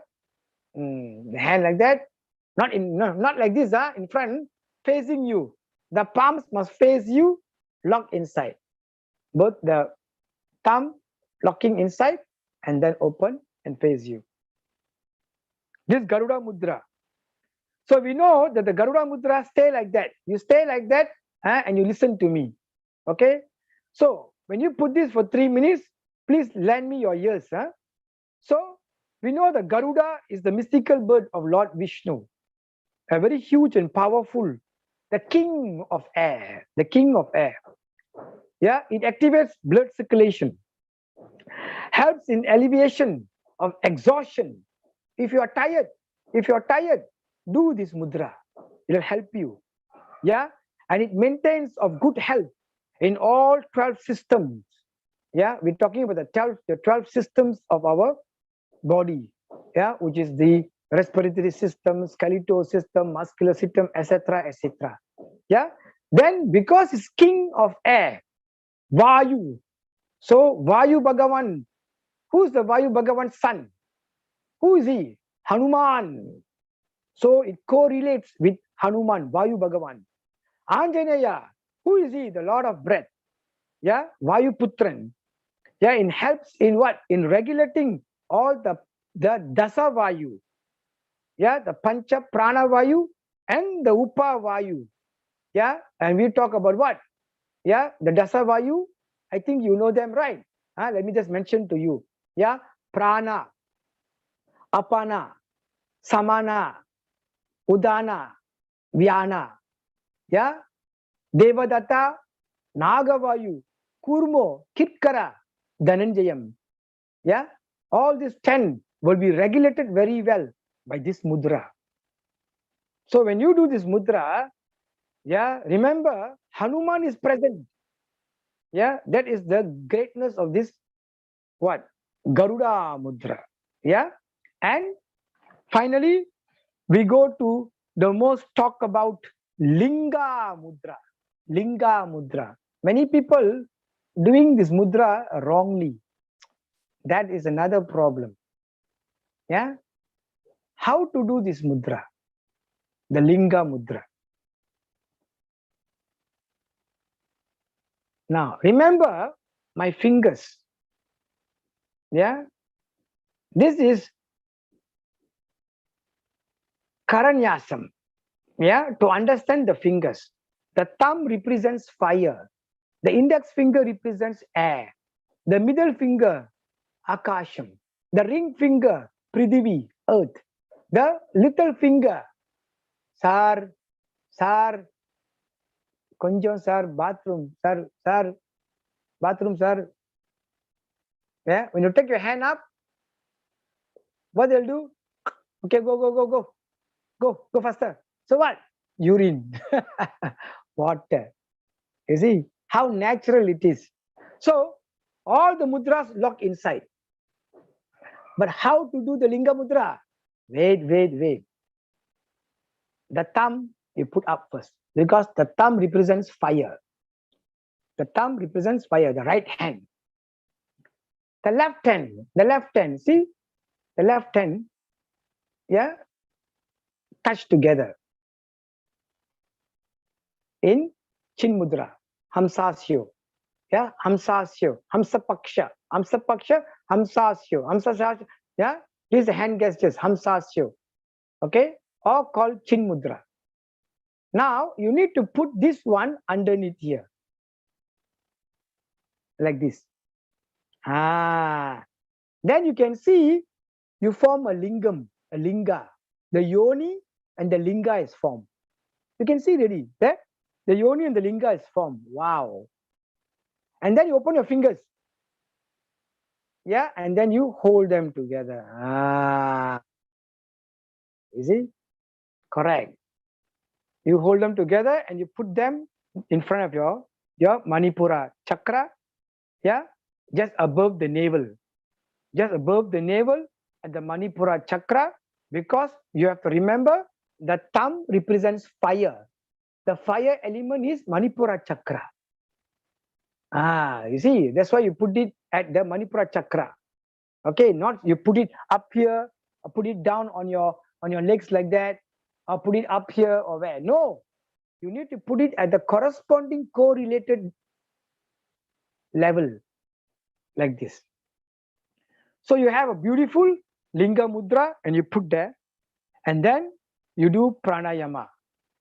Yeah, and what type of pranayama you do? The Panchanada pranayam. Now I'm going to teach you the Panchanada pranayam. What is Panchanada pranayam? Yeah, Panchanada pranayam. While you do this Linga mudra, this Linga mudra, you have to do that. Why Panchanada pranayam? Now I'm going to share something very great. Listen carefully. Nandikeshwara. You know who's Nandikeshwara? Nandi. The Vahanam of Lord Shiva. Yeah, the Vahanam of Lord Shiva. The great Pashupati.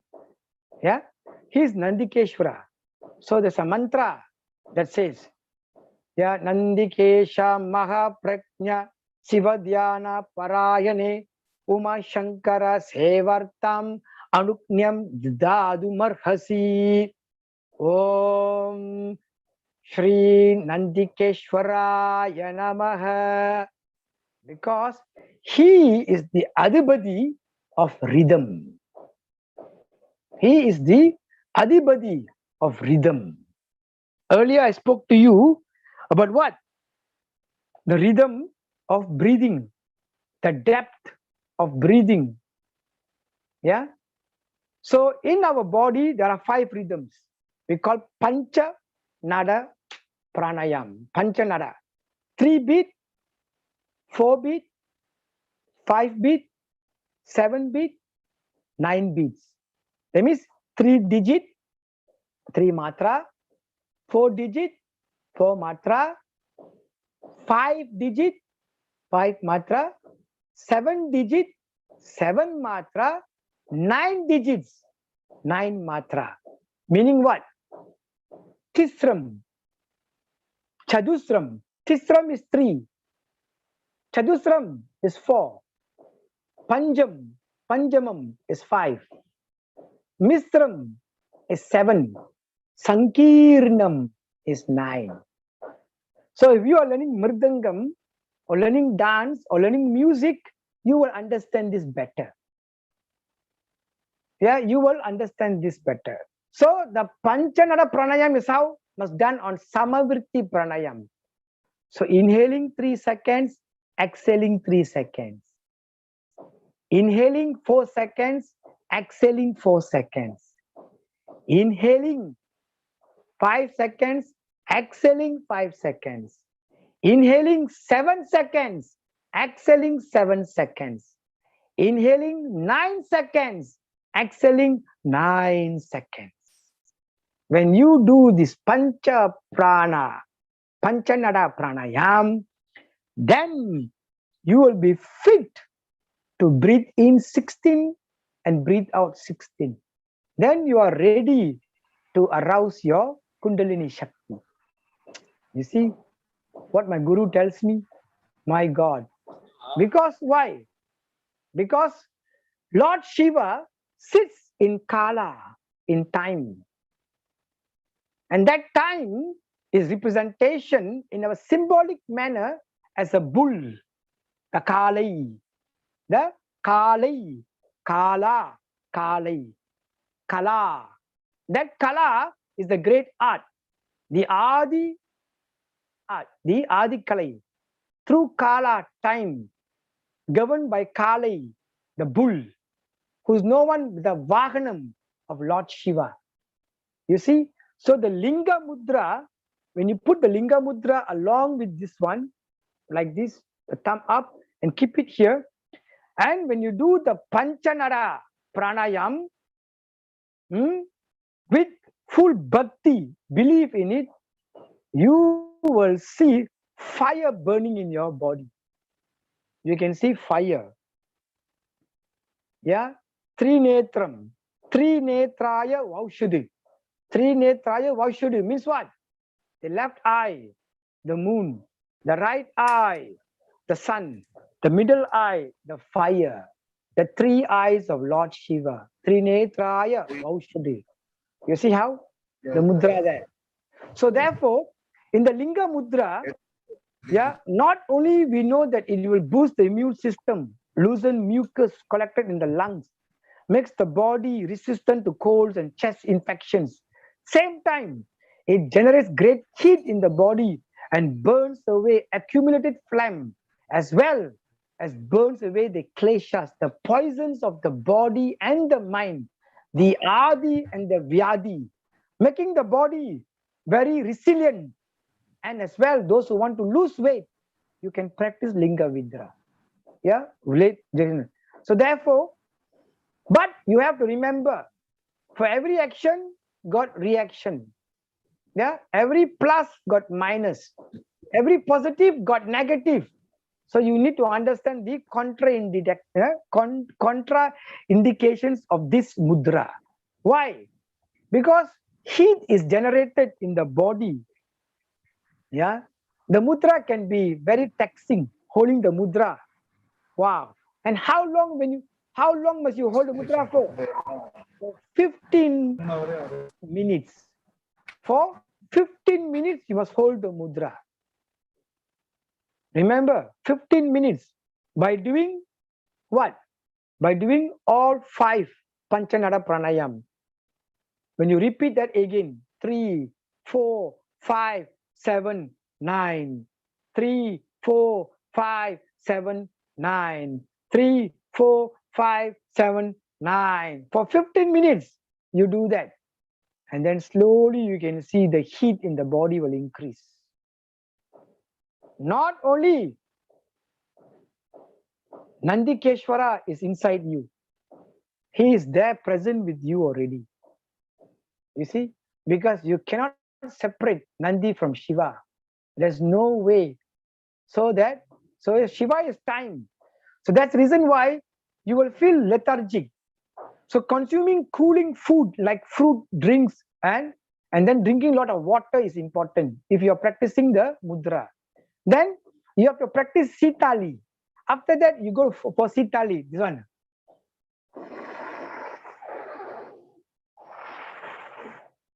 So inhale through the nose, exhale through the tongue. Inhale through the tongue, exhale through the nose. You see, will cool down the system. Or sheet carry.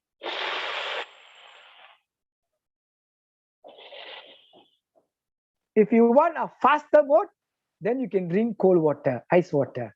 But don't drink ice water. Huh? Okay, keep the fridge away.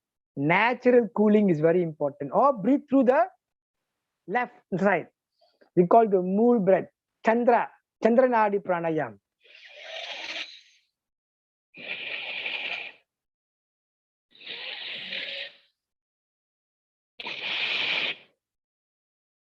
And now coming to the mudra, Shakti mudra. The Shakti mudra got the power to calm the effect of the mind and helps a person to sleep also, to sleep. Yeah, it helps in secretion of melatonin produced by the pineal gland. How to do the mudra? See my hand? Bend. Lock the hand. See? The middle, yeah, the thumb bend inside. Then close the finger in like that. Yeah, then turn inside and touch the two. See? See once again, thumb inside, the fire is locked, the air comes in, the akasha is locked. So the Prithivi and the Apas, the water and the earth goes up and all touch. So scientifically, this mudra on a pranic level will start to calm the body and calm the mind. So this is an anti-stress technique. This mudra is good for anti-stress. It's called the Shakti mudra. So the thumb represents the Manipura chakra, stimulating fire. Yeah, the source at the Jadaragni. So that is the reason why we have to understand that Kapha, Vata, and Pitta. Kapha in your lungs, Vata in your large intestines, and Pitta in the small intestines. They also form the doshas in the body. So when you do this and you relax and you breathe with the Samavritti Pranayam, yeah, even the doshas in the body, Vata, Pitta, and Kapha is also balanced. When Vata, Pitta, and Kapha is balanced, how can you get Adi and Vyadi? How can you get Adi and Vyadi? How? Cannot. Because in Ayurveda, when there is only an imbalance of Kapha, Vata, and Pitta only, you have problem. Yeah. So that's the reason why these mudras are all very, very important mudras. And to end the session, as I said, before I end the session, I like to say thank you so much. You know, we can go on talking. You know, I can talk for 24 hours for one whole week. I'm sure that we will meet again. Yeah. So, like you know, Brahmari mudra, Brahmari mudra, this mudra, you see, the Brahmari mudra. Yeah, inhaling and then humming.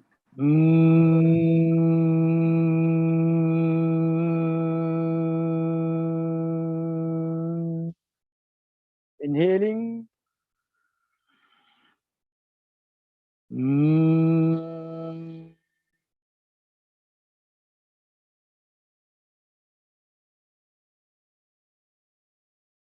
You see, this also increases oxygenation because of the Langana, the Brahmana, inhalation lengthening, Langana, exhalation lengthening, and the humming creates a soothing effect, a delightful effect for the mind and body.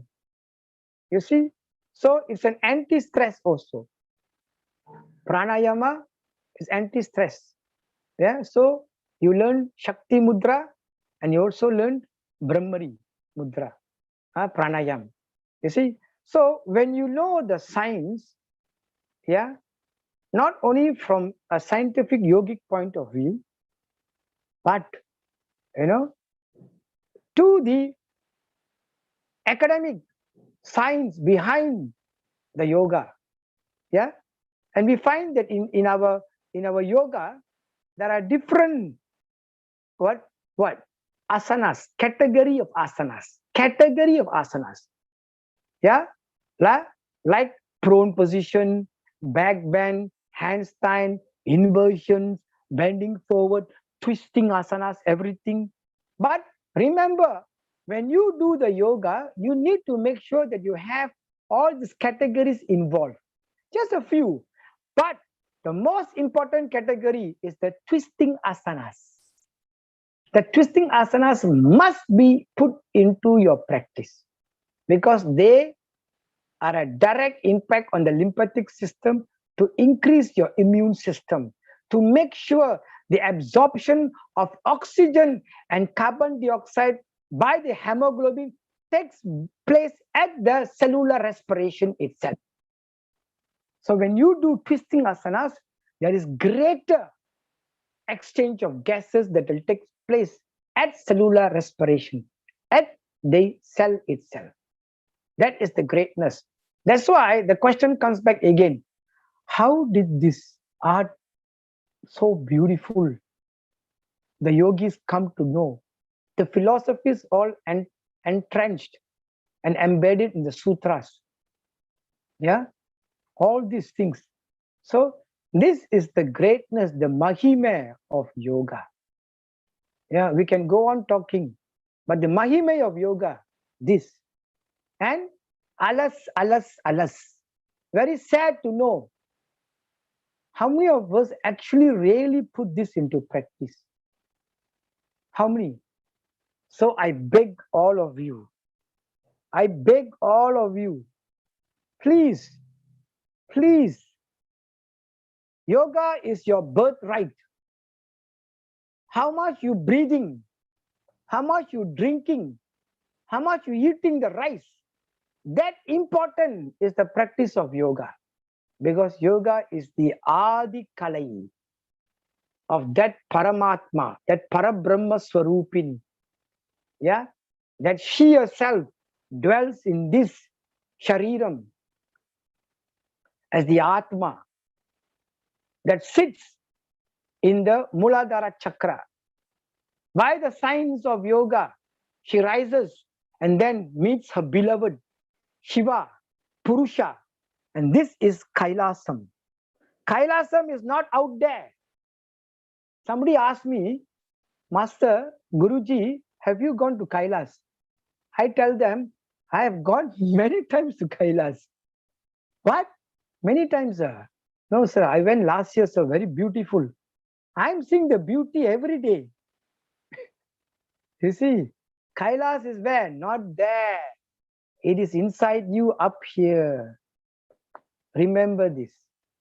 Okay, so I open questions for all of you. Question time.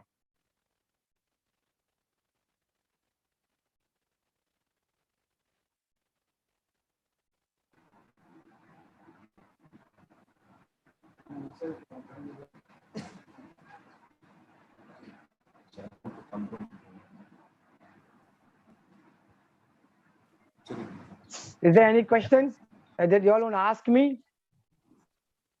Sir, how to avoid cold, sir? Huh? How to avoid cold? Very good question. The early morning usually we are getting cold, sir.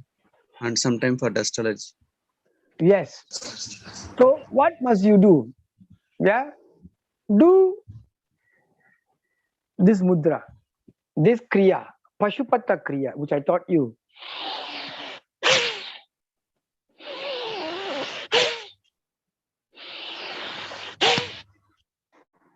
That you do. But before you do this, yeah, as I said, there are two elements always, Shiva, Shakti. Shiva, Shakti. Yeah. That means in the morning, if you can take sukku, you know sukku, dried ginger, sukku. Yeah. Comes from sukku, panam kalkandu,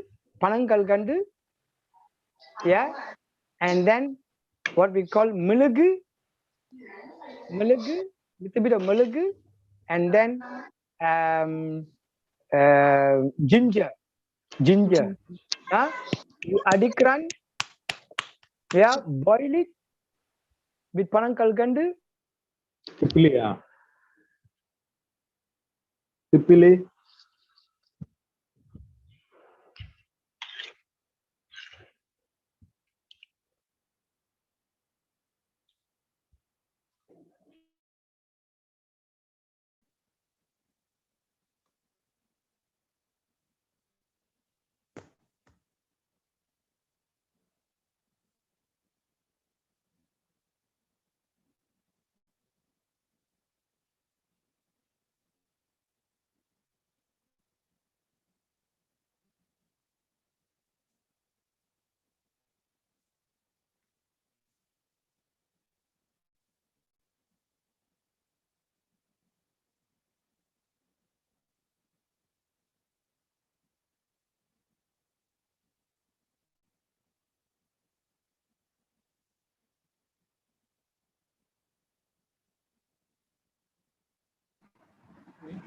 Madam.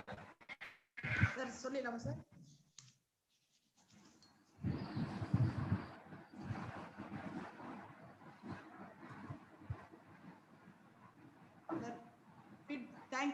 Thanking feedback கொடுத்துடலாமா sir? Audible sir? I'm audible? Audible. Voice is not. Sir, நீங்க சொல்லிடுங்க sir. சரி sir. feedback கொடுக்க சொல்லி நீங்க என்ன சொல்லிடுங்க நான் கொடுத்தறேன்.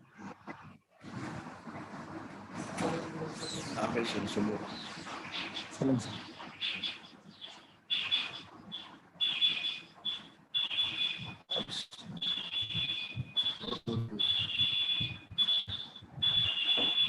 சாரோட voice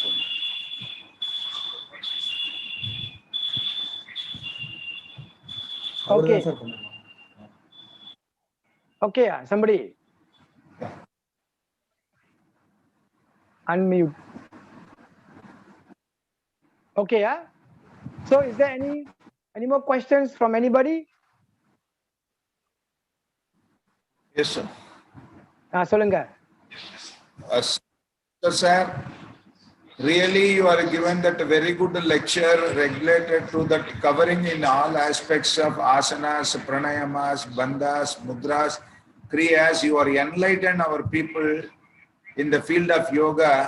I think you are the real yogi. You are mastered everything. Therefore, the peoples are more benefited in the pandemic situations. Really, I thanks to that Lingashar. And again, we want to invite you and many more sessions.